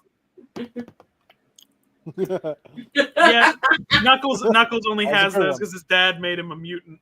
Put that egg in the microwave. Yeah, microwave that baby. Okay, but you have normal Knuckles too. They all have normal Knuckles. I made a little pyramid out of kinetic sandballs. That's nice. Nice. I am finally closing the Wicked tab. Hold on. Let me. We gotta show off. It's kind of mushing together now. Hold on. We gotta show off Daystar's kinetic sand. It was a pyramid about 30 seconds ago. Now it's kind of, you can kind of see it, but it's still a pyramid. I remember when you didn't like me showing my coffee jelly because you said it looked like shit. It does it look looks disgusting. No, I thought it looked I put it back in a ball. It looks kind of like a octopus. You know when octopuses, they get all like goopy? That's kind of what it looks like. What? I never noticed him. What the fuck is this? I feel like Todd Knock really would have done a good Sonic issue. Metal Sonic. I kind of want to look up fan cast for other things now. This is Metal Sonic's first appearance in the comic because it's their Sonic CD adaptation. It's also Amy's first appearance. If there was a live-action Sonic movie in the 90s, I'm thinking Jim Henson puppets like Teenage Mutant Ninja Turtle types. Oh, they planned that. That pre-reboot that like Amy got artificially aged up and thus isn't like. Yeah, but I think it's 72 off the top of my head. I might be wrong. No, that's when Robotnik comes back. It's right before Adventure starts. 80, because okay, a little earlier than that. Because the thing that happened was, yeah, this is the one. So Amy's design changed right before Adventure. Sega was fucking terrible at communicating anything to their licensees. So Fleetway, all they had to do was like, we changed her design because they never like did anything like about ages and stuff. Like they're all around the same age. It's fine. Fuck it. Whatever. Amy had been written noticeably younger than the rest of the cast because it was supposed to very much be written of like Sonic and Sally is the main thing, but Amy just has a crush on Sonic. That was it. So when it was like, oh, she gets aged up, it's the next issue where they actually show her get aged up. It's like, yeah, we have to get her aged up in one issue, so she makes a wish. And it inadvertently leaves Sally's mom in a coma, which it's not her fault. She didn't know. Oh, is this a Green Lantern reference? I don't know. I think this is more. We don't have time. Eyes. Is this still Ken Penders? This is. Wait, what was her wish? Hold on. Look, can we read the? So the whole thing was that how it was to somehow be older faster. So the whole thing was that they discovered like an ancient settlement, which turns out to be Station Square. And she's like, I want to go. And then they're like, no, you're too young. And then she's like, you let Tails go? He's younger than I am. And they give her some bullshit answer. And she's like, fine, whatever. And she's like, I can you're a girl. I'm kind of mesmerized by this art style. I'm not going to lie. Those giant eyes on Sonic. Okay, but who wrote this? I think it's a Bowler's joint, maybe. Because he's 75% eye.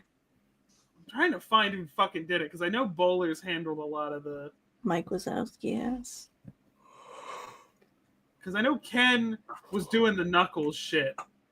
Did they just not fucking put their credits? Is it just on like the first? They did not fucking put the credits in here. Is it in the begin? What if it's in the beginning of the? Ken did the Big story where it's very clear he hates Big the cat. Oh no! Jim Valentino. How can you hate? I'm not a fan of Big the cat. He writes an internal monologue for Froggy that's like, this fucking dumb idiot. Fucking mean to him. Is Big the cat just Wyatt Wingfoot? No. Oh, what? No. Big and Sleep? Big does sleep. Well, is Big right. not just Majin Buu? So could we look it up somewhere? Yeah, probably the Archie Sonic wiki. I'm opening another tab. I'm fairly certain it's gonna be Bowlers because Ken was very focused on either Knuckles or I don't know why he did the big. I guess like no one else wanted to do it, which is very funny because Bowlers like gives big things to do. It is okay, right? Okay, yeah. This first story is a Bowlers story. And the artist? The artist is a James Fry. Interesting.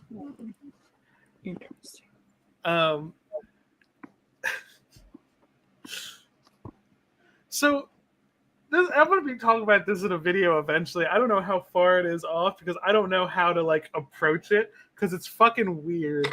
There were like 2 stretches of time where they were like, Sonic needs to go to school. And it only lasts like 5 issues. But like they all need to go to school. I see. But they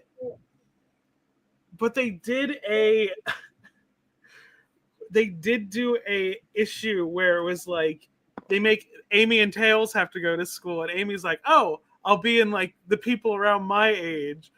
And they weirdly are like, no, you aren't really that old. You have to go to the kids class even though you're physically an adult. And I think they establish he's mentally one too. And it's like, this feels weird. I wish sci-fi writers were not the way they are. Yeah. Like, in fairness to this happened because it was like, we need to figure out something in less than 2 issues. Because I don't think they knew they had to write an adaptation of Adventure. I think they were told to. It kind of reminds me of how, like, in Lego Ninjago, and I feel like I'm going to be the only one who knows this. No, I was thinking of that from the entire beginning. It is horrifying. Like, as a kid, I was horrified at, like, the... Like, all right, so I don't know how much you guys know this, but in the show Lego Ninjago, there's the character of Lloyd, who was revealed to be the Green Ninja. The Green Ninja. You mean being Lloyd? Yeah. You mean? Yeah. No, I actually watched the show. It was a good I show. watched it too. Yeah. All right, so Daystar and Squid, you guys are the outliers. I'm sorry, I'm old. I miss Bionicle.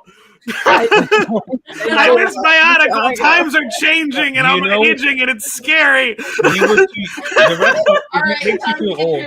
rest of us were too young for Bionicle. Yeah, I know. So yeah, so basically, I know Bionicles and I know Ninjago. I got my first Bionicle when I almost died, and it was in conjunction with getting my GameCube for my parents to try to keep me inside so I didn't die again. Why were you dying? I drowned. What? Yeah. It happens. When I was a baby, I ran away from home. How often did you go swimming? A lot. Okay, so Lloyd. So yeah, Lloyd. There's this weird thing when he was revealed to be the Green Ninja. He was training, but he was like very immature and stuff. And then he was 10. Yeah, he was 10. And then for some reason, by the end of the episode, I forgot the main reason, but due to like a magical mishap, he turned into an adult. So here's the weirdest part about this. So, okay, Lloyd's like a kid, and what happens is that Lord Garmadon wants to de-age a dinosaur to become a monster, right? This is how it sounds to everyone else when I talk about Sonic. Okay. We need visual aids. Hold on. I'm very aware. I'm aware in this moment. He gets turned so he goes to de-age a dinosaur, but the other ninjas are in the way, so they get turned into babies along with the de-aged dinosaur. Can I ask a question about the de-aged dinosaur? Yes. Is this to get a baby dinosaur? Or is this to turn a dinosaur from bones into a living dinosaur? From bones into living. Okay. I'm at least picking that up. Okay. So they de-age the dinosaur, right? But the other ninjas are on the back of the dinosaur, so they turn young, right? And the entire episode, the mentor needs to get them this magical tea to save them from being little kids, right? So he gets the magical tea, and while they're being attacked by the dinosaurs, so they open the magical tea so that the tea, like the whiff of the tea and the smell of the tea, re-ages everyone back, right? Turns the dinosaur to bones, turns the ninjas into adults. But Lloyd's stuck in the crossfires, so he becomes an adult as well. And it's kind of horrifying. Like, he does not like being an adult. Yeah. None of us do. Get in line. It's especially hard. Get in line, kid. The It's next like a perfect, episode... it's kind of like a really ham-fisted metaphor for like the way that great responsibility ages you. Yeah, but literally the next episode, Lloyd like attacks his dad because he's destined to defeat his father, right? Lloyd attacks his dad, and his dad's response is not like, "You son, I'm going to destroy you." He's like, "What has happened to my child? Why are you an adult?" And here's little baby Lloyd in season 1. Like, he starts off as like a little bit of a troublemaker. Pull up the Lego baby. Oh, hold Pull on. up the Lego baby. Computer, show Lego baby. So yeah, he starts off as a bit of a troublemaker. It's a normal Lego. It's a normal Lego person. Yeah, and then this is him when he like realizes he's the Green Ninja. He's still a little boy. You know who this kind of looks like? Stack. Stop! I don't have a bowl cut. This kind of looks like Pac-Man. And here's him like after he became like an adult type. The weird part to me is they never established an age for the other ninjas. So this is when I find out that the ninjas are like supposed to be adults. Well, yeah, Well, Kai has like a blacksmith jobs. So, Yeah, you like know. they have jobs. Yeah, but they could be like 16 with a job. Yeah. I don't know, Squid, Daystar, I don't know about you guys, but I love Ninjagos. I'm sure I would like it if I watched it. I fell behind on It's Ninjago. really good, I promise. Also, the theme really song into it. slaps. I fell off like I'm fell sure off, it like- would like scratch the same part of my little lizard brain that the DC comic adaptations of Bionicle did. I'm Yeah. sure it will do the same thing. Yeah, the thing is, with the best Also, thing the about it movies. The movie is not lore accurate, but it is fun. Yeah, but the best thing about it is like how well written this show is, honestly. I fell off of Ninjago after the time travel season. I think a lot of people fell off when they introduced the robot girl. What? Like Daystar, here's how I'm gonna get you into Ninjago. Oh. Lots and lots of robots. Look up no the robot. No, wait, no. Don't look up robot Ninjagos. That's a spoiler. No! Not one. Wrong one! Wrong one! Ah! Look up Pixel Ninjago. Look up Bionicles. Pixel I Ninjago. want to see Bionicles. Pixel. Bionicles are just. It's a robot really Ninjago. good. It's a fucking good story beat. Her dude. name's Pixel. I was telling you her name. She's fun. Oh, I like her. guys, I don't think we're gonna get Daystar to watch. My brother's really into the show, so I kind of know about Ninjago. So Also, it takes like 6 seasons for Pixel to show I up. made a sand burrito. Look up Bionic. Take a bite. Look up Bionicles. I didn't ever watch Bionicle. Look up Hero Factory. That's my shit. Yeah, those are very similar to me. I think their lore is separate. I wish I knew about Bionicle lore because I have very little. Z-Strap. I was so upset that they didn't adapt like the other Skechers superheroes. Yeah. I remember these. Like they never adapted fucking what's her I name. recognize this specifically as Dragon Ball Z Kai is about to come on like the show. I get that. It's like there's also this, and also 3 delivery. I have no idea what this is. I know what this one is. I didn't watch can it, but we I've seen it. look up Hero Factory real quick? Dun, dun, dun, dun, Yeah, dun. I think I would. I think if I the whole fucking issue that I have right now is that everything that's vaguely Lego like or that everything that's vaguely Bionicle like is like branded. It's like, no, give me your OC robots. I want them now. That's it's Into the Rush Zone. Oh, and you said you watched Transformers. What do you think? Ayaan. Oh yeah. I saw Transformers 1. It was really good. Cool. Hold on. I like how I need so to start they reading the fucking comics. they do this like mini series of Into the Rush Zone, right? About this little kid who can see into the Rush Zone, right? And then after the mini series is over, like years later, they make like a reboot of it where he's like fucking super Sentai ass superheroes with football powers. I was surprised how good of an Optimus Prime Hemsworth was. Yeah, he sounded like a young Peter Cullen. That was the wildest thing. And he like sounds more like it throughout the whole fucking movie. Like you can hear the development in the voice. Like in the beginning, I'm like, this is not really there. And then like when you get there, it's like, no, he's got it. This is Optimus Prime. Like, by the end, he was like, freedom is the right of all living beings. Like, holy fuck. And even like Brian, I forgot his name, the Megatron voice actor. Yeah, I might fuck up the order of his names because I know it's there's got 3 of them bitches. Brian Tyree Henry, right? Yeah, he's in the Godzilla movie. Yeah, he's in IMDb one. Let's see if we got it correctly. Brian Tyree Henry.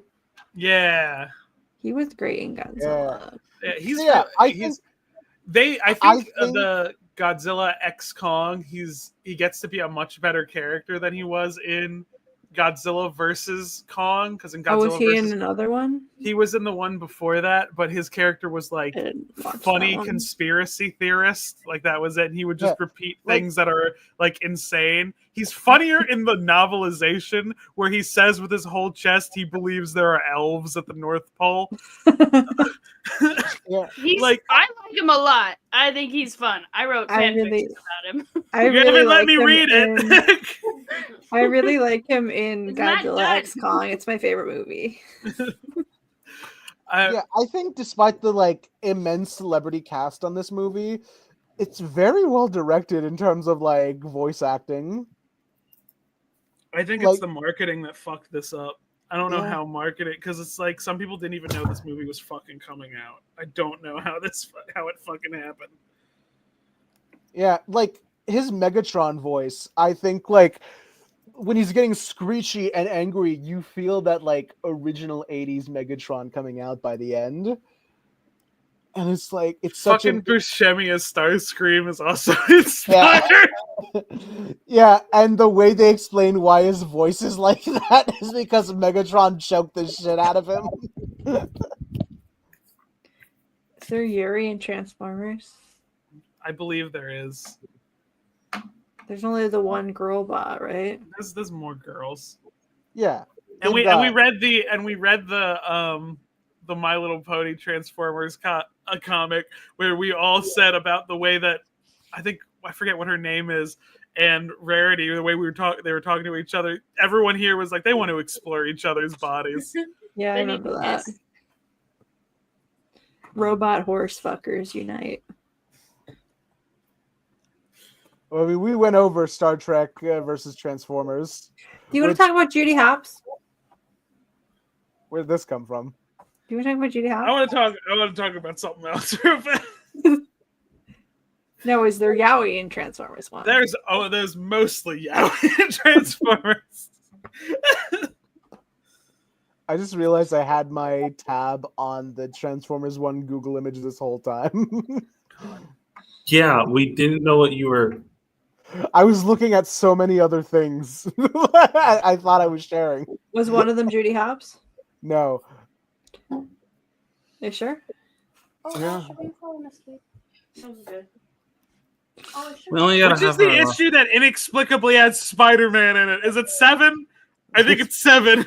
Spider-Man. Spider-Man. That just happens when you're reading a Marvel comic. Sometimes Spider-Man is just going to be there, and there's nothing you can do about it. Because I know in that same issue, Spider-Man shows up.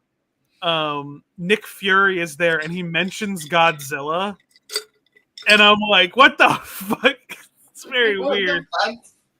What the fuck do you mean? Nick Fury just casually mentions Godzilla. Because it was after the Marvel Godzilla series, and Nick Fury like brings him up in the Transformers comic, and it's like, oh no,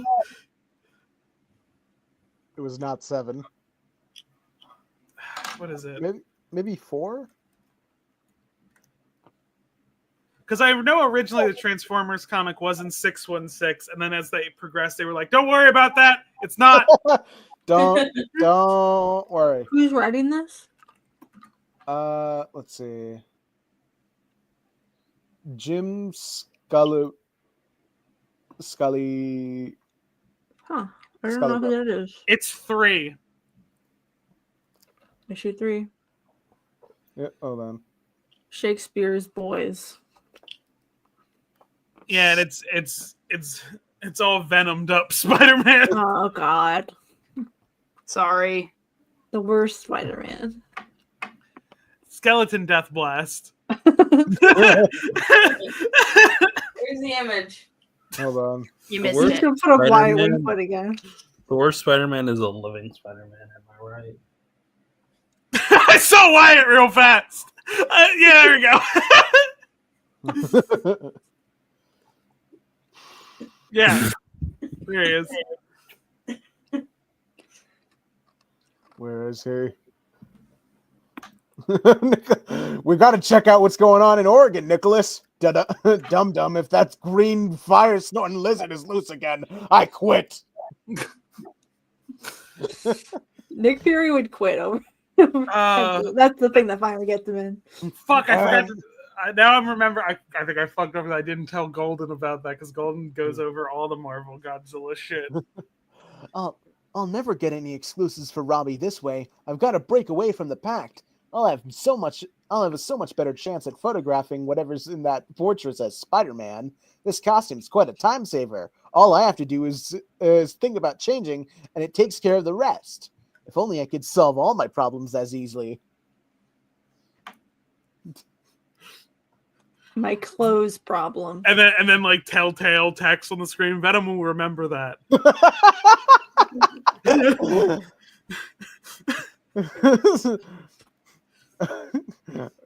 Hey, hold on, big boy. Or as that funny lady on TV says, can we talk? Look, up in the sky, it's one of those monsters. And he's with Spider-Man. Then the bugle was right. He is one of the bad guys. Shoo, go away. You're endangering my mission. Well, we wouldn't want that to happen. Don't tell me. You want to take over the world, am I right? Blasted idiot, I'm on your side. Then explain why your buddy is tossing that at us. What? They don't see the tank. This is just a funny image to me. I like that we can talk about Marvel Transformers because it doesn't get sold in any way anymore. Yeah, this is our gray area. We can talk about. I'm glad.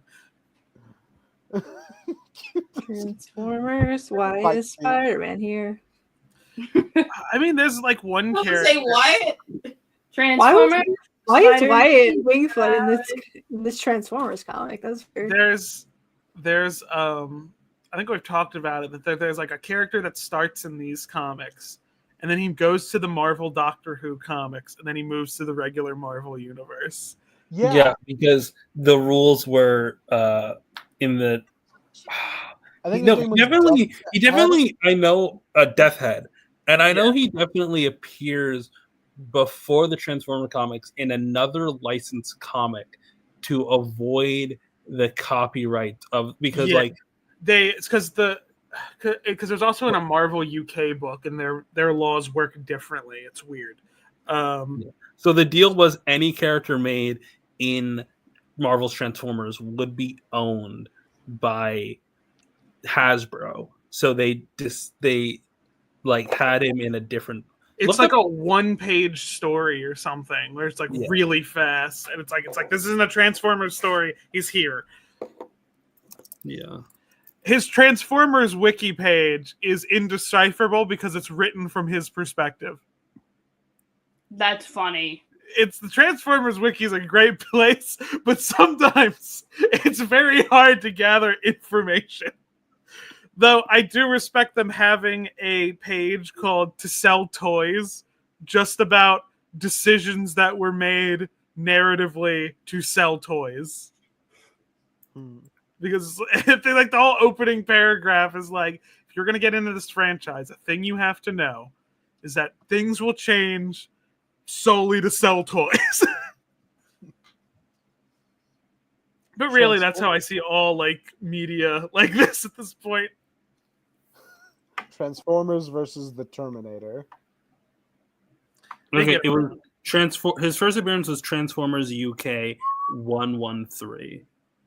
Yeah, and I think he has like a separate like one shot that's like it's in the book, but it's a different thing. Like it's like this is not a Transformers story. It's just in here. The movie adaptations. That's the only fucking like collected edition of like IDW Transformers my local comic book shop has anymore. Probably because they printed so many of these bitches. The other collected books, because it's out of print now. I'm sure when what is the fucking publisher that has it now? It's the same publisher that has Walking Dead and Invincible. Image. No, the other one. The one that's, ADW? the creator owned one. IDW. No. No. It's like a sub thing of Image. Hold on. No, it's a really specific one. It's because it's like a Kirkman started thing. Kirkman, and I think they might publish through Image, but they have a different thing. Kirkman comic label, Skybound. Ah, that's the one. Yeah, so they I think they're going through Image to publish because it's easier, but they're their own company with their own rights holding stuff. I've heard the Skybound comic is really fucking good. And I'm debating starting there instead of IDW because the IDW one everyone sent me a really long reading list, and I'm like, but my thing has always been to kind of start at the middle and then I go back to read things if it's interesting. Yeah, Linkara just reviewed the first 6 issues of it. Who? Who did you say reviewed the first? He has a magic gun. Where did he purchase that? Yeah, hold on. Excuse me? Excuse me? Hello? For some reason, my ad blocker is not working like it should. Yeah. Now bring her back. I can. I'm going to talk to her for a second. I can't bring back the lust goddess. I have some business with that woman. I just found a scrapyard of these things. What would you do in this situation? Probably kill myself. What are those? They seem they seem just about as much to meets the eye, or perhaps a little bit over that. Maybe even. Oh shit! It's Starscream. Starscream. And he just blasts. I think I've been wondering about doing. I'm just gonna. It says ask if it's a decent idea here, because part of me doesn't want to do it because I feel like I'm contributing to a lot of noise I don't fucking care for. But another part of it's I don't think anyone's doing a good job talking about this. So Skybound has a comic. It's a continuation of the Walking Dead games that follows Clementine. Apparently, they suck really bad, and I've read a little bit of. I feel like I read that at some point. I read a little bit of them, and I'm like, yeah, I can see why someone playing through the games might feel this is totally incongruent with her character. But I feel like the way people talk about the book, I'm not exactly happy with the way the criticism, because it. Why is that pillar on my screen? Get him out of here. I feel like is it fair to say that even when I don't like a creator, when I review their work, I'm trying to do my best to be fair. Oh yeah, you are incredibly fair to a lot of comic book creators, even the ones who maybe don't deserve it. Again, I'm gonna in the fucking video I'm working on for the next big one. I'm gonna be more than fair to Ken, even though he did just super put Kraven the Hunter in a Knuckles book. Out of here! Get him out of here! But I feel like a lot of people do a lot of targeted shit at the writer when they review it, and I'm like, I don't give a shit what the writer does. I care about if it's good in context. So my thought has been what if I reviewed all of those books in another similarly long video? But I also don't like that it will be contributing to the noise of people. Some people who are outrage merchants do fucking videos about that comic every fucking week. And I'm like, should that keep me from talking about a thing? Even if I'm covering it completely differently? I feel like it should keep you from covering it. But yeah. I think that also if that's your main reason for wanting to do it.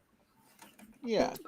The way I'm covering Dragon Ball right now on my account, I feel is a little bit different than the way it's being covered by most people, because I feel like most people when going over Dragon Ball, I'm trying to follow a little bit more on that totally not Mark thing, where I'm adding a little bit of personality while giving information and context and my own ideas on different aspect on it, while also doing more of a positive twist. A lot of people on Dragon Ball want to really hate calling Klinkenbeard or Stephanie Naldoni's Goku, or Stephanie Naldoni's Gohan, or Colleen Klinkenbeard's Gohan, and I'm just becoming more of the camp of why can't we like both of them? And I feel like I want to contribute more of that positive energy to the discussion. Hopefully, it changes something.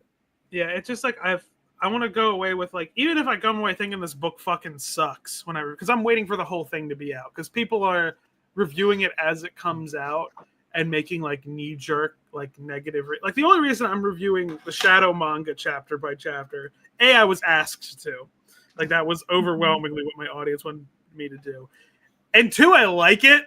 Like I like it a lot. Like I don't have like I'm not like because if I didn't like it I wouldn't have fucking finished it. Like the Sonic cartoon on Netflix, I didn't fucking finish Sonic Prime.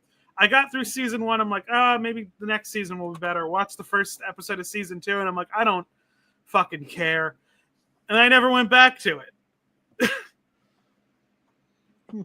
And I don't know why all the people who like so much hated the show finished it. Like, no, if shit sucks, hit the bricks. Real and true. I'm always saying that. People like watching things I don't like. Like back to with Marvel, like even if I wasn't boycotting Marvel, I don't think I'd be reading their books because Ms. Marvel really kind of like the way they kind of ruined her kind of fucked me up over comics for a little bit. Yeah. And it was to a point like I just don't want to read Marvel comics right now. Like I don't want to like support this company. This was before the boycott, mind you. Yeah. I feel like even like Marvel pisses me off for a variety of reasons. Even stuff that I was like asking for pre-boycott. Like now I'm upset about how fucking late it is they're getting to it that I get mad about it. Like, yeah. When they were clearly like setting up to do Predator crossovers when they were doing all the variant covers, I'm like, okay, DC did Batman versus Predator and it was like the biggest fucking crossover comic ever. You have to do Predator versus Spider-Man. And they did Predator versus Wolverine and are only now like 2 years later getting to Predator versus Spider-Man. I'm like, I don't fucking care. You fucking squandered. Like, it's funny about the It's funny about the Ms. Marvel thing. I found out how kind of cobbled together with it was because they were really scrambling with that funeral issue. Marvel did not know how to do it, so they had to reach out to like the different Ms. Marvel creators. Just like, oh, is this good? Is this all right? Like, I don't want to give away too much because like this was information that I was told at a con by an anonymous source. And my question in that case is why not just get them to write it? That feels even more insane to be like, hey, can you check this other person's work? Yeah. Well, they did ultimately get G. Willow Wilson to write that funeral issue. G. Willow Wilson, Mark Waid. There's another big Miss Marvel writer who was on it. Yeah, like I didn't read it, so I don't know. It was after I think Saladin Ahmed was there. Saladin Ahmed. That was the last one. Yeah. I think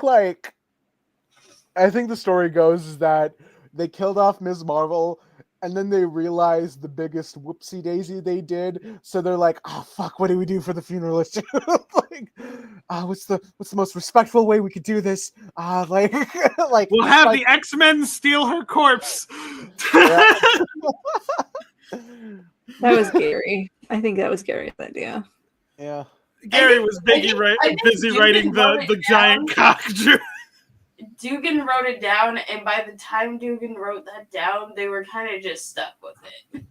Yeah, I think my favorite thing. Happy birthday, Ash! By the way, I forgot to say it. Thank you. Too late. I don't care.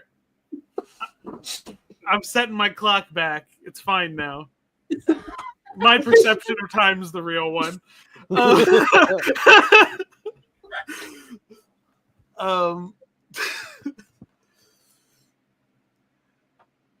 Yes. I think I think it's funny that we enjoyed his work when it wasn't Marvel shit when we read through the one with the giant penis monster in it. We were like enjoying it. I feel like that was less to do with Gary and more about a giant comics. penis. That's the thing about Marvel Comics specifically, he wrote because it. it's the biggest fucking thing like in movies right now. Creatively, it's in such a stupor where it's like it's like a sieve where all the talent just kind of gets washed off so that you can keep all the smidgens and like of corporate synergy just to, you know, we all know the problem with Marvel and how the MCU fucked over everything, and how Kevin Feige is bad. I just don't understand why they do it. It's not a good business decision. Linkara talked about this, and like I know you guys are gonna get me, but like Linkara has said this in the past that the people who run the big two are not good financial people. They are creative people who make bad creative decisions and bad financial decisions. So like they're not good at marketing. They're not good at they do things that they think are going to be good marketing. Yeah. They do things that are really safe. Yeah. And that's the thing. Like the reason why Marvel was popped off so much in the 60s is because they weren't playing it safe. They were just they were going against the grind of what things were expected of comics at the time. It's a little exaggerated on how much they were pushing back on the comics code, but it was like as the story goes, it was them pushing the envelope. They were doing the things that DC couldn't at the time. And now we're at a point of corporate synergy where everything is just kind of the bland, stale piece of toast of comics. Also, they did kind of do that in like 2016 when they did the Marvel Now initiative. Was really when I started to care about superhero comics at all in a real way, because there was actually the characters that I cared about now. And like, who's the Muslim writer at Marvel right now? Is there like aside from Iman Vellani and the Dennis other guy? Camp. There is none. Yeah, and I think they're doing the Ultimates, right? Yeah. Yeah. So that's nice. But like we got a hand. We ain't doing so hot. Yeah. We lost one of our own to DC, but she's been popping off with Poison Ivy, so that's all good. Shout out, gay people. It's my whole fucking thing. It's just like it's like I get very like kind of upset with the corporate synergy stuff because about how safe it is, and I feel like this isn't because it's like the stuff is out there and like that you can find the unique crazy shit to read. Like it's not gone, but I guess I'm used to like looking back to the past and people being like, oh, this, and this, and like you have kind of easy access to it. I'm only realizing now to find it in the moment is a pain in the fucking ass. Yeah, I think the best way I could describe this feeling is as if Dragon Ball Evolution was a critically accepted and financially like beloved film, and you couldn't, and every time when you search Dragon Ball you got that instead of and that you got that anytime you have a conversation with anyone who's like, oh yeah, I love Dragon Ball Evolution, that one live action movie. And then for some reason when Akira Toriyama came back to the series, he decided to brand synergize it and reboot the continuity from Teen Goku. I feel like it is so aggravating to like. I should have priority if I'm talking about the comic books, right? Like it should not be like, oh, like this is the important part. Why is it like not? Why do we act as if like in the comics is like an aside and not like the main thing? You know, like without the fucking comics, you wouldn't have these dog shit movies that print fucking money for you. Yeah, we built this fucking city. Give it back. On rock and roll. Anyway, I would say that's like the thing where it's like I'll get comments from people. I'll like show a panel or a scene from a comic book, and I'll get comments of people being like, "Oh man, I wish we got to see this." And I'm like, "It's right here." I hate that. You I saw hate it. that You did. so much. This isn't a book. I wish I could see this. I'm like, go read the book. I can tell you what issue number if you want. You know, I had that same fucking reaction, but for a more insane reason. Yeah. So with the Fortnite Godzilla skin, someone did like the dunking emote with it and put it next to the Barkley versus Godzilla panel where he's dunking and said it's finally real. I'm like, it's been real. You can see it before.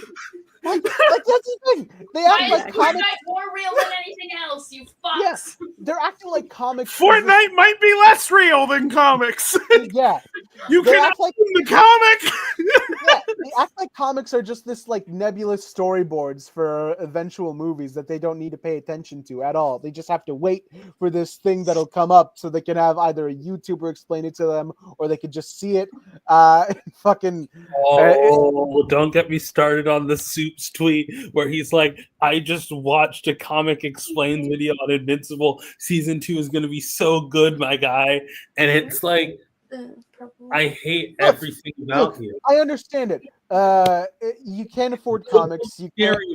Soups can definitely afford comics. No. I'm Soups talking about makes so much fucking money. It's not even funny. He deserves less right.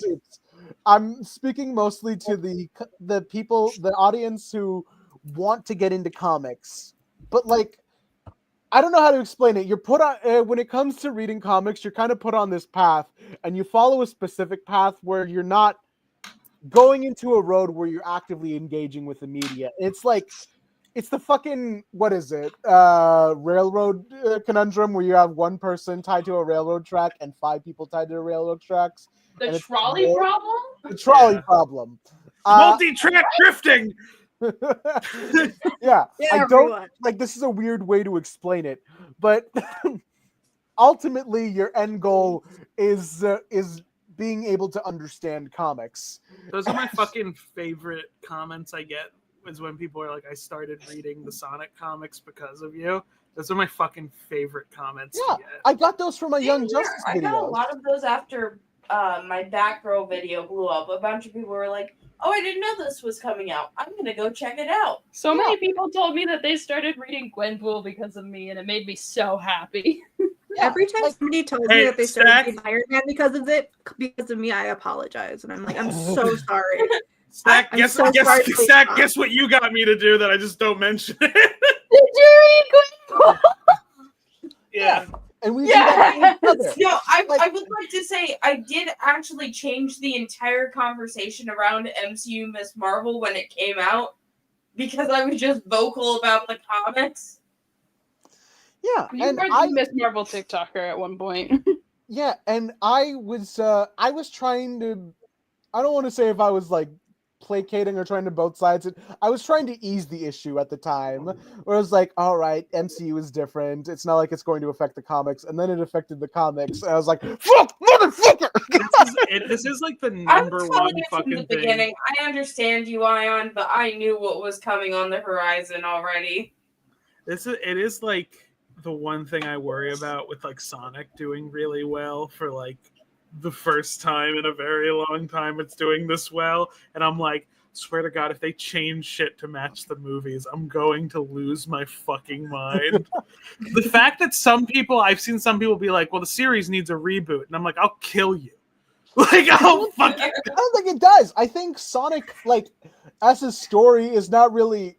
They don't really pull you gotta understand every bit of lore. Like, I think the Sonic is very much. I don't think any comic book company does that. Yeah, They I really think don't. Sonic very much is in the same vein as, it's funny enough to mention, the Muppets.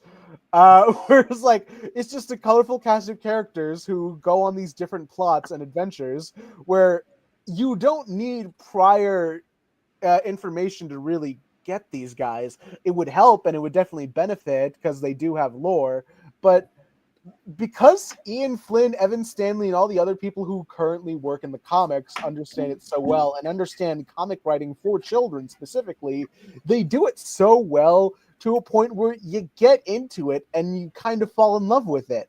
You can pick up fucking the imposter syndrome storyline or the Zombots, and like you don't need to understand decades worth of Sonic lore. I didn't need to understand decades worth of Sonic lore. I just read from issue 1 of the IDW run, and I'm a Sonic fan now because of it.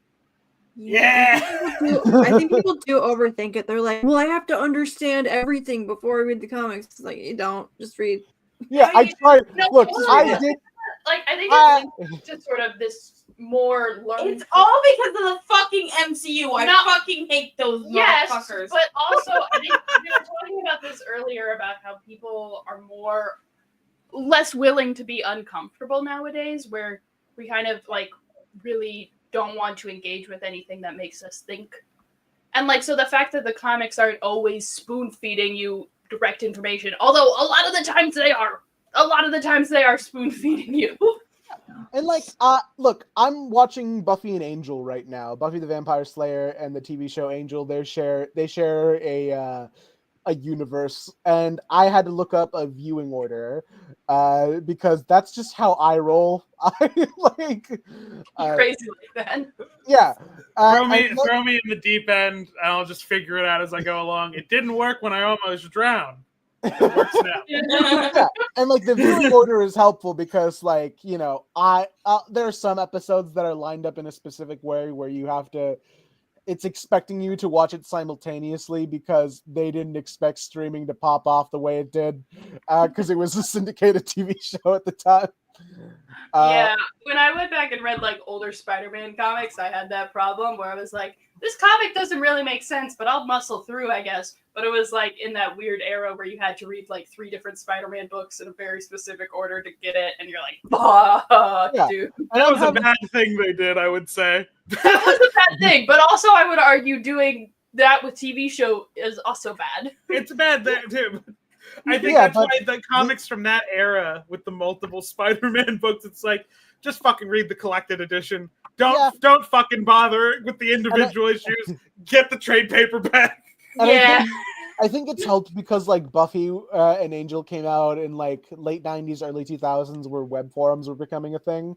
And so now viewing orders is a lot like better now. But if it's the 90s and early 2000s, you can't just boot up the episode.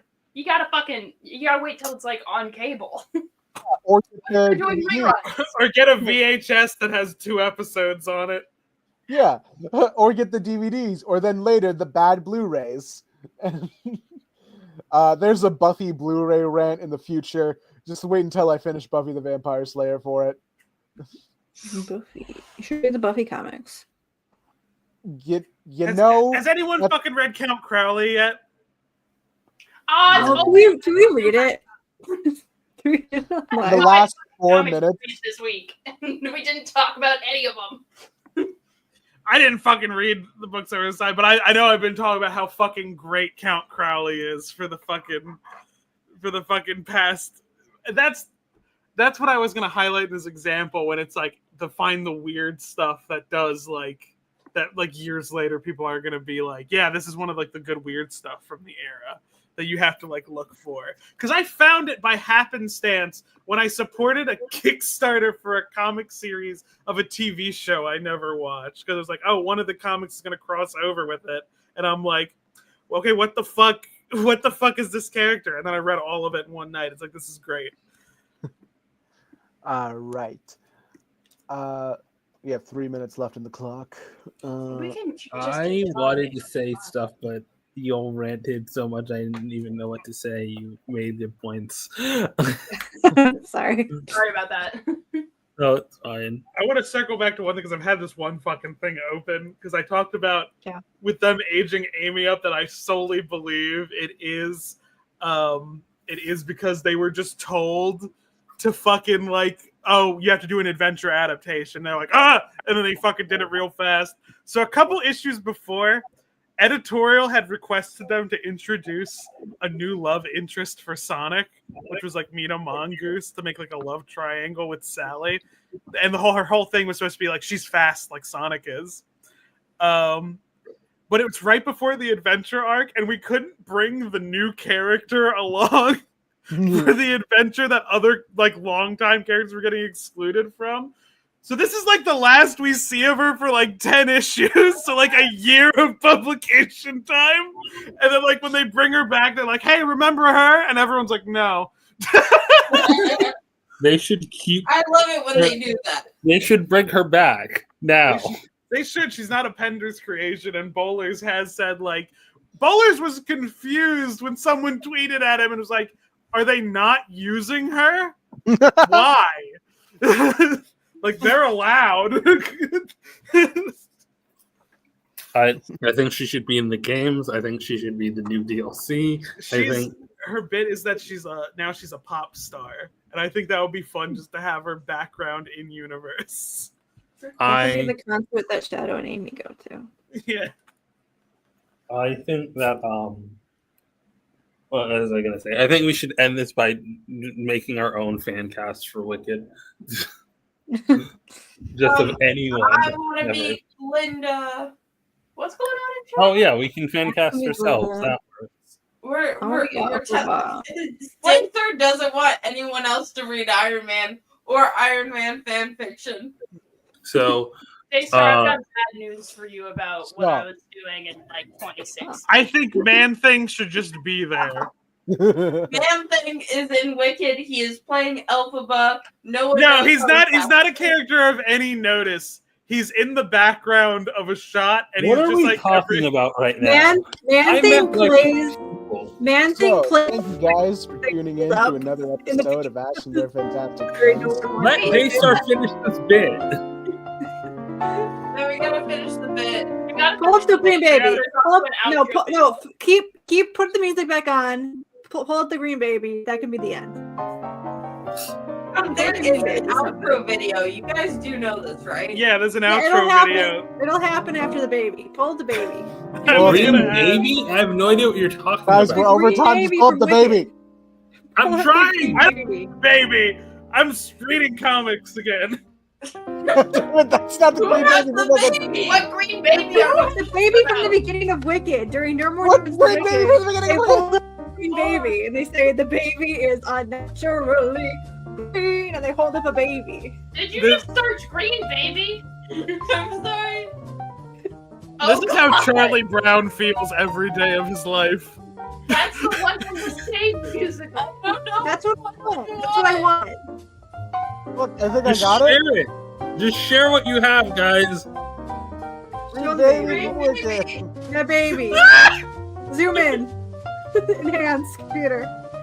No, not that much. I don't know what I'm doing. I'm The second picture. The second picture. Second Let me do it. The second picture, but make it big so we can actually see it. Right click. Copy image link. Open in me. There we go. Green Baby. Zoom it on the fucking baby.